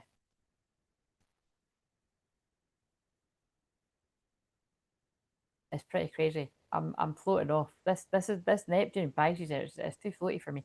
Right. So anyway, there's that being said. So I think that is what they're getting at. It's just important to stress that because it's just what I mean about I don't know who catches who out there, but it's just sometimes although I'm not wanting to watch the energy, I see these thumbnails and titles and I can feel into it and it's kind of like, and because in the past I have thought, right, I'm going to watch and see what you say. It's just be careful of that because it's you just don't know what pain somebody's went through on their own journey that is affecting the way that they're delivering the message. And it's always like I said, it's always going to affect it a little bit. Like my humor and all my stuff comes out, but it's you know you see when I get shot, oh yeah, like you know what I mean. It's like you see the shock on my face when it comes out, so it's kind of like but I think it's the equivalent of if I was like, oh yeah, he's taking too long. I'm fucking off with some other guy. Do you know what I mean? Oh my god, I'm still standing. Just came on. I have to, in case nobody believes me. I'm still standing. Yeah, yeah, yeah. Brandy, are you still standing? Do you want a card? I didn't know you were still watching. I'm honoured. But that's basically what I'm saying is where I have seen many rise and literally rise, like do quite well, get a lot of attention, go viral, all that, get attention, but then slowly slink off because they start telling a different story or whatever the deal is. I don't know where some of these people I went. There's been loads of them over the years. There's also like there's a man that's nothing in that category at all that I loved, and I don't know where he went, and it makes me really sad because I'm like I feel like something bad might happen. I don't know. Maybe he just went into major hermit mode and he'll pop up again. But I mean, it was really fun. Um, but oh look, that's what's happening. Galactic unions, 12-12 portal energy, ether and matter, spiritualized matter, new life, sparkles, sparkles, bedding the light. Right, I think I'm going to have to tell people because if people, well, would you like a card, Brandy? I will pull a card for you first, Stola, and then I'll pull one for Brandy and anyone else that wants one. Let me know. So quickly, a long time ago, another claims she's not a medium. She says she's just a psychic, but I never understood that one because she was definitely talking to um actually wait a minute, now I do that's quite funny. Now I do know what she means. Maybe she just means that she was not, she wasn't talking to dead people. No, but she did. She used to speak to dead people too. Anyway, whatever. But it was on the phone that I was speaking to this woman, and long story short, she had said to me that when my twin flame left my life, like when we went into a big separation, and like wouldn't even I didn't even see him about. It was so weird. Like I used to fucking something we could just go to a different pub or club, and and sometimes at some points in our life, it was kind of quite you just knew who was going to be there. It'd be always the same. That like I knew he'd be there. I knew there, like you know but then as we got older, it wasn't like that. And really, I could have been anywhere, he could have been anywhere. And sometimes that would still happen. Oh my God, how are you here? but like, but long story short, it was just, you know, what always she said to me that when he left your life, it was like all the sparkles went out. Like it was like, you know, I can never, it was something like, you know, the sparkle left your, it was, she did use the word sparkle. It was like the sparkle left your life when he left your life. Um, and I always say it's like the glitter left my life. So do you mean it was like there's still happies in my life, but it was like everything was like quite flat and dull and like there was just no sparkles in my life. And I mean, when people know how much, I mean, you see how much I love sparkles. I'm pretty much wearing sparkly eyeshadow every fucking day. You know, that's basically, if I'm wearing makeup, I'm wearing something like that. And I love glitter and I love fairy lights and I love everything sparkly. So, you know what I mean? It's, yeah, it's pretty shit. Um, but yeah, so that always means something to me when that comes up. But just also the galactic energy I really connect with. But yeah, that's why when I saw that, I was like, right, I need to get it. At least I've got some kind of sparkle back. Do you know what I mean? But it's like, we're working on the other one. But yeah, okay. So I think I'll stick with these cards. So, and I've got something else. Yeah, I've got something else that's quite funny that I saw that I might just don't know. Um, what have we got for Stola? So thank you for the people that sat through all of that. I'll be interested if I ever watch it back myself. I haven't been watching them back. I might watch this one back though, because it's felt like I've been in a bit of a daydream as I've channeled the whole thing. Um, what have we got? What have we got for Stola? Oh, very interesting in a Leo moon. Peace beyond survival. Peacemaker through inner peace, resolving ancient splits. So, I feel you were led here because I feel, whether you're aware of it or not, I feel you are one of the old souls or the ancient souls where now you can let me know what you resonate with. You don't need to resonate with any of them, but I think the fact that you were guided onto this live stream, I don't know when, I don't know if you've just said hi when you found me or whether you've been watching quietly, but it's making me feel like when I pulled out that card about spiritual initiation or something on the masculine side, it's reminding me of that. So, you know, only you'll know whether you resonate with the feminine or the masculine. But yeah, you can work that one out. But I do feel like your energy is part of resolving these ancient splits. So like I do feel you're a very old soul. Um and yeah, I just think it's extra cool that you popped up on a Leo moon. Yeah, and there's, oh wow, there's confirmation because that's also my other sign for basically. I can't believe I'm calling you an old soul, and I've just pulled out elders. And this is what I mean, guys. This isn't me. This is the guides doing it through me, but that is pretty funny. Um, so yeah, I feel that you'd have, you know, basically this is my last life, and I'm an old soul, and I'm like a twin flame elder. But I feel you're an old soul as well, regardless of your age, because I have people notice that a lot about me. It doesn't matter that I'm only 41.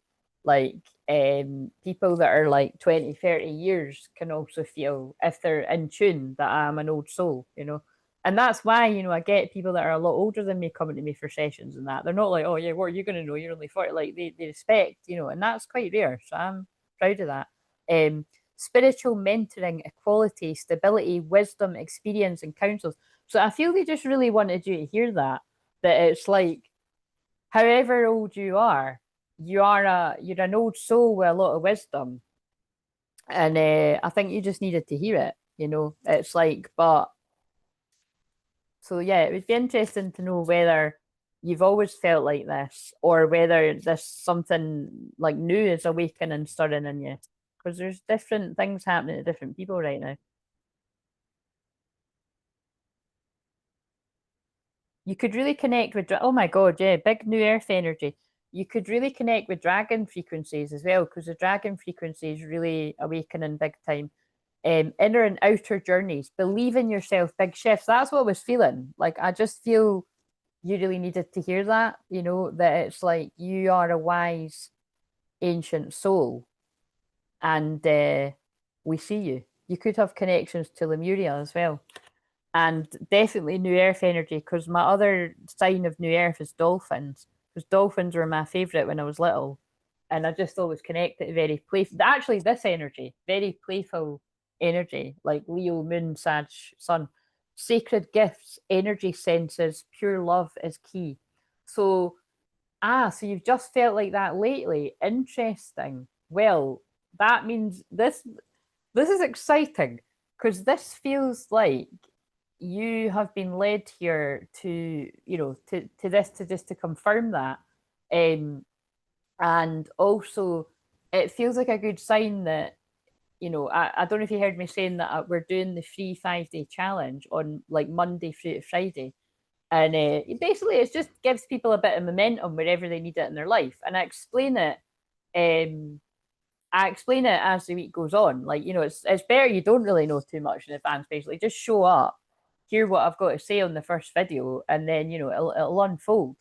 Because really, whenever I've ran them, whether it was on Facebook and I'm just going to say it does translate different on YouTube, as in, like, it translates different on YouTube, as in it's there's not as much of a buzz. But now that there is way more people, like the last time I ran it, we didn't have as many people. So I'm hoping there's a wee bit more of a buzz around it. Otherwise, I think the next time I run it, I will either just do it in the membership when there's more people, or I will do it as a paid event, because people just see when it's paid. People do put more into it because you're putting money on the table. It's just a fact. I know that from when I've done people's things too.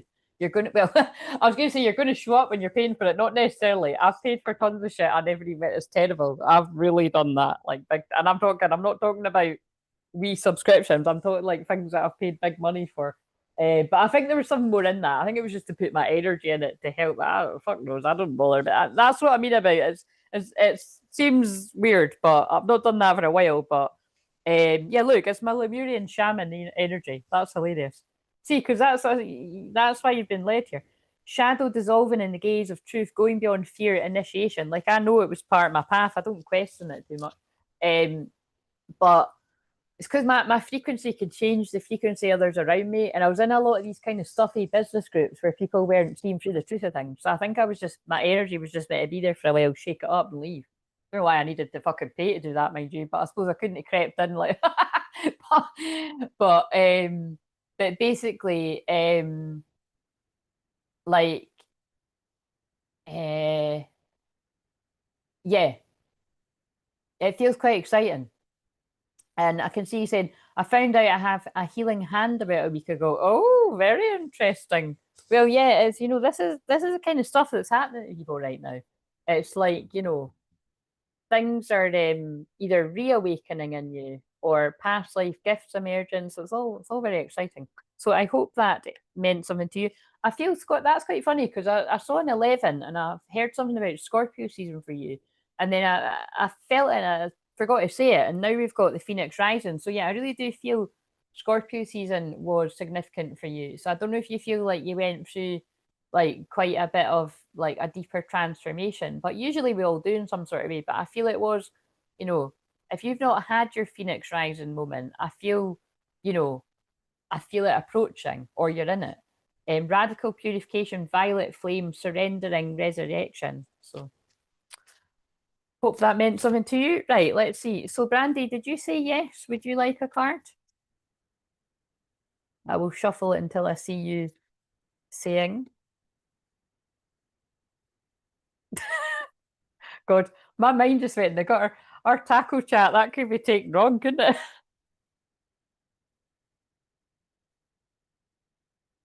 Moving on. Sorry, it's in the fifth house. It's just my guides always take it too far. Too funny. I was just, I caught mine. I was like, what? And I was like, oh yeah, we're talking about. That's funny. Right. So November was a very dark month for me. Yeah. So that's what I mean when I don't know if you were here when I read I'm going to read it. I don't think you were you here when I read this? I'm going to read it again. I read this at the very start. Darkness within and shadows surrounding, delusions confusing and false witness abounding. Far too many paths to follow at one time. 'Tis now to reach within where your true self awaits you. 'Tis here you shall discover your true inspiration, creativity, pure energy, life, balance, and natural harmony. And I didn't say before, but that's by the unconventional scribbler. I don't know if that guy's. I always keep meaning to look that up if he still does that. But yeah, he just writes wee. And that was actually folded up in a wee, like, it was in a wee scroll, and I've like kept it flat in a book, kept it safe. So I really shouldn't just have it casually kicking about like that. I'll put it down there. But it always just appears when it's the right time. So that was symbolic of people that have been in a dark time. So I wouldn't be surprised. I feel most people that get drawn to me, right, that talk anyway, are in the masculine energy, male or female. So I feel that's what you are. So, or you've been going through a mini dark night or so. So you only you know what it is. But I do feel it's quite exciting, like although you've went through that dark time, like at the light at the end of the tunnel is quite exciting. It's almost like, right, that lamp isn't usually there. It's usually over there, and I might move it again. But it was just because I wasn't able to see to tidy up properly. And only half tidied up in my excuse. But yeah. And it's like it's quite funny, right? Because although I'm saying that about the divine masculine energy, like I feel you've been really in your feelings too. I feel you've been getting really pushed into this dark place to balance out your divine feminine energy, your feelings, your feminine and your masculine energy, because we've got divine feminine. Receive your birthright, unconditional love. It's just basically that's why anyone goes into a dark night of soul. It's you know so that to wake you up to where you've been needing to pay more attention. And I feel in this case, it was like what I learned when I was in mine is, you can go on about self-love all you want, and what, because loads of people do talk about all that. I mean, back when I was doing this, 11 years ago, people were talking about that, and people are still talking about it now. But I can always tell when people really have went through the fires, to be, really self-love. And self-love isn't just, like bubble baths and, you know, eating healthy and whatever you connect with, like, loving yourself. It's having tight boundaries. They just pulled me to intuitive eating when I said that. But it's having boundaries and discipline and like setting a goal and sticking to it and, holding yourself accountable. It's loads and loads of things. And it's like, I feel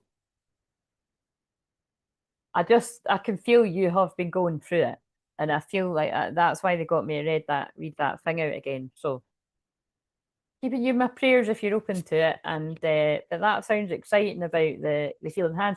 Because what was being led as well is I saw the light language card a few times and I was shuffling them, and that's basically what I'm doing when I'm on here as well. It's just what I've always said is, it's more light code activations that I call it. So it doesn't really matter what I'm doing. My frequency is always like, like I just said, it's like it's activating what it needs to, and the people that are meant to be listening. Um, and so I feel, yeah, whatever this 12/12 portal is bringing specifically as well, I feel you could have like another big shift. Um, but thank you. Your message was exactly what I need to hear. Good. Well, I'm glad to hear it. And I'm glad that, like I said, I feel you got led here right in divine time because, like I said, this channel is still pretty small and it's growing steadily and it'll, at some point it's going to soar. So I always feel if people are still finding it when it's still quite small, you know, that's quite special, because like I said, when I've found people when they're still quite small and they sort of be like so big I don't want to talk on there anymore, like that's kind of, what I mean? It's like I get a bit overwhelmed. So if I get a bit overwhelmed on other people's like that, I don't know, I can't really do that more. But it's like yeah, like I always say, I'm not for everyone, I'm very from the future. And it's not a coincidence. Back to the Future was my favorite when I was younger, and I still love it now. But it's yeah, I don't know. You're one of us. That's what I wanted to say. And I think there's going to be more of us very soon because other people are awakening to that ancient energy. So, right, okay, Brandy, are you still here? I'm going to make an executive decision soon to just pull you a card anyway. I don't like doing that, but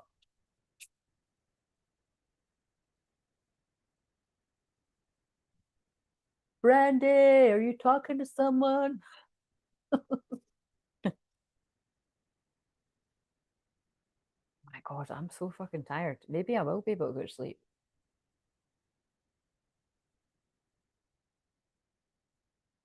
Good. Okay, there we go. Is that a yes to wanting a card? I'm going to assume it is. Right, what have we got for Brandy? Because Brandy had shared the last time that whatever it was I'd said um, shifted you forward in something. Oh, that's why they're making me say it. Thank you. That's why I was saying that.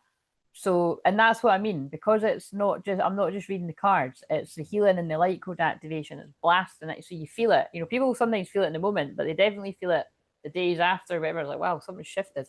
But that's what the challenge is about as well. So if you can imagine, if some of you have felt that from a wee message on here, or even in a big message in a session, that's it's going to be 5 days of that. So that's what I mean. That's why I don't work with people one to one, which isn't great for me because it's like I'm cutting off a whole week's worth of basically working week that I could have had clients, and then it's taking a risk because people might not buy stuff at the end of it. But it's I love it because when I've got the energy to do it, which is why it's very important that I rest. It's just I always get something out of it too, and I always have my own goal. And yeah, every time I've ran it, I've always got amazing results for myself too. Um, and so that's what I hold the intention for you guys and I getting involved too. And yeah, like I said, it's just fun. The group, you'll feel the group energy, but it's always a massive timeline shift. So what I was just wanting to say to you, Stola, is that with what it feels like you've been going through, and from what you said there as well, I feel that challenge would be good for you. And it's like I just want to stress to everyone, it's not like it's more about taking the baby steps in life. So, but it just happens that sometimes some people they happen to come on my radar or they were already following me, and it's just whatever it is I'm doing on that challenge, it is the right fit for them to take a big leap in their life. And what I say to everyone else is, don't feel the pressure to do that. It's actually, I've more seen the few times I've ran it, like I can tell when people are trying to be that, you know what I mean? And it's like just be genuine, be real, and be where you're at because it's really about building momentum. Like here's a good example, right? Like one of the times I've done it, I I don't like the word hate, but I hate running. Right, I fucking hate it. If I liked it, I would have been able to release this weight a lot faster. And I'm staring at a running machine. I've got a running machine in my living room. I've been on it before. I have been on it, but it's like I'm like, yeah, I'm gonna do it every day, and then I do it one day, and then I forget to do it. And I'm like, oh yeah, I forgot I was gonna do that. But the whole point was because I went from walking on the beach every day to not even really wanting to do that. I thought, well, at least I'd be fucking doing that, and I don't fucking do it. Do you know what I mean? So, well, maybe I'm about to go into your message, Brandy. But the point is one of the times like my goal was to get out a run because I'd been saying to myself for like 6 months or like I don't think I'd been a run in like 2 years or something before doing it. Now it's been that was years ago that I've done this. And it was like I can't remember what I'd done. I can't remember what I'd done, but it was like say like set your intention, whatever I say on the first day, because I'll channel it slightly different. It's kind of the same but different, and I'll do it in the moment, like whenever I film it. So if I film it, I'll film it on Thursday or Friday, and I'll just see what comes through, and they'll give me what it's going to be about. It's all very last minute, because again, I attract last minute people. I'm a last minute person. Annoys me sometimes, so but that's just the people with ADHD are really going to hear me on that one. You know what I mean? But which is a lot of people that follow me, because it's me too. But yeah, I got out that run and I was so fucking proud of myself. I'm just trying to think. I might have actually went a run twice. Like I got up at the crack of dawn and went like a run, and I was like, talk about miracles. And that's what I mean. Like I hold space for miracles, and miracles do happen. And then some of the other things that have happened, like people had amazing shifts in their business. Like there was people that were terrified to be seen. And then from the work that we'd done together and the challenge, they were, being seen. And then obviously being seen means you're getting more business. And, you know, and then there was other people manifested that there was one person cleared, I think it was 20K in debt. And she attributes that to the work that she done with me one-to-one. But like the thing is, it was the challenge. Like that's the thing that's really funny. The challenge is free. And there's so many people on my radar, some of which will flew the nest and they're doing other things, some of which still chat, some of which might watch but they don't chat anymore, whatever all the combination is. But there's so many people attribute how they got into, like, you know, a catalyst into either the work that they do now or their spiritual development to my free challenges. Like, true story. Like, it's like people love the paid work that we do, but that's how powerful it is if you actually do it. And it's because like I said, I'm obsessed with intention. Intention is everything, and my intention is really strong, right? And that's why I keep going on about the fasting. Like, you do have to have a really strong mind to be able to fast. You know what I mean? And that's why I was delighted when I done that 3-day one again, and I done it really easily. Like I would have knocked another 3-day one out of the park again had I not been going to the dentist tomorrow. I just didn't think it was going to be wise. You know, I thought that seems a bit dodgy, and I didn't want to be fainting or anything. Well, I didn't want to faint on the dentist, but I didn't want to faint on my mum. I don't think that's very fair. Like, because my mum has saw me faint before, and it's pretty scary. I mean, it is horrible if you've ever fainted. I've not fainted for years, but fuck, that's the kind of, you know, I'm going to have to watch after that, because if there's, yeah, they're normally quite good at what they do. I'm not getting a tooth out. I hate getting tooth out, but when I had to get a tooth out, actually, I was shitting myself. Like I had to basically, I basically ran out of there. Like I didn't realize I was getting it done that day. And I was like, no, I'm sorry, I can't do this. I don't care. I'm a hypnotherapist. I wasn't prepared for this. I've totally freaked out. It was quite funny how much I freaked out. And so, long story short, I couldn't do it that day. So, but what I done was, and this is what I mean about discipline. I thought, right, it was, to be fair, right, this is what I mean, when I know my shit, I know my shit, right? Like, they were in the wrong, because they know, like, you know what I mean, they're aware that I've got you know, dyslexia, dyspraxia, like my ADHD and everything. So anybody deserves warning. Oh, hey, you're not just coming to be seen over, we're going to take your tooth out today. Do you know what I mean? Like, that's quite a big thing.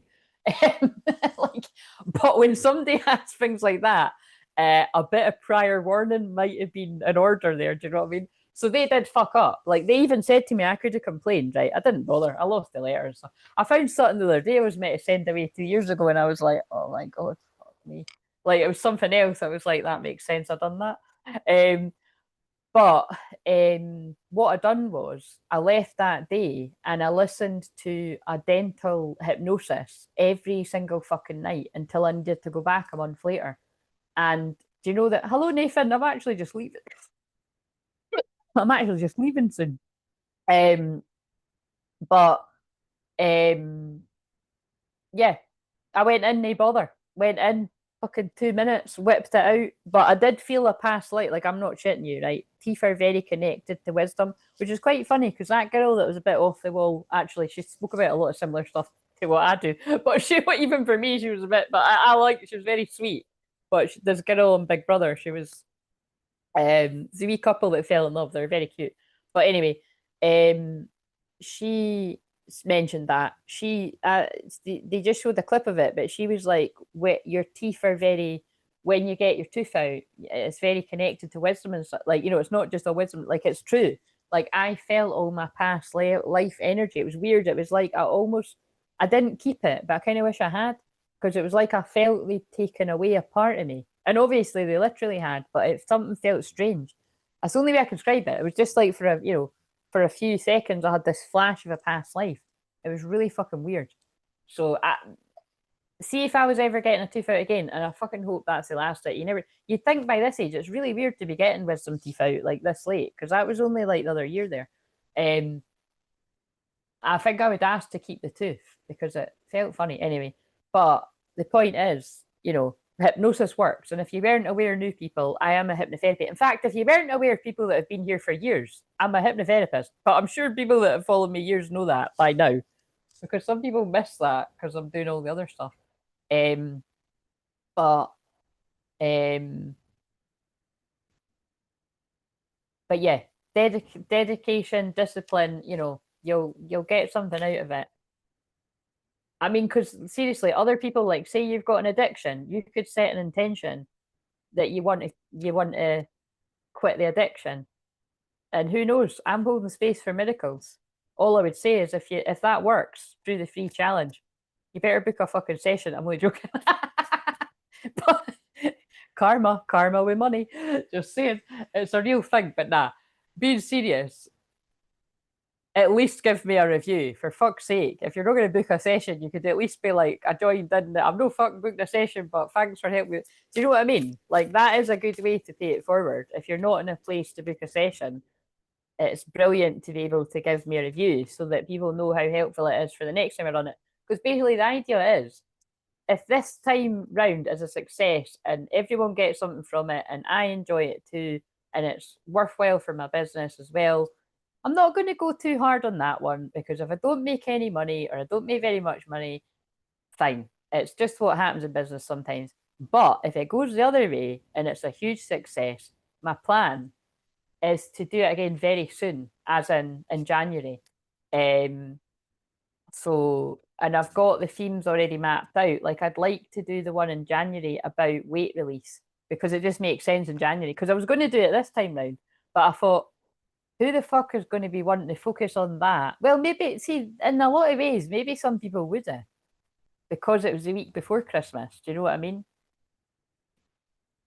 It still might come through when I channel it, by the way, like that. I don't know. But that's what I mean. You could. There's nothing to stop you. But I was more, I was going to do the sight gifts, and I was going to do the weight release. And I say weight release because you don't want to lose it, because then you'll find it again.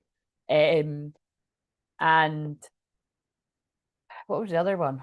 Oh yeah, and I think the other one that I'll do around February, if I'm going to do it like that, will be around specifically New Earth business and stuff, because Aquarius season is collaboration, community, all that kind of stuff. So, anyway, so thank you for your patience, Brandy. I was just talking about dedication earlier and persistence. Well, there you go. It's in the collective energy. Isn't it funny how the only teeth I've ever lost are wisdom teeth? Oh, interesting. Right, okay, so what have we got for Brandy?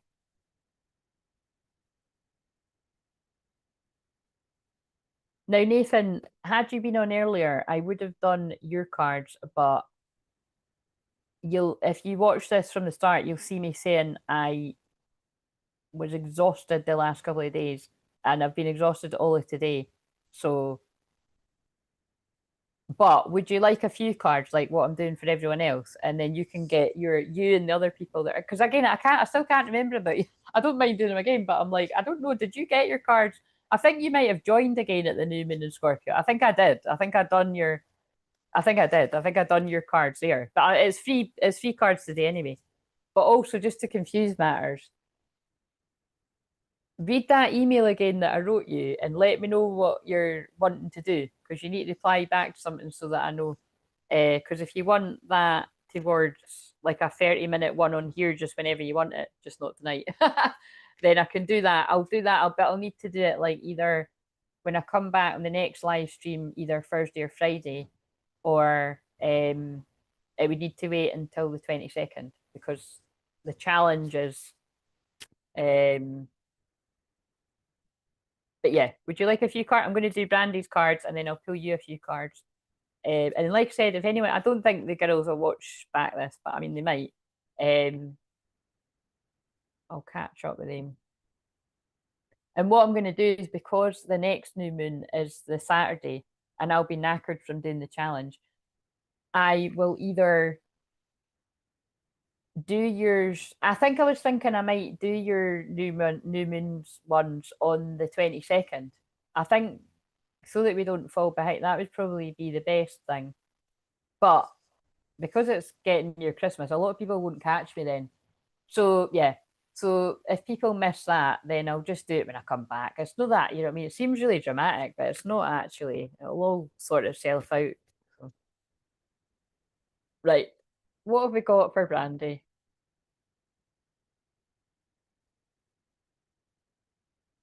Star Children. Oh, there's an elephant on that too. No veil, psychic, different, cosmic inspiration, light. I know exactly what that's about because an element of the challenge next week as well is going to be about our inner child, like I'd said. And this is just honouring the fact that you have always had that psychic energy around you, Brandy. Like, you know what I mean? It's being a Scorpio moon and the Aquarius part of you, but it's like, you know, you've always had that sense of being able to see through people. You know, I've actually spoke about this hours ago, whenever I started, hours ago at the start. I think, yeah, you might have caught me saying that, but unless that's when you were away eating. But yeah, there's just really honouring that about, you know, you've always been psychic and different and cosmic too, because that's a very Aquarius word. But yeah, like, you know, from a young child you were able to sense things like a lot of people, because I mean it's like that's what I was like too, but I'm going to attract a lot of other people that are like that. And we have guidance, inner compass, support, trust your guidance, and quite simply because of that, you know, yeah, we can take, you know, we can take guidance from other people, or like when people are doing stuff like this, you know, like channeling and stuff, but ultimately it's like that sharp intuition you've got never steers you wrong. And I do, you know, I do feel a lot of that as well. I just know, like, having a Scorpio moon, it's very much like, actually it's quite funny because the the energy was detective that came out at the start. So I think that might be when you were here. And that's, you know, I always say like that, like Scorpio placements anywhere, but Scorpio moon, because the moon is intuition and it is, the moon's very psychic anyway. And with Scorpio being a water sign, when the moon rules Scorpio, you know, when you've got a moon in Scorpio, it is, that's super psychic, you know. It's kind of super psychic, quite scary too. Like, you know what I mean? It's like you could tune into a lot that, you know, like I said, it's very similar to how I would describe like my Pluto and Scorpio too, or a Scorpio rising. I've got both, or the Scorpio sun. It's just, I do feel you can see the dark side a little bit, you know, or a big bit. I think you can see, you can feel that in people, and you trust it, you know. Um, Presence, pineal activation, let relax and let go. But they're saying to me as well, I feel a lot of that has come from, they're just telling me, explain it exactly how I explain it about me, right? People might think, oh yeah, like no one's ever going to be able to do that to me because I'm always like seeing shit, and it's not really quite like that. Every now and again, and I've actually tied it, like I've worked out astrologically.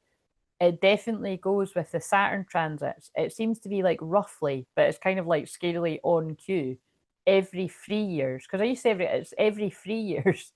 I tend to have something like that where there'll be somebody that slips through the net and I don't see through them, you know, and it's like just happens specifically to me. Um, but I always learn from it, you know, and it's like, wow, that was a really fucking big life lesson. And I feel it's something similar with you. I feel wherever you maybe have been fooled or tricked or hoodwinked by someone in whatever area of life, it's like you really take the learning on and you don't let it happen again. And you look out for other people. That's what I'm feeling. There's that light language card I was talking about. Universal language of oneness, of love. Listen with your heart. Yes, I really do feel, you know, whether you're aware of it or not, I feel there's huge active, like huge inner child activation, huge inner child healing going on for you, because now we've got rainbow child and we've already got star children. So I feel as well, you know, I know you've got a son. I don't know if that's your only child, but it's like I really do feel as well like I don't know if your child is like I know he's older, isn't he? Like quite in tune. Like I don't know what his sign is or that, but I feel he feels energy as well. Unstoppable new earth builder, multi-talented, miraculous alchemy. Yeah, so I'd be quite interested. I don't know what it was with whatever I said the whatever I said the last time, because like I said, I know that you know this, but it's not me. I was just passing the message and I can't remember what I said. But it's like, but like I said, I'm always grateful when people come back, but oh yeah, you know, it's the energy's moved or something. Like I feel this is this part of you awake, like this new earth energy is really awakening you very strongly, and it's going to keep getting stronger and stronger. Um, so yeah, quite exciting. So yikes! After 3 years, I'm becoming unblocked. Oh right.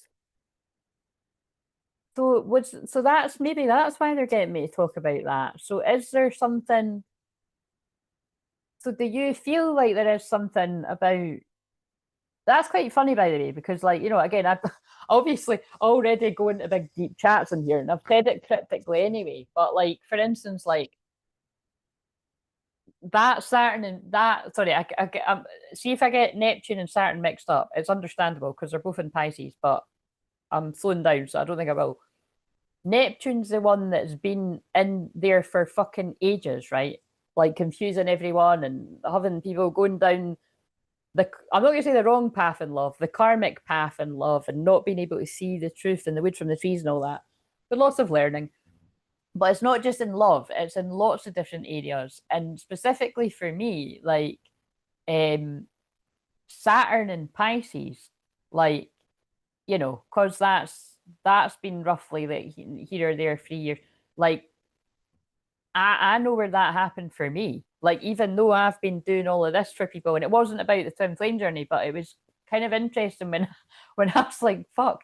Like it was like as soon as Saturn shifted into Aries, the bubble burst, and I was awake to some things that I just wasn't uh I was seeing it one way, and then once I seen it the other way, I couldn't go back to sleep in it. You know what I mean? So I don't know if I'd really call it a awakening, but it is. It always is in a way. It's like when you can't see through something, and then you can. It's like holy fuck. So do you mean it's that's what I mean about we're always awakening further and things are unfolding. And so I'm wondering, is that resonating for you? Like maybe there was something with you where you were the same. Like it was the Saturn transit. Like if you can pin it down to the last 3 years and you feel like you're, you know, because like I said, with that scenario I'm thinking of, I've been out of that energy. Um, Actually, it's a good 6, 7 months now, but they only done that to me earlier, so that I could channel about it and be a way sure for people to explain, like, look, you might be waking up to some things now and then you're going to go back to sleep in it and you could go down the karmic path again. Obviously, I was homing in on love for a lot of people and business and stuff, but then you're going to get dragged back when it goes direct. And then once it goes into Aries, you'll probably have the same realization again. And even though I was given the warning, some people will have still honestly got dragged back to the past, but I didn't. With something in my life, I didn't. As soon as I saw when Saturn went in Aries, I couldn't unsee and I couldn't go back. I couldn't go back to the old timeline. Um, I'm talking kind of cryptically here, but I kind of even feel Brandy might, if she tunes in hard enough, she might get what I'm saying. Lemurian egg, rest, reintegration of divine portals. So yeah, I really do feel there is a lot shifting in your life, like big time. I resonate. It's not even my reading. Yeah, you came at the right time, Nathan. I have two sons. One is estranged after I give him money. Oh, I'm so sorry to hear that. Um, I know I became blocked February 2022 and it's finally opened up. Oh, that's interesting. Hmm. So it does. That's isn't that see, I find that fascinating. That does make sense with the Saturn transit. Hmm. See, I just love this shit because, like I said, specifically when I looked at the, when I was just like, wait a minute, like I was working out in my head, and then when I googled it, this was years ago now, and I looked and I was like, and it was like, you know what I mean? Like when I was getting really close with my twin flame, Neptune was in Aquarius, and that's probably why that very galactic cards where we're both looking at each other, really, it just really connects to me, along with having the word sparkle and everything. But it was just because it was just really fun and playful and just like, you know, it was light-hearted. I don't know. It was just like amazing, you know. But that's the bubble phase. And then it was just all just fucking over. You know what I mean? And it's but apart from it being the twin flame journey, it was definitely to do with Neptune and Pisces. Do you know what I mean? Because it's like, and because I've got a pretty good idea, he's got some heavy Pisces going on there too. It's like it would have been even more confusing for him. Anyway, and then when one is only awakening now, like 15 years after your twin flame, that's kind of pretty rough. But that's not really how it is. Not really, because he's always known. But I think on a deeper level, it's I don't know. Maybe we'll find out from him one day. Well, at least maybe I will. But anyway, so that's quite interesting though that that's connecting. Right, okay, one more for you, and then I'm going to go on to Nathan. So, and anyone else speak now or forever hold your peace. And because I've actually done these three cards tonight, I'll no be in them. You know what I mean? Because people have started. Uh, Apart from I'll do the members cards, and I've always people can always I've always got the options to, but it's just I like to do this. Like I said, it used to just be a free for all the time. But as you grow and evolve, and well, basically, I start to value myself more and what I do. It's once a month, but that comes around pretty quick. You know what I mean? So, I think people, I don't know, I think people seem to value it more when it's like that. Now I don't know if you're familiar with this, Brandy, but there's not too many people that resonate with being like a Blu-ray. But I am a Blu-ray twin flame, and it wouldn't surprise me if you were actually. But you've got the card, so sometimes when this comes out, it's because I'm delivering the message, and it's just you needed to hear it from a Blu-ray. But sometimes it's you're that, so I'll let you decide whether you resonate with it or not. Oh, but look, Storm. It's quite funny. Again, it's not. This isn't. And it's quite funny because my thing is, there's so many synchronicities happening right now.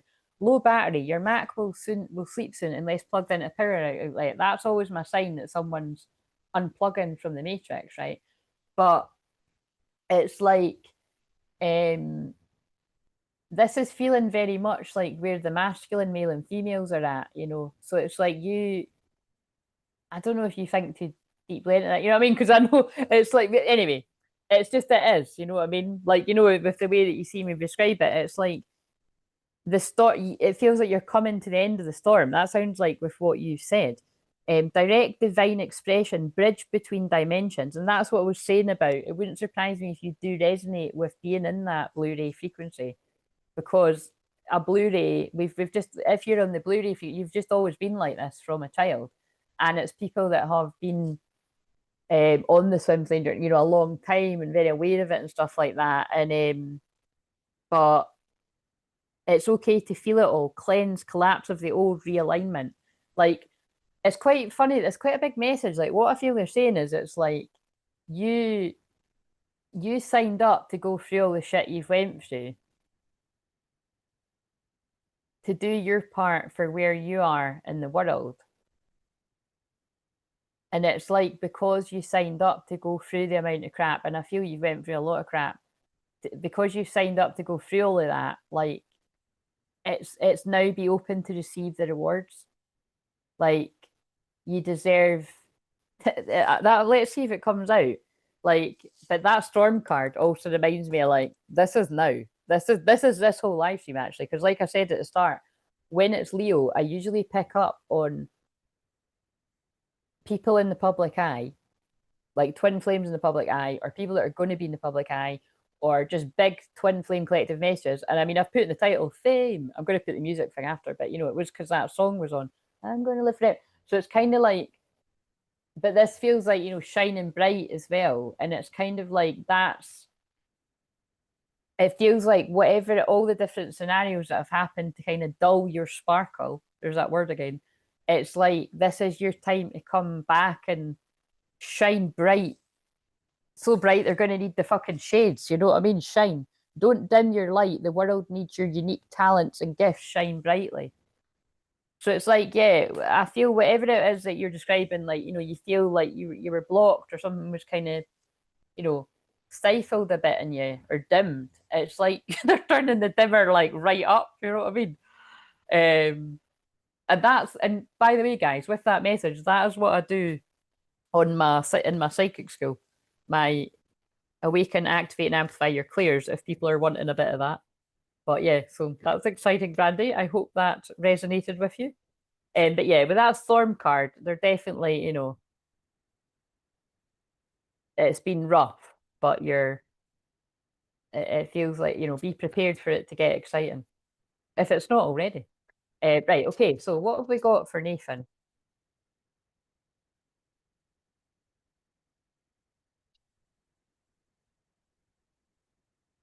And we'll get to do that Claire's Zoom yet, Nathan. I know you were the one of the ones that was up for it.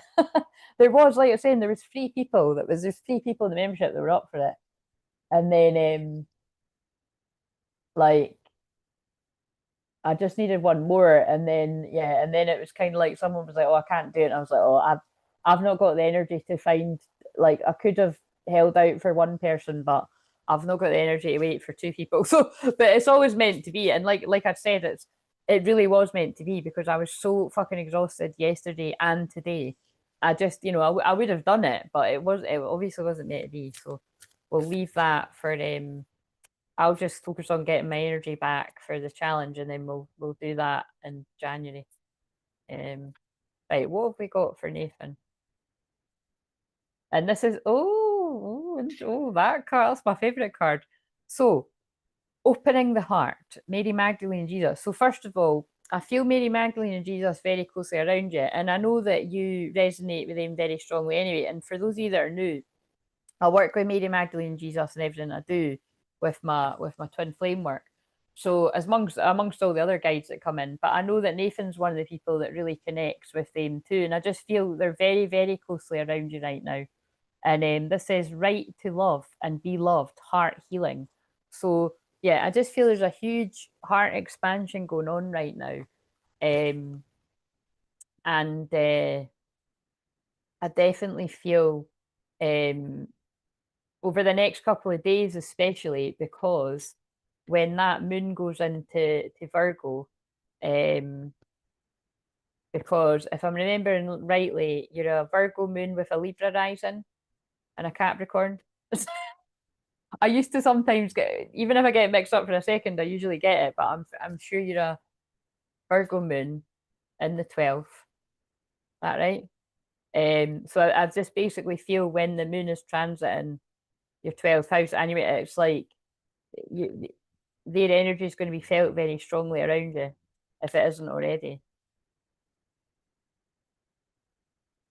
Yes, got that. Yeah. So, and the moon's about to go into Virgo. So library rising, leave that. I know. I like the sound of library rising more. The wisdom, there's no mistakes around here. The Akashic Records wisdom is rising in you. But yeah, so basically over the next couple of days, because the moon's about to go into Virgo. Wait a minute, actually. Might be now. It's tomorrow anyway. But a minute, let me check this battery. Yeah, now's the time to speak, people, if you want a card before I go, because it's going to. What was I looking for there? Yeah, so it's just after 1/4 past. Well, it's 7:19 in the morning UK time tomorrow. So whatever that time is for you guys. So Nathan's Hogmanay. He's New Year's Eve, so he's a Capricorn. Um, but and so is Tom. Tom and Nathan have got a twinning birthday. But yeah, Syrian emissaries, dream for the new earth, time for a magical life. Oh my god, boom, drop the mic, I love it. So Nathan knows this is how it works, but you know how that is literally what I just said to Brandy, because it's not me, they're just getting me to pull the cards that are the message. New Earth, New Earth. Both these cards mention New Earth, right? So it's like the Syrian guides are very close around you. And like, you know, because you're helping to bring in this heaven and earth, this new earth frequency as well. We all are together. You wouldn't have been led here. Or if you were led here, you wouldn't stay if it wasn't your vibe. You know what I mean? Like if you are feeling drawn to stay here, you're part of not just my soul family, you're part of our soul family. Because there's not everybody is waking up to the magic in life. Do you know what I'm saying? Some people are still very much stuck in the darkness, and you know what I mean. So, time for a magical life. But that is literally what I just said to Brandy. So it's the same for you, Nathan. It's like where things have been heavier and Oh my God, I think I just saw that Heaven on Earth card after saying that. We'll see if it comes out, but there is a Heaven on Earth card, and I think I just saw it. It's quite funny because the song that I don't know why it's on pause, but this, oh, it's because I took a picture of it. I'm still standing, and they've just pulled my out. Now I'm gonna, they've just, you know what I mean? You're still standing after everything you've went through. There's a theme in this tonight. Warriors. I think Light Warriors was appropriate to put in the title. Dolphin Baby.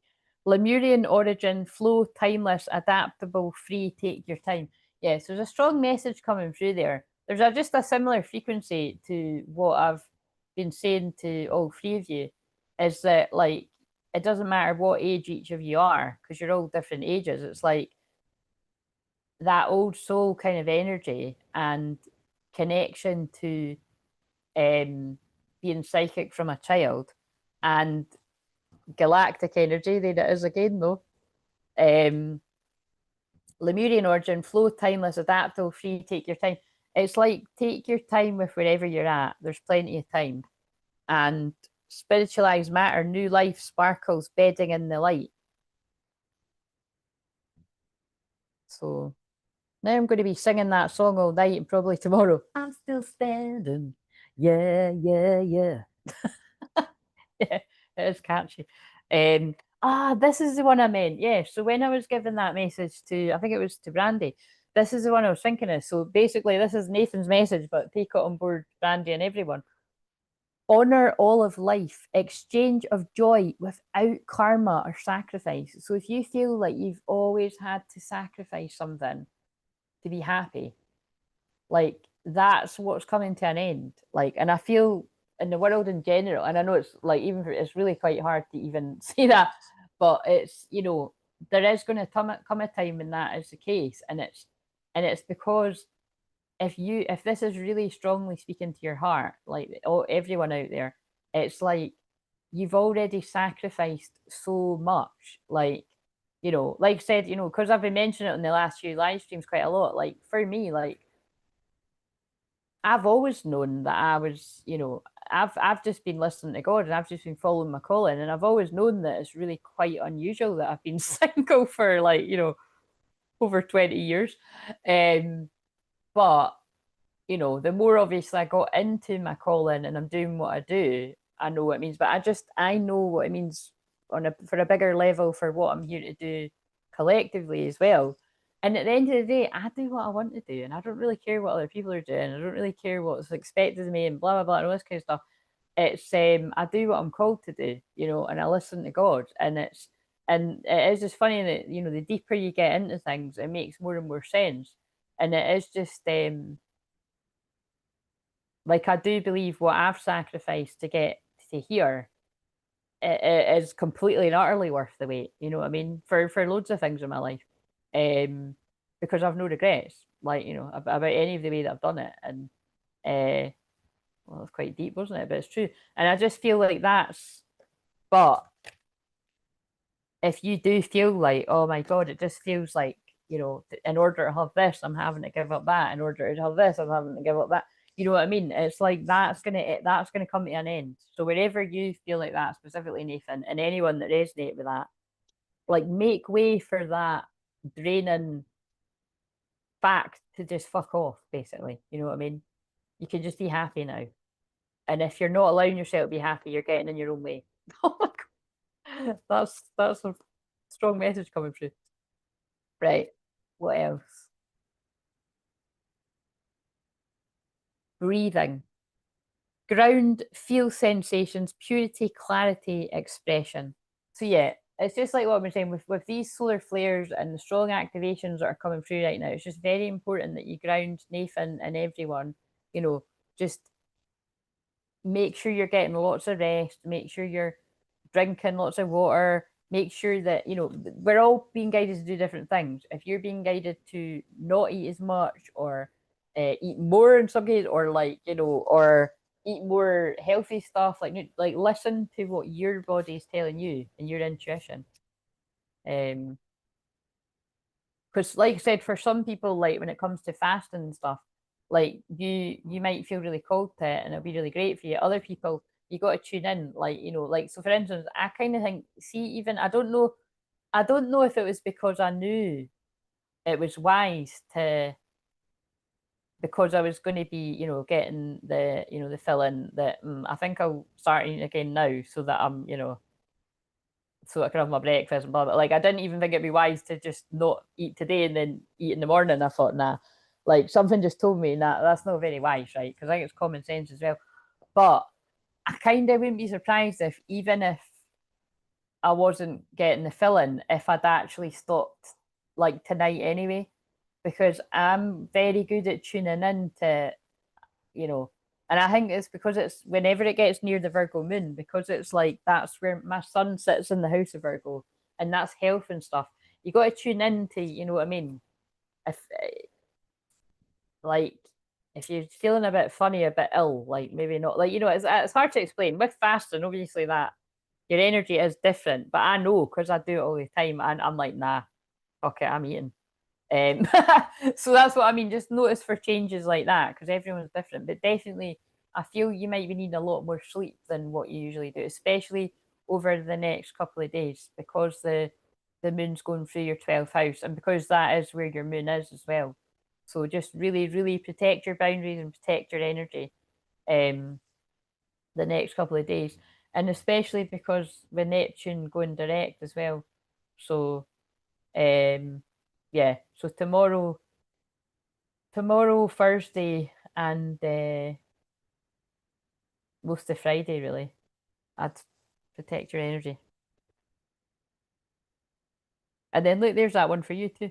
Spiritual mentoring, equality, stability, wisdom, experience, counsels. Like the elders are just coming through tonight for everyone. The elders. Right. And then they're just saying this is just going into for everyone now. The 12/12 portal is going to be a big shift.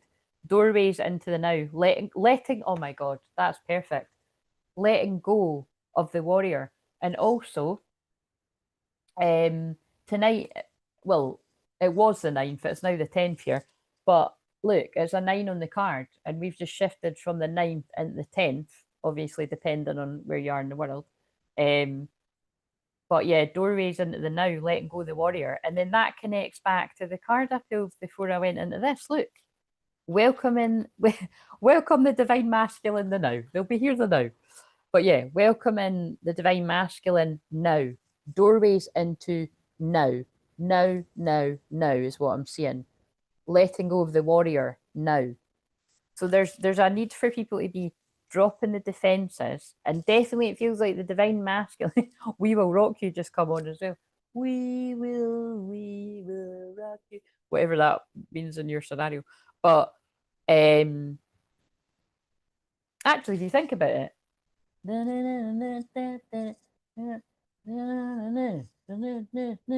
it's like we mean business, you know what I mean? We will.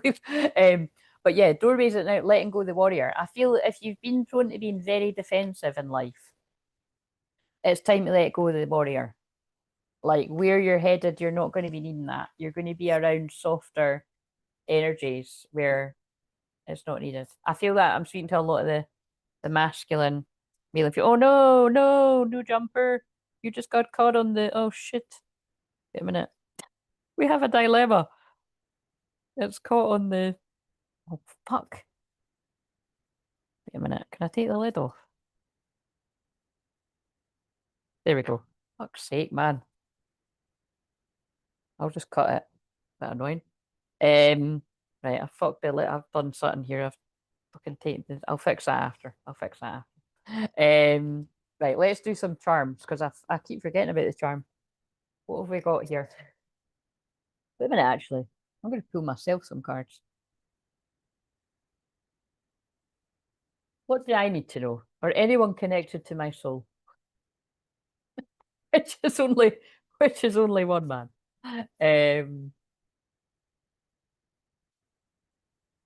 Observe. Oh God, it's that one. Loving eyes see all. Equanimity. See the truth. Step back. Okay. So I know where I'm saying the truth about things, but anyone else that might be for. But also the owl to me is about, well, wisdom obviously, but it's also being able to see what other people can't see, seeing in the dark. Cosmic heart source and seeing in the dark can be linked back to when I was saying about a sweat lodge. Like some people actually literally might be going to a shamanic sweat lodge, but like I'm taking it to be like if you're in the dark in your room, going through that kind of energy, like going through the darkness to find the answers. Like the hermit, cosmic heart source, source of all true home, just be heart connection. Inner child attunement, go within, listen, loving parenting. So there's definitely a lot of inner child healing, which never stops. But I feel in this case, because I'm reading my own cards, but however it might fit for not just my twin flame, anyone else that might resonate with this too. It's either that you're doing a lot of inner child healing, ancestral healing too, with the word in, but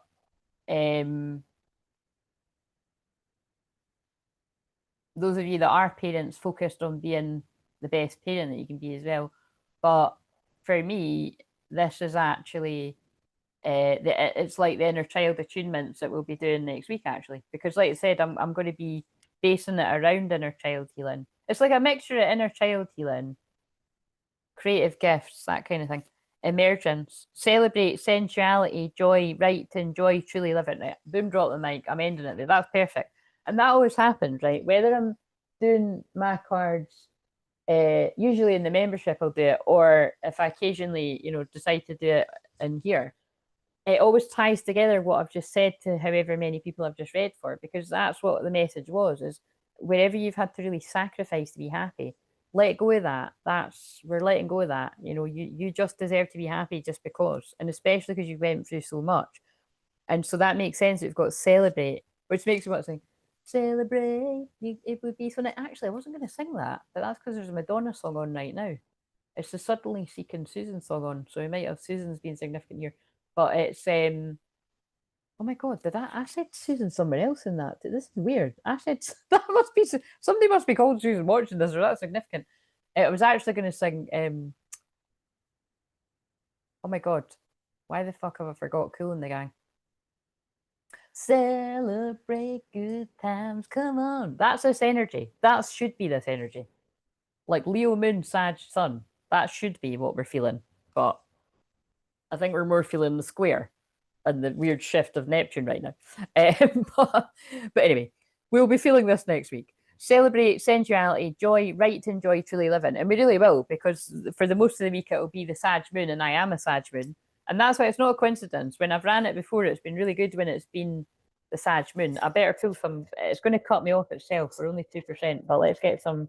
What have we got? I wouldn't be surprised if another owl comes up, or a few owls. We've got a coat hanger. If you've not treated yourself with some new clobber, get doing that. I'm wearing my new jumper. My Christmas presents were a lot of clothes, basically.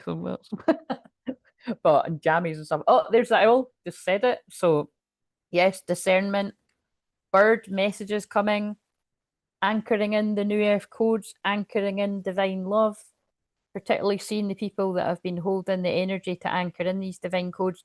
There's a shifty feminine around someday because it's a moon and it's a cat, and I always pair the two. If there's a shifty feminine, watch your back.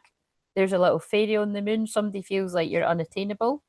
But their elephant, ancient wisdom is awakening. And I haven't been saying that when I've been saying about the elephant, but elephant is one of my medicines, my wee elephant ring that my mum bought me back from India. There's something about a beach being significant. There's a dinosaur, so some more ancient energy coming in there. Oh, wow, an eagle. So we're going to take that as like Phoenix rising energy that came through, or the eagle has landed, or you can see from a higher perspective. Seahorses mate for life, twin flame, true love, romantic love worth waiting for. The bee is about abundance. Claim your abundance, claim your birthright, claim your union. That came through in the collective. And really, I would say this is going to speak to a lot of people. If you're on your own, it's about falling in love with yourself, and that's attracting in your person. That goes for anyone, twin flame or not. But if you're on the twin flame journey, you've been on it for a long time, and you've been putting in the work, where it's divinely timed, there is physical unions going on, but let go of the timing. But the way that this all came through will come about at some point, and we'll just see when that is.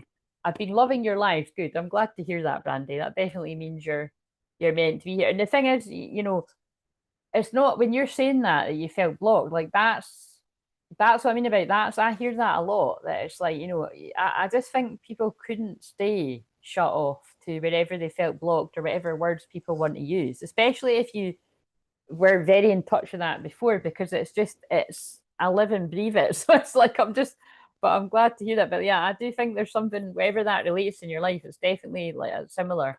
It's that's the Saturn transit. So it'll be interesting how much of a shift you feel when it fully moves back into Aries. Right. I just felt guided to pick these up. I don't know if you'll get to see it. 1%. I like to live on the edge. I've got Venus and Aries. Right. I'll see you either on Thursday or Friday. If people want to book a session, you can book a session for Thursday or Friday. And then that's the last ones for Christmas. Wisdom. All I truly need is within me. How perfect is that with the elder medicine elephant stuff and the owl stuff? And I barely ever use these cards. Freedom. There's the wild horse, that's the Sag moon coming, and that is the Sagittarius season that we're in, and all the Sag planets. Boundless freedom surges through me. All I truly need is within me. It's giving magician vibes. Let's see if I can get one last shuffle in. But thank you for joining me, and yeah, I'll see you whenever I'm next live. I'll put it in the community tab. And hope to see some of you on sessions. Past lovers reuniting. 6 of Cups. Also, it's got a child on it too, so a lot of inner child healing stuff again.